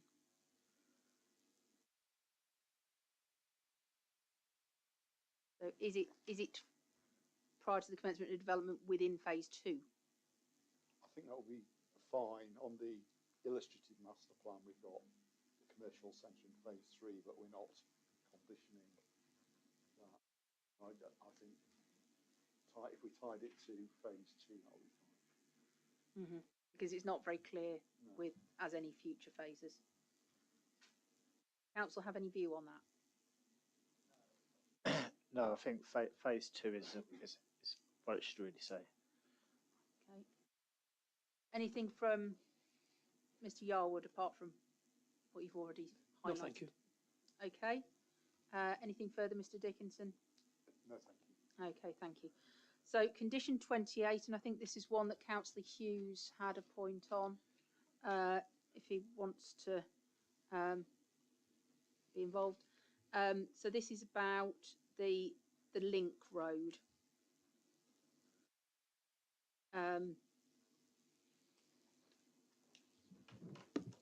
Tighten up the submitted in agreed in writing by the LPA. It could probably just be a little bit tighter in the middle. Mr. Yarwood's raised concern about the timetable for delivery, and whether that would be enforceable. Mr. Dickinson, have you got any views on Mr. Yarwood's comment?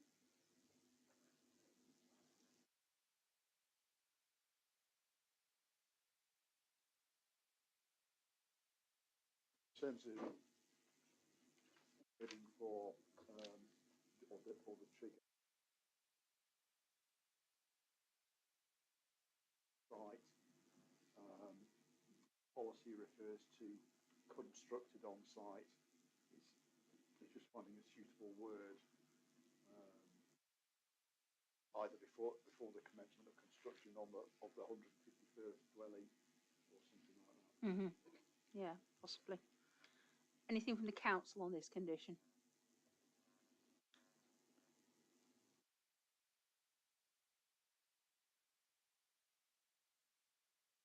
I think you turn the mic off rather than on. Sorry, no, I think Right. I think it's enforceable. Okay, thank you, Mr. Yarwood. So I think there need to be some precision in this matter, and I think not more than 150 dwellings should be commenced on the application site is a more robust way of ensuring that it's timely. Thank you, Mr. Dickinson. Anything further? No further comments. Okay, thank you. I'll take that away. Can I intervene? Yes, certainly. Councillor Hughes. I'm concerned that if there is no link, then there will be no way of getting traffic to and from phase 2 and subsequent phases, and therefore, it opens up the question of how the construction traffic would get to phase 2, and so the only other way to phase 2 would be probably through the council-owned car park and playing field off Cavendish Road, and that isn't in the ownership of the developer, so that would require some action by the developer to bring that into play, and therefore I feel that the link road, to make it consistent with the phasing of the development, needs to be established in part to the phase 2 development and to each subsequent phase in accordance with the phasing plan, not in accordance with the number of houses that are built. So the link road across the site would be built, across the phase 2 element of the site would be built during phase 2, and subsequent parts of the link road would be built in accordance with phase 3 and 4, and that would allow an easy access route for HGVs that would avoid the congestion that would arise on Cavendish Road. Thank you, Councillor Hughes. I'm not sure whether you were in the room earlier where Mr. Cassie mentioned this when he was giving evidence, that I think he was talking to Ms. Martin, that you can explain it better, Mr. Cassie, and quicker. Could you pass the microphone down, please?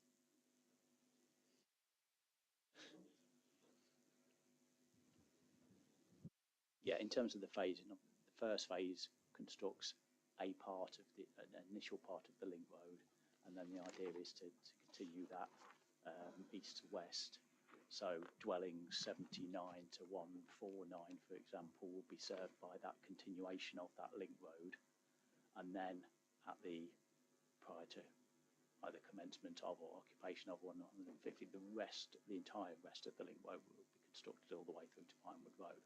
So that initial 79 to 150 will be served off a part of the link road. Thank you. Yes. So no construction traffic in terms of the heavier traffic through Cavendish Road estate. It'll all. Thank you. Yes, I was aware of that from discussion with the Rule 6 people. I just wanted this condition to be consistent with that phasing, that approach to phasing, because otherwise there would be the option of revising the phasing and using the Cavendish Road as the principal means of getting into phase 2. That's all. So I felt that it was important that there was consistency between the phasing plan and this condition. Okay. Can I get the appellant's views on that?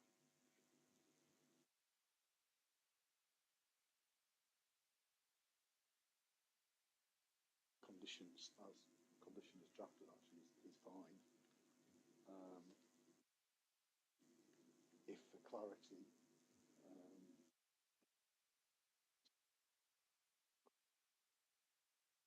start off on phase one. I mean, that's going to trigger the direction and solve the link road in any event. Not sure we need to add anything really. Okay, well, I'll certainly take it away and think about it, and I've got your note, Councillor Hughes. Thank you. Thank you. And while we're here, I'm not going to talk about 29.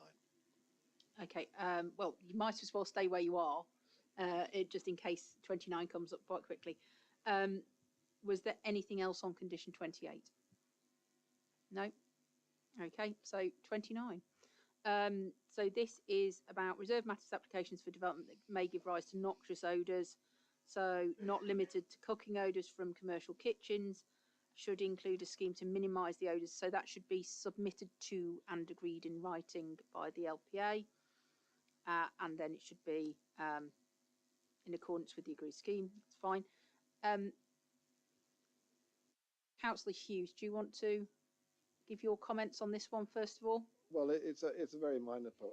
I mean, I have no issue with this particular condition. It's just whether the sui generis use would need to be, whether the owner of the property or the developer of the takeaway, if there was a takeaway, would need to get this sort of permission in any case. Okay. Can I ask the council to respond? I think when the requirement for a condition is known at outline stage and a takeaway is mentioned in the description of development, and we should impose a condition on the outline permission, because reserved matters are only theoretically layout, scale, appearance, etc. So I think it's just, you need to set out that requirement on the outline permission. Okay. Anything on that condition from Wold Action Group? Only as I've said, and I think the words that are given here, that may give rise to noxious odours, is far too vague to be enforceable, and would have to be specific to particular provisions rather than just something that might give rise to noxious odours. I don't think that's clear enough. It's not, doesn't fulfil the requirements of a valid condition, in my view. Okay. Mr. Dickinson, can you respond on everything you've heard?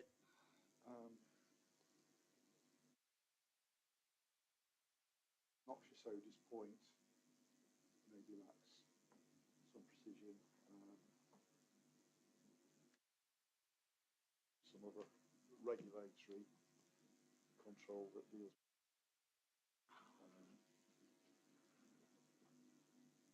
Madam, if it helps, it seems to me that the operative part of the condition is to require the submission and approval of a scheme. So, of course, the submission and approval of a scheme requires the exercise of judgment by the local planning authority. But the enforceable bit of it, it seems to me, is whether there's been compliance with the submission. Yeah, indeed. And whether there has been a submission of a scheme. So I'm not myself concerned about the reference to development may give rise to noxious odours in the first line. Okay. I'll take those thoughts away. Anything further on condition 29? No? Okay. We're sort of 2/3 of the way through. Does anybody need a break before we continue? Because obviously we are probably going to go past the 4 o'clock aim, but it was always a big hope on 46 conditions. Anybody need to take a break now and we come back? No? Happy to plough on. Thank you. Okay. So condition 30. Each reserved matters application which includes dwellings shall include drainage plans for the disposal of foul sewage, including a detailed wastewater pumping regime. The scheme shall be implemented in accordance with the approved details before first occupation of the development. And the Rule 6 party has commented on the drafting here. Council have any comments on this one?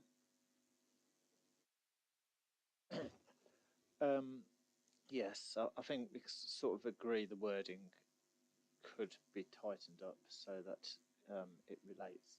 It says the drainage has to be implemented for the particular dwelling it relates. Yeah, so I agree with the Rule 6 part in that regard. Yeah, so if that could be tightened up, that would be good.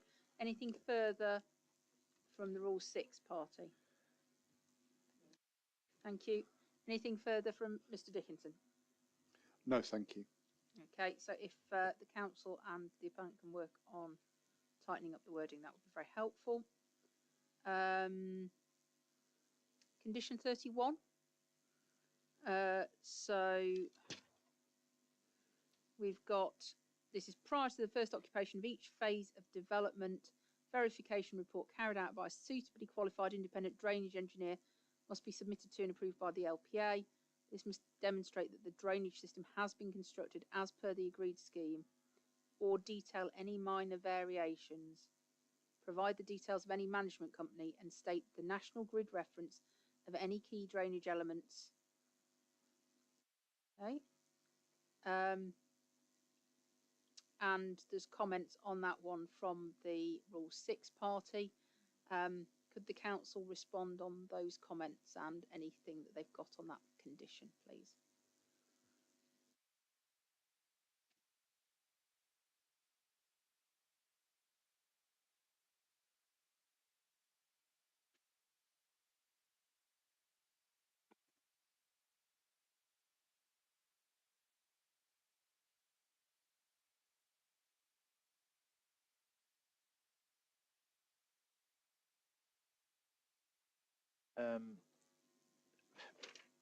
No particular comments.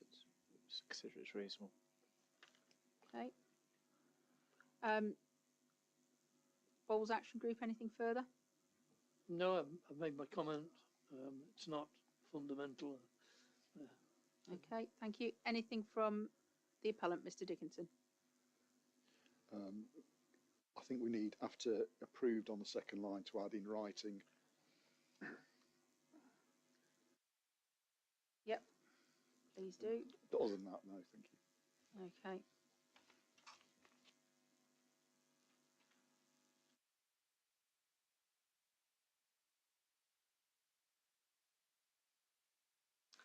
And 32, so this is no built development above ground level shall commence on each phase of the site until a scheme for the phasing of the hard and soft landscaping within that phase has been submitted to and approved in writing by the LPA. And then it asks for the hard and soft landscaping to be carried out in accordance with the approved details. So this condition 32 appeared to me to relate to, is it condition 36, which is the one on hard and soft landscaping?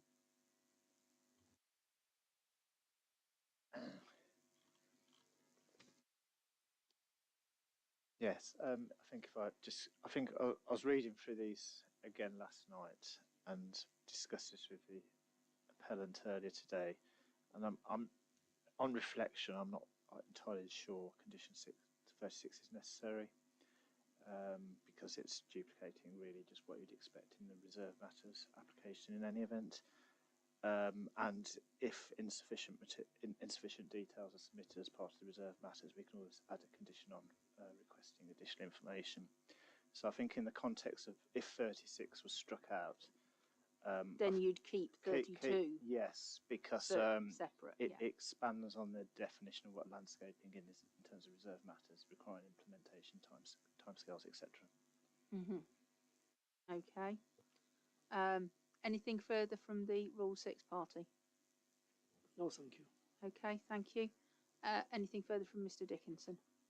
No, I'd agree with Mr. Instone's comments. Okay, so I think that makes sense. So if you could do that, that would be helpful. Okay, so condition 33.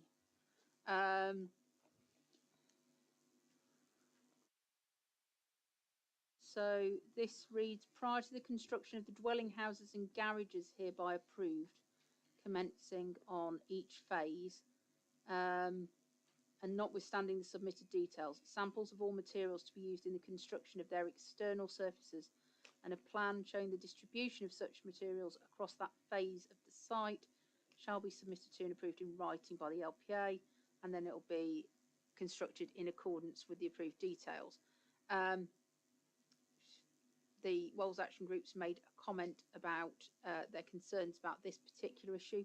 Can the council deal with that, please? Oh, yes. Okay. I think if we look at conditions 33, 34 and 35, again, on reflection, I think they can all be removed. And again, if the council approve the reserve matters and we want further details and materials, we can request them at that time.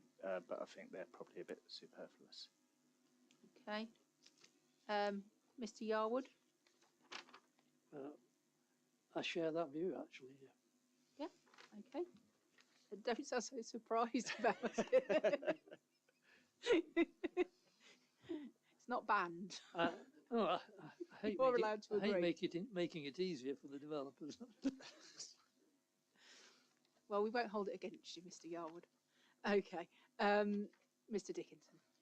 Yes, that's fine by us. Okay, so that means getting 33, 34 and 35 deleted.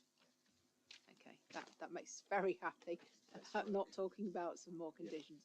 Yeah. Okay, so then we've got what was 36, and we'd already talked about not requiring that. It's getting better and better the later we go. Okay, so we're not talking about 36 because that would already be dealt with by the outline. Landscaping is a reserve matter. Okay. 37 as was.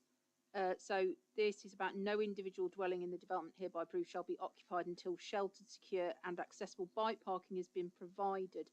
Now, we've got bike parking in the design code, haven't we?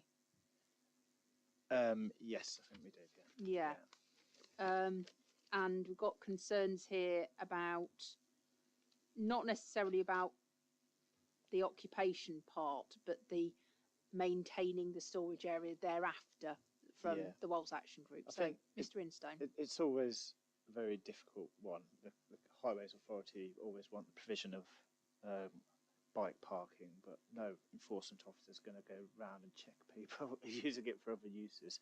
So if you want to remove the last sentence, that's fine. I think, the best the planning authority can do is make sure those facilities are available to residents, and if they choose to use them, that's positive. Yeah, and anything further on that one, Mr. Yarwood? Okay, thank you. And anything further on that particular condition, Mr. Dickinson? Yeah, I do wonder after, on the second line, after accessible bicycle parking has been provided, it should say for that dwelling.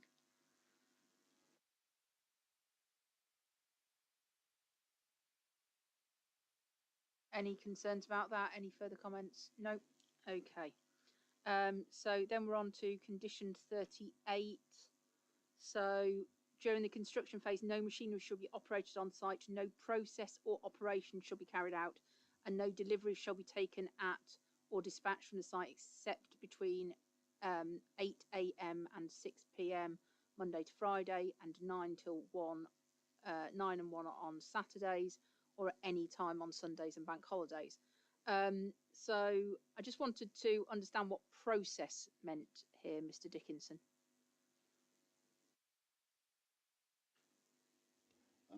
To be honest, I'm not sure, and I think we need to tighten up on that wording. Okay. And there was also the concern raised by Mr. Yarwood about the construction and delivery traffic being in conflict with children attending school. So we've got a school that starts, children are travelling there between 8:20 and 8:40-ish.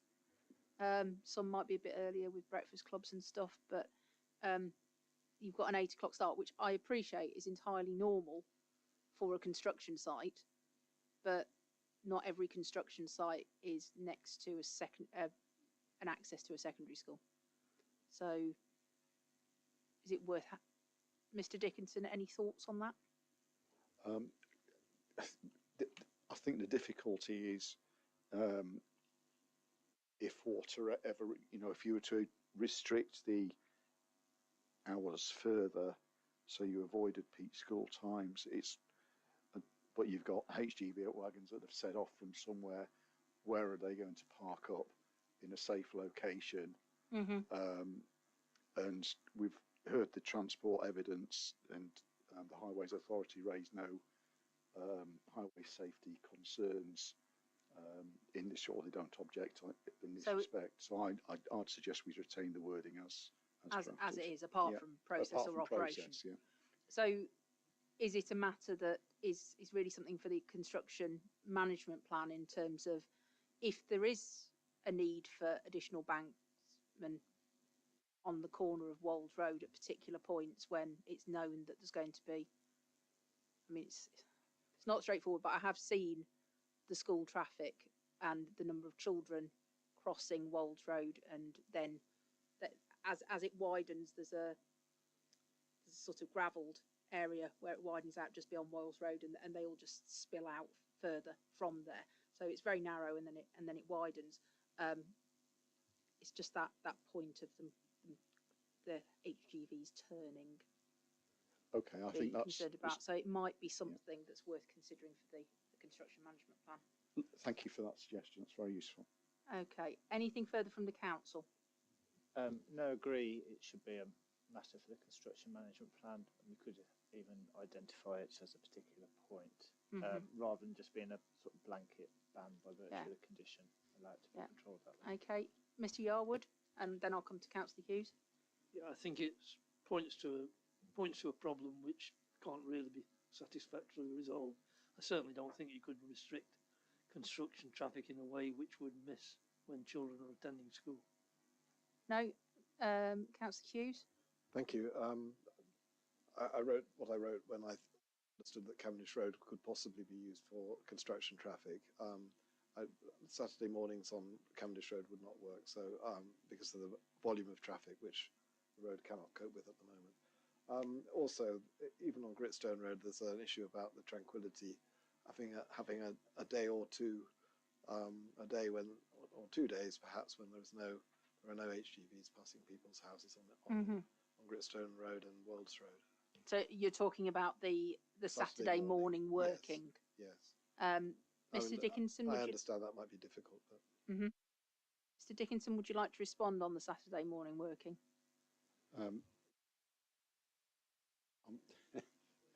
I believe we'd like to retain that to keep the flexibility in the scheme on programme. Okay, thank you. Well, Mrs. Martin, did you want to come up to the microphone?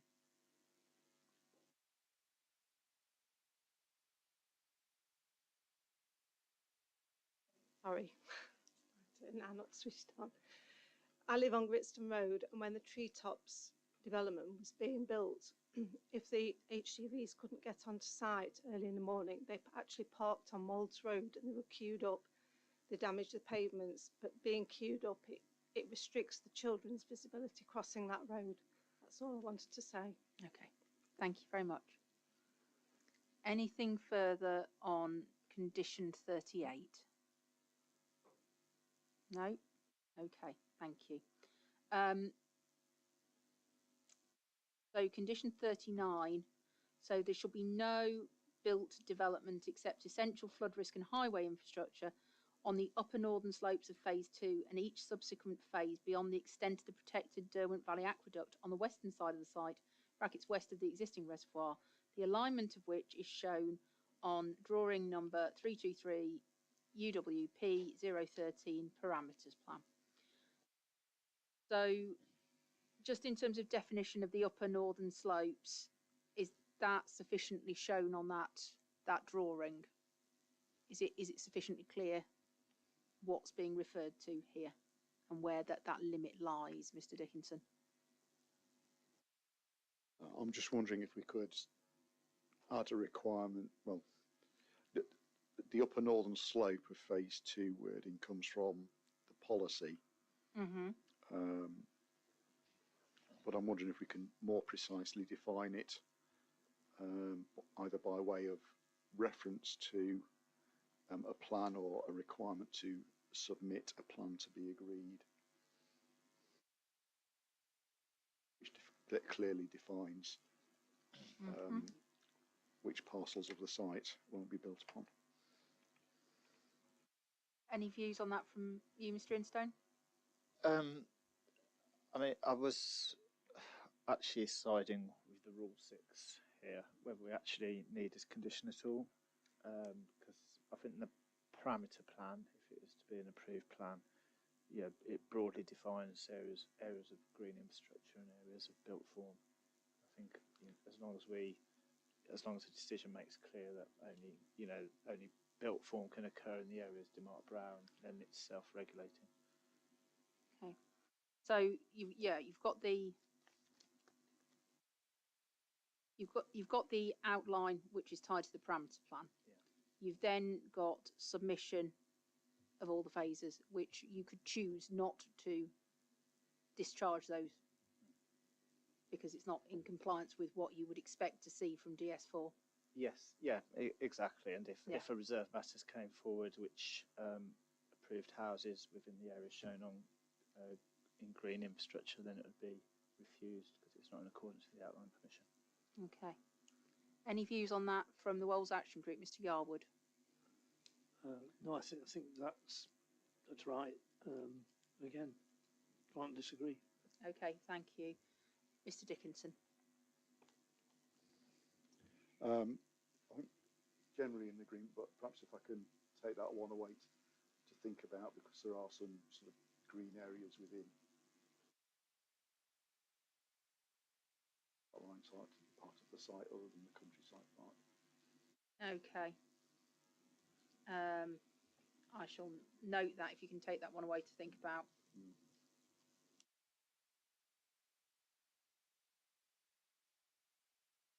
Okay, so we've got condition 40 as was, which is prior to the installation of lighting features. I think that should read for each phase. A detailed lighting strategy for the relevant phase shall be submitted to and approved in writing by the local planning authority. It might be worth just starting a new sentence. In order to safeguard bats and other nocturnal wildlife, the detailed lighting strategy should provide, and then the information it should provide.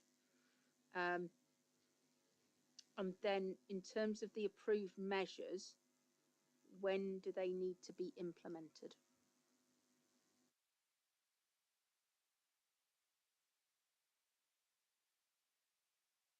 Yeah, prior to the installation of the lighting. Yeah. Measurement prior to occupation. Prior to occupation. Yeah, prior to occupation. Yeah. Okay. Anything further on that condition, Mr. Instone? No, Mum. No. Okay. Mr. Yarwood? And just as a general point, I don't think telling people where to find guidelines is quite appropriate to a condition. Mm-hmm. Maybe it is, but it's not the way I would normally expect to see a condition. No. The risk they go out of date as well. Mr. Dickinson, any views on my comments or those of the council and the action group? No, other than a suggestion to add at the very end, prior to the first occupation of the relevant phase. Yeah. Yeah. Anything else on that one? Thank you. Okay. And 41. So the development hereby approved shall not be occupied until the highways improvements works comprising the below have been constructed and completed. Gritstone Lane widening. Is that Gritstone Road? And Bentley Close Junction improvement as shown on drawing 1003 Rev B, and Sandy Lane Junction improvement as shown on drawing 028. So question 1 is, are those plans the latest relevant ones? And question 2 is the timing of this condition appropriate? There was some discussion earlier about when the widening should occur. So, shall I go to the council first of all? I think if you could go to the appellant. Yeah, okay. It's a construction programme. Yeah, fine. Mr. Dickinson. Yeah, I think if we can take this one away, just to firm up on timing and phasing. The drawing reference does seem to be correct, doesn't it? The drawing Dickinson? references Okay, do seem to be correct. thank you. That's helpful. So, appellant to take that one away on timing.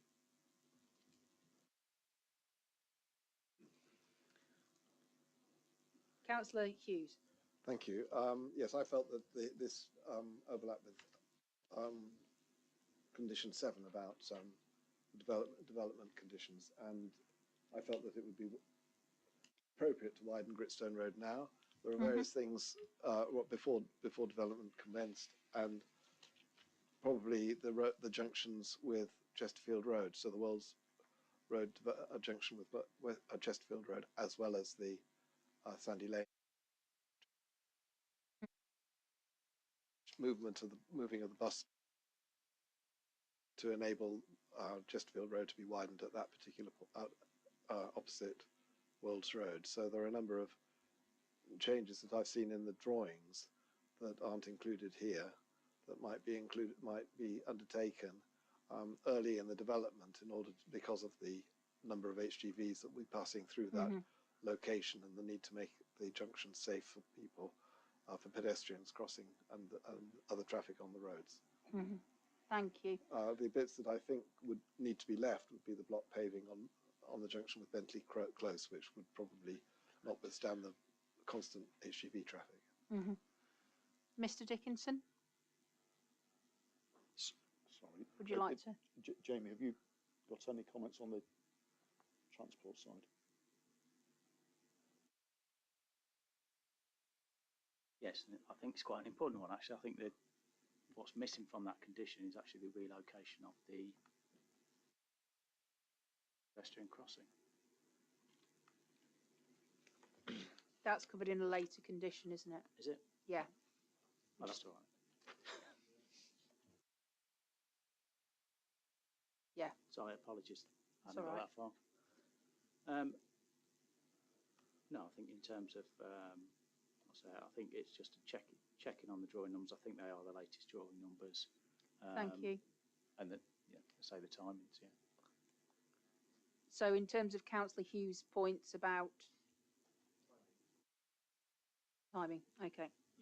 Anything further on that condition for now? And what I'm thinking in terms of the changes that are being made, once I've had an opportunity to see them, we've obviously got sequential test matters still to cover, and we've still got to go back to the planning balance. So if we have a significantly shorter session on conditions as a second go, that will probably be helpful in due course, but that's not yet timetabled because of the sequential test issues. Okay. So the residential travel plan, this is condition 42. So it refers to the specific residential travel plan shall be implemented and monitored in accordance with the regime contained within the plan. In the event of failing to meet the targets within the plan, a revised plan shall be submitted to and approved in writing by the LPA to address any shortfalls and, where necessary, make provision for and promote improved sustainable forms of access to and from the site. The plan shall thereafter be implemented and updated in agreement with the LPA and thereafter implanted as amended. Ouch. So I'm assuming that's implemented as amended, but just in terms of this one, I haven't seen the final 106 as yet. So obviously travel plan coverage is often within the 106. But just how do you demonstrate if you're failing to meet the targets, and how often are you reporting on it, and who's checking you're meeting those targets? How's the monitoring working? of that, and if I can ask the appellant that first of all.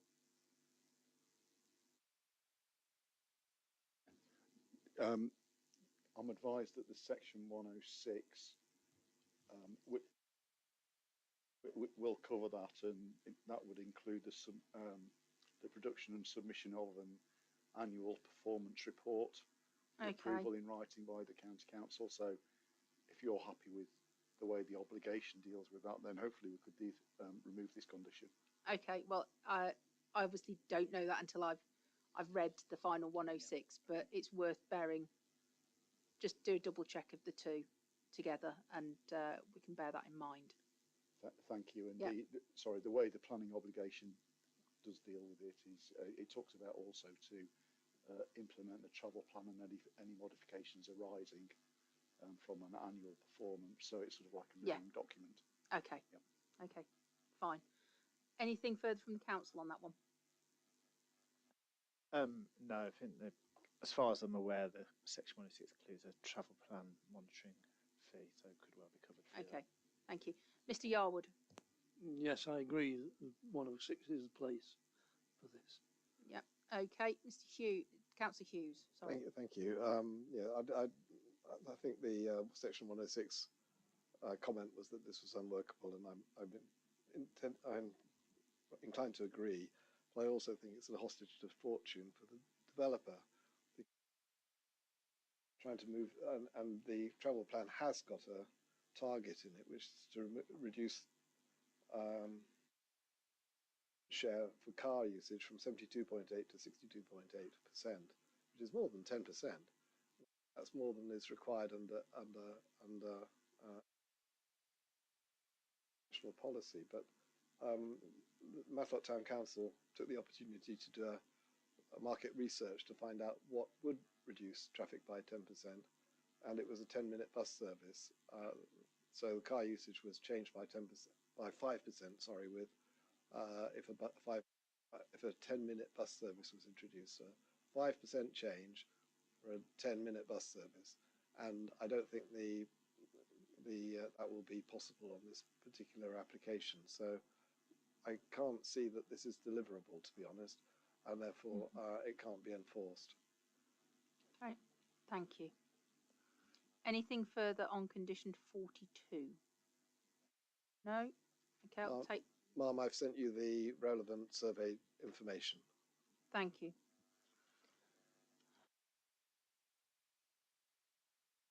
And then condition 43, if during construction ordinary water courses, springs or groundwater are found to be present where not previously identified, I think you need a where in there. No further development in the immediate vicinity should be carried out until the developer has submitted an assessment of that risk, both within and outside of the development, and how this will be mitigated during and following the completion of the development. So I think there's an issue in terms of the need to submit that information and get it approved, and then any mitigation agreed needs to be carried out in accordance with the approved details. Mr. Dickinson? I quite agree. Yeah. Thank you. Okay, thank you. Anything further on that condition from the council, please? And an implementation clause added. Yeah. Yeah. Walls Action Group? Well, I think it needs tightening up a lot. What does immediate vicinity mean for a start? Could mean anything. How is this going to be monitored? Is it realistic to believe the developer is going to suddenly stop and comply with this if they find some minor spring? I just think it demonstrates an inadequacy of the work that's been done, and it can't be recovered by putting a condition in of this sort. If it is to go in, then it needs tightening up a lot. And I'd be interested to see how it could be tightened up in a way that would make it enforceable. Thank you. Mr. Dickinson? I think this falls into the category of we'll take it away. Thank you. And have a look at it. Okay.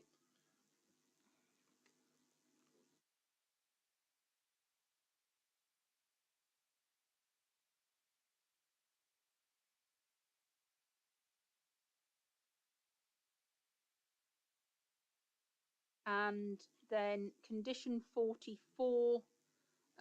So we've got prior to the commencement of the development, the developer should enter into a legal agreement under section 278 of the Highways Act 1980 to relocate the pedestrian crossing on Chesterfield Road A632 from its current location on the northwestern side of the junction with Wolds Road to the southwestern side of the junction, together with the provision, I think, was there a space missing there, of a section of new footway along the southeastern side of Chesterfield Road between the relocated crossing point and the entrance to Highfields School. So I think it might be in the wrong place in the conditions schedule in terms of pre-commencement. I think it's worked its way into the schedule of conditions later in the day. We've talked about road safety audits and the like earlier, and the stages of those road safety audits. Anything further on the drafting of that particular condition? The council, first of all? No, I think the council consider it's a reasonable Grampian condition, and I think it's just worth noting there is some flexibility. It is as generally shown on that drawing. So if additional matters do come out of the road safety audit, it's not completely fixing the design. Mm-hmm. And just checking, appears to be the right plan reference. Wolds Action Group, Mr. Yarwood. What can I say? I think this is a very dangerous way of dealing with this matter. It assumes a lot which I don't think can be assumed. I don't want to go into the debate we've had earlier. No, I just feel that the approach here should be one of finding a solution rather than prescriptively requiring this solution.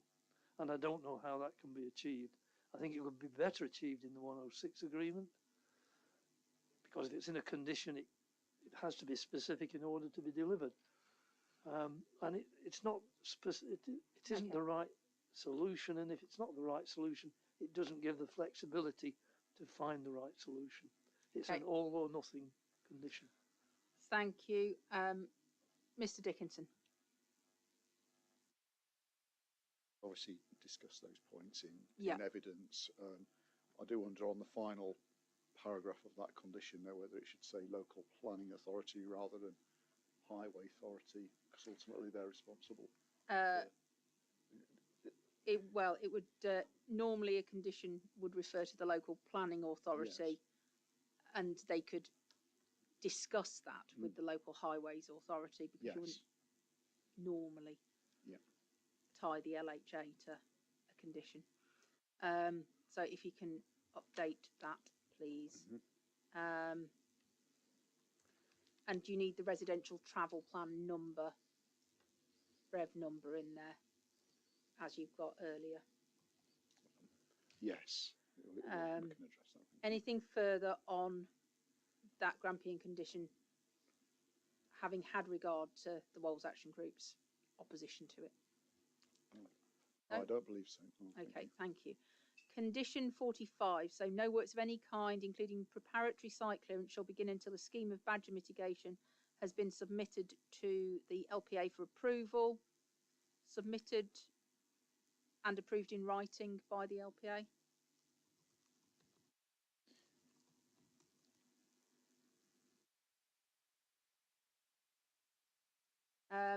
This shall include the results of a recent survey, whether a development licence will be required, and the location of any protective fencing around sets, commuting routes, and shall be in full accordance with the details set out in revised Chapter 7 Biodiversity Confidential Addendum Badger Report. All work shall proceed in accordance with the approved scheme of mitigation. Probably needs to move up the schedule of conditions again because of how early it's required in the process. any views on that condition from the council, please? No, I know this condition arose as the biodiversity statement of common ground was being prepared and was considered necessary by both Yeah, parties. that I worked out that was why it was late in the schedule. Thank you. Mr. Yarwood, anything on this one?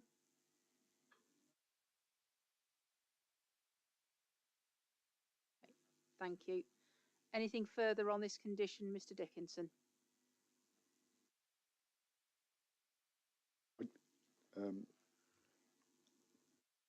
Submitted to.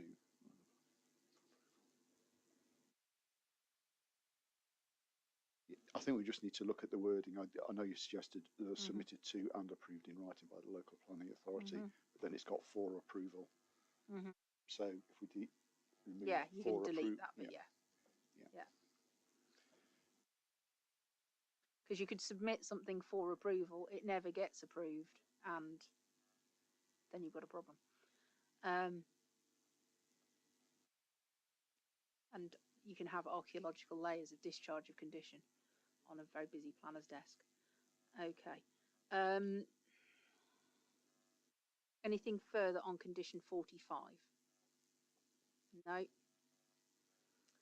And then we're on to the end of this, the copy I have with the Walls Action Group's comments. It's the floor levels, submission of details of the Gabion wall. I think that's been dealt with. And then the trees on Bentley Close. Mr. Dickinson, did you want to comment on any of those points? I believe all these points have been addressed now by updated drawings, unless I'm mistaken. Mr. Yarwood?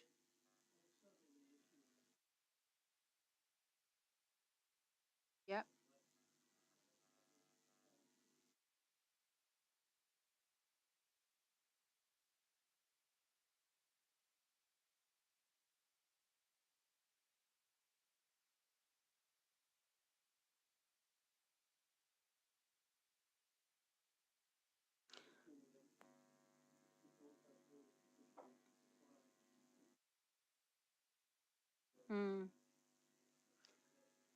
Yeah, I've made some notes from this morning.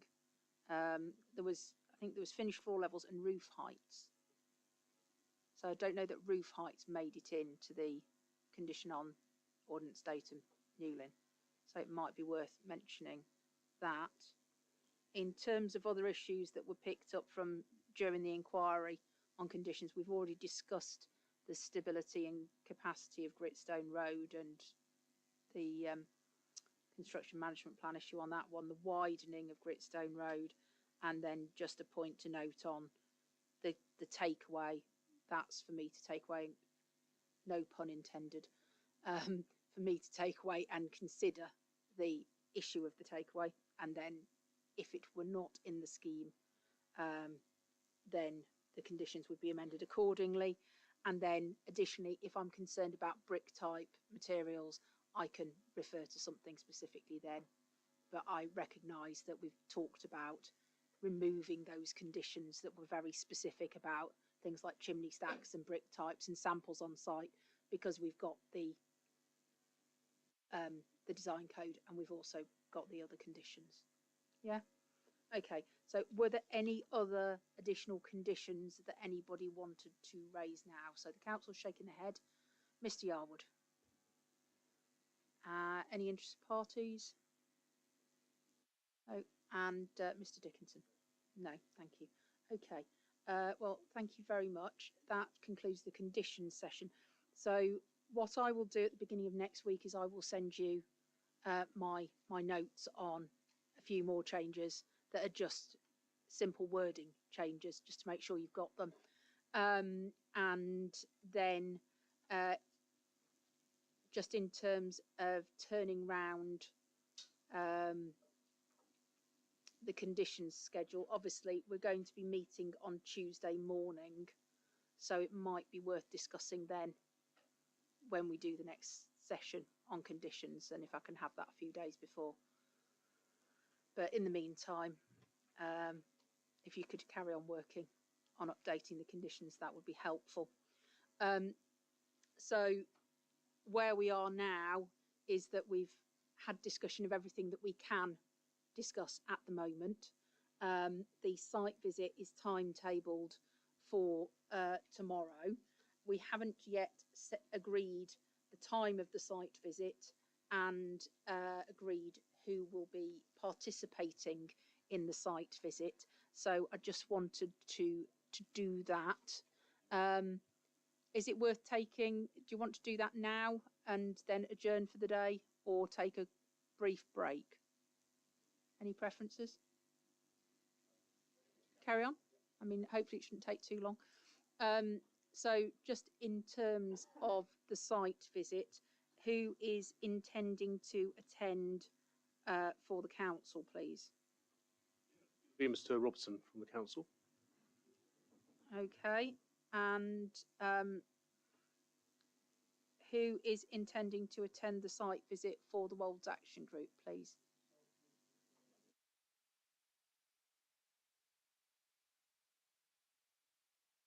And thank you.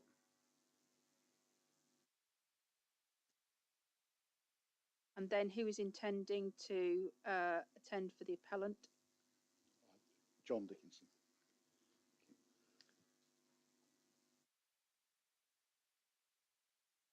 Okay, and do we have any interested parties who are looking to attend?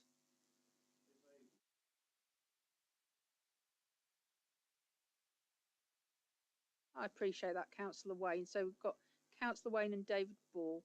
Can I just check?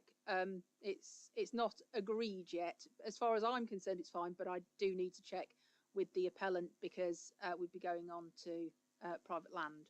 So would the appellant be content with, there would be myself, Mr. Robson, Mr. Yarwood and Mr. Atkin, Councillor Wayne, Mr. Ball and Mr. Dickinson. Is that reasonable? Let me just double check the position. Absolutely.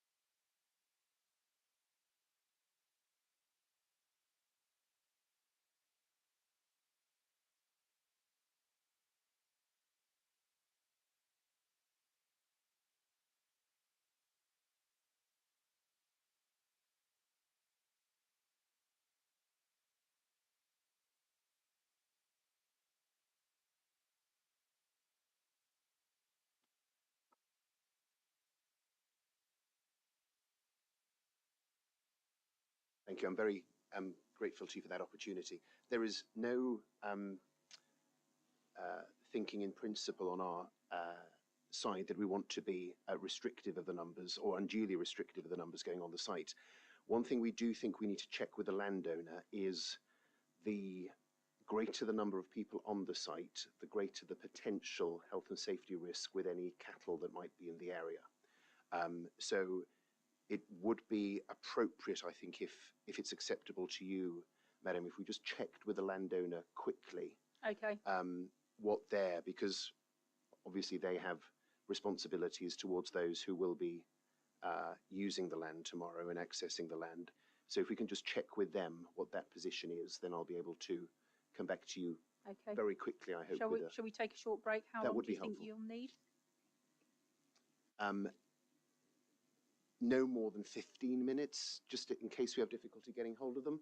Okay. Could you just reiterate for me that the individuals who you would be minded to, or that are on the who've indicated that they might wish to attend? So we've got me. Hopefully, I'll be allowed on. Sure.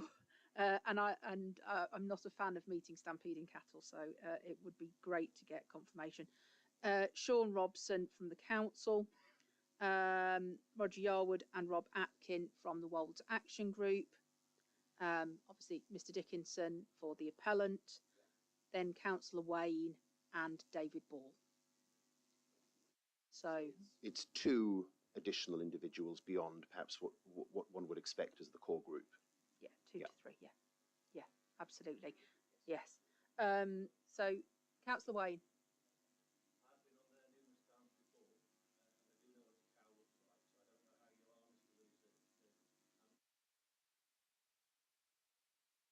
Okay. No. Thank you, Councillor Wayne. I think it's helpful if the appellant can take the opportunity to check in, just for everybody's safety. Thank you. So if we can take a break until, shall we say, 4:45? Yeah. Okay. So the inquiry is adjourned to 4:45.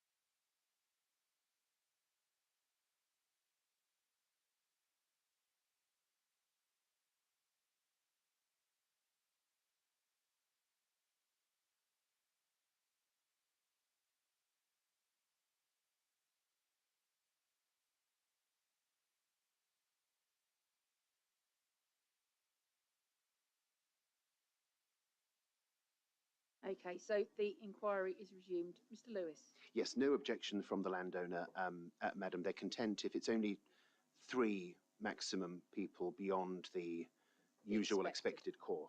Okay. Then that's not something they object to. That's very helpful, thank you. So that just leaves us to arrange the time of the site visit and the location that we meet. So, I don't want to say to start too early, but we have discussed obviously the crossing at the school that's there at the moment.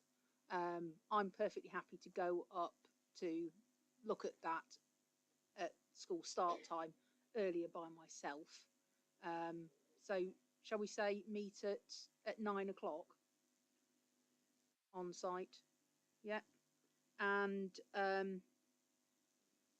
just in terms of location, any preference for start point? I've got the itinerary, so.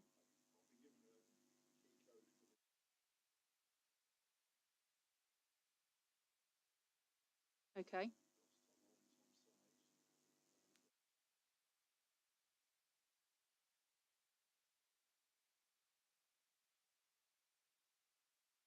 Okay. So Gritstone Road. So if you're going to the school, it's logical to meet. Yeah. Okay. So we'll congregate at 9 a.m. on site at Gritstone Road. Just in terms of other interested parties joining us, I will explain if other interested parties do join that we've only got a limited number of people who the appellants agreed can go within the site. And the site visit is purely to point out viewpoints to me. It is not to enter into further discussion than the discussion we've already had here at the table. Okay, so I will see a number of you on site tomorrow morning. And for those of you who I don't see on site tomorrow morning, I'll see you next Tuesday, potentially, virtually. And thank you very much to everybody who's been involved today and this week. Madam, if I just might, one minor point of housekeeping, you'll be aware that we're expecting the additional sequential test work from the consultant tomorrow, still very much on track for that. What I don't know is when it does arrive, which could be, let's say, 3 or 4 o'clock in the afternoon, we'll need time for a quick review, of course, before submission. Okay. It might be that it will be submitted to the case officer after office hours. I hope it won't be, but just to make you aware that it could be 7, 8 p.m. potentially. Right.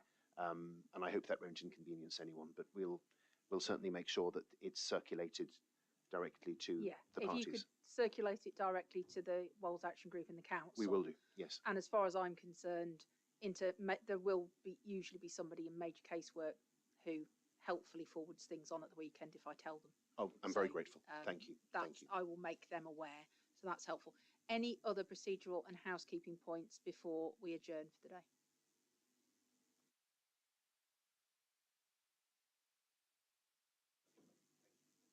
Okay, and thank you. So the inquiry is adjourned until next Tuesday morning at 10 a.m. online.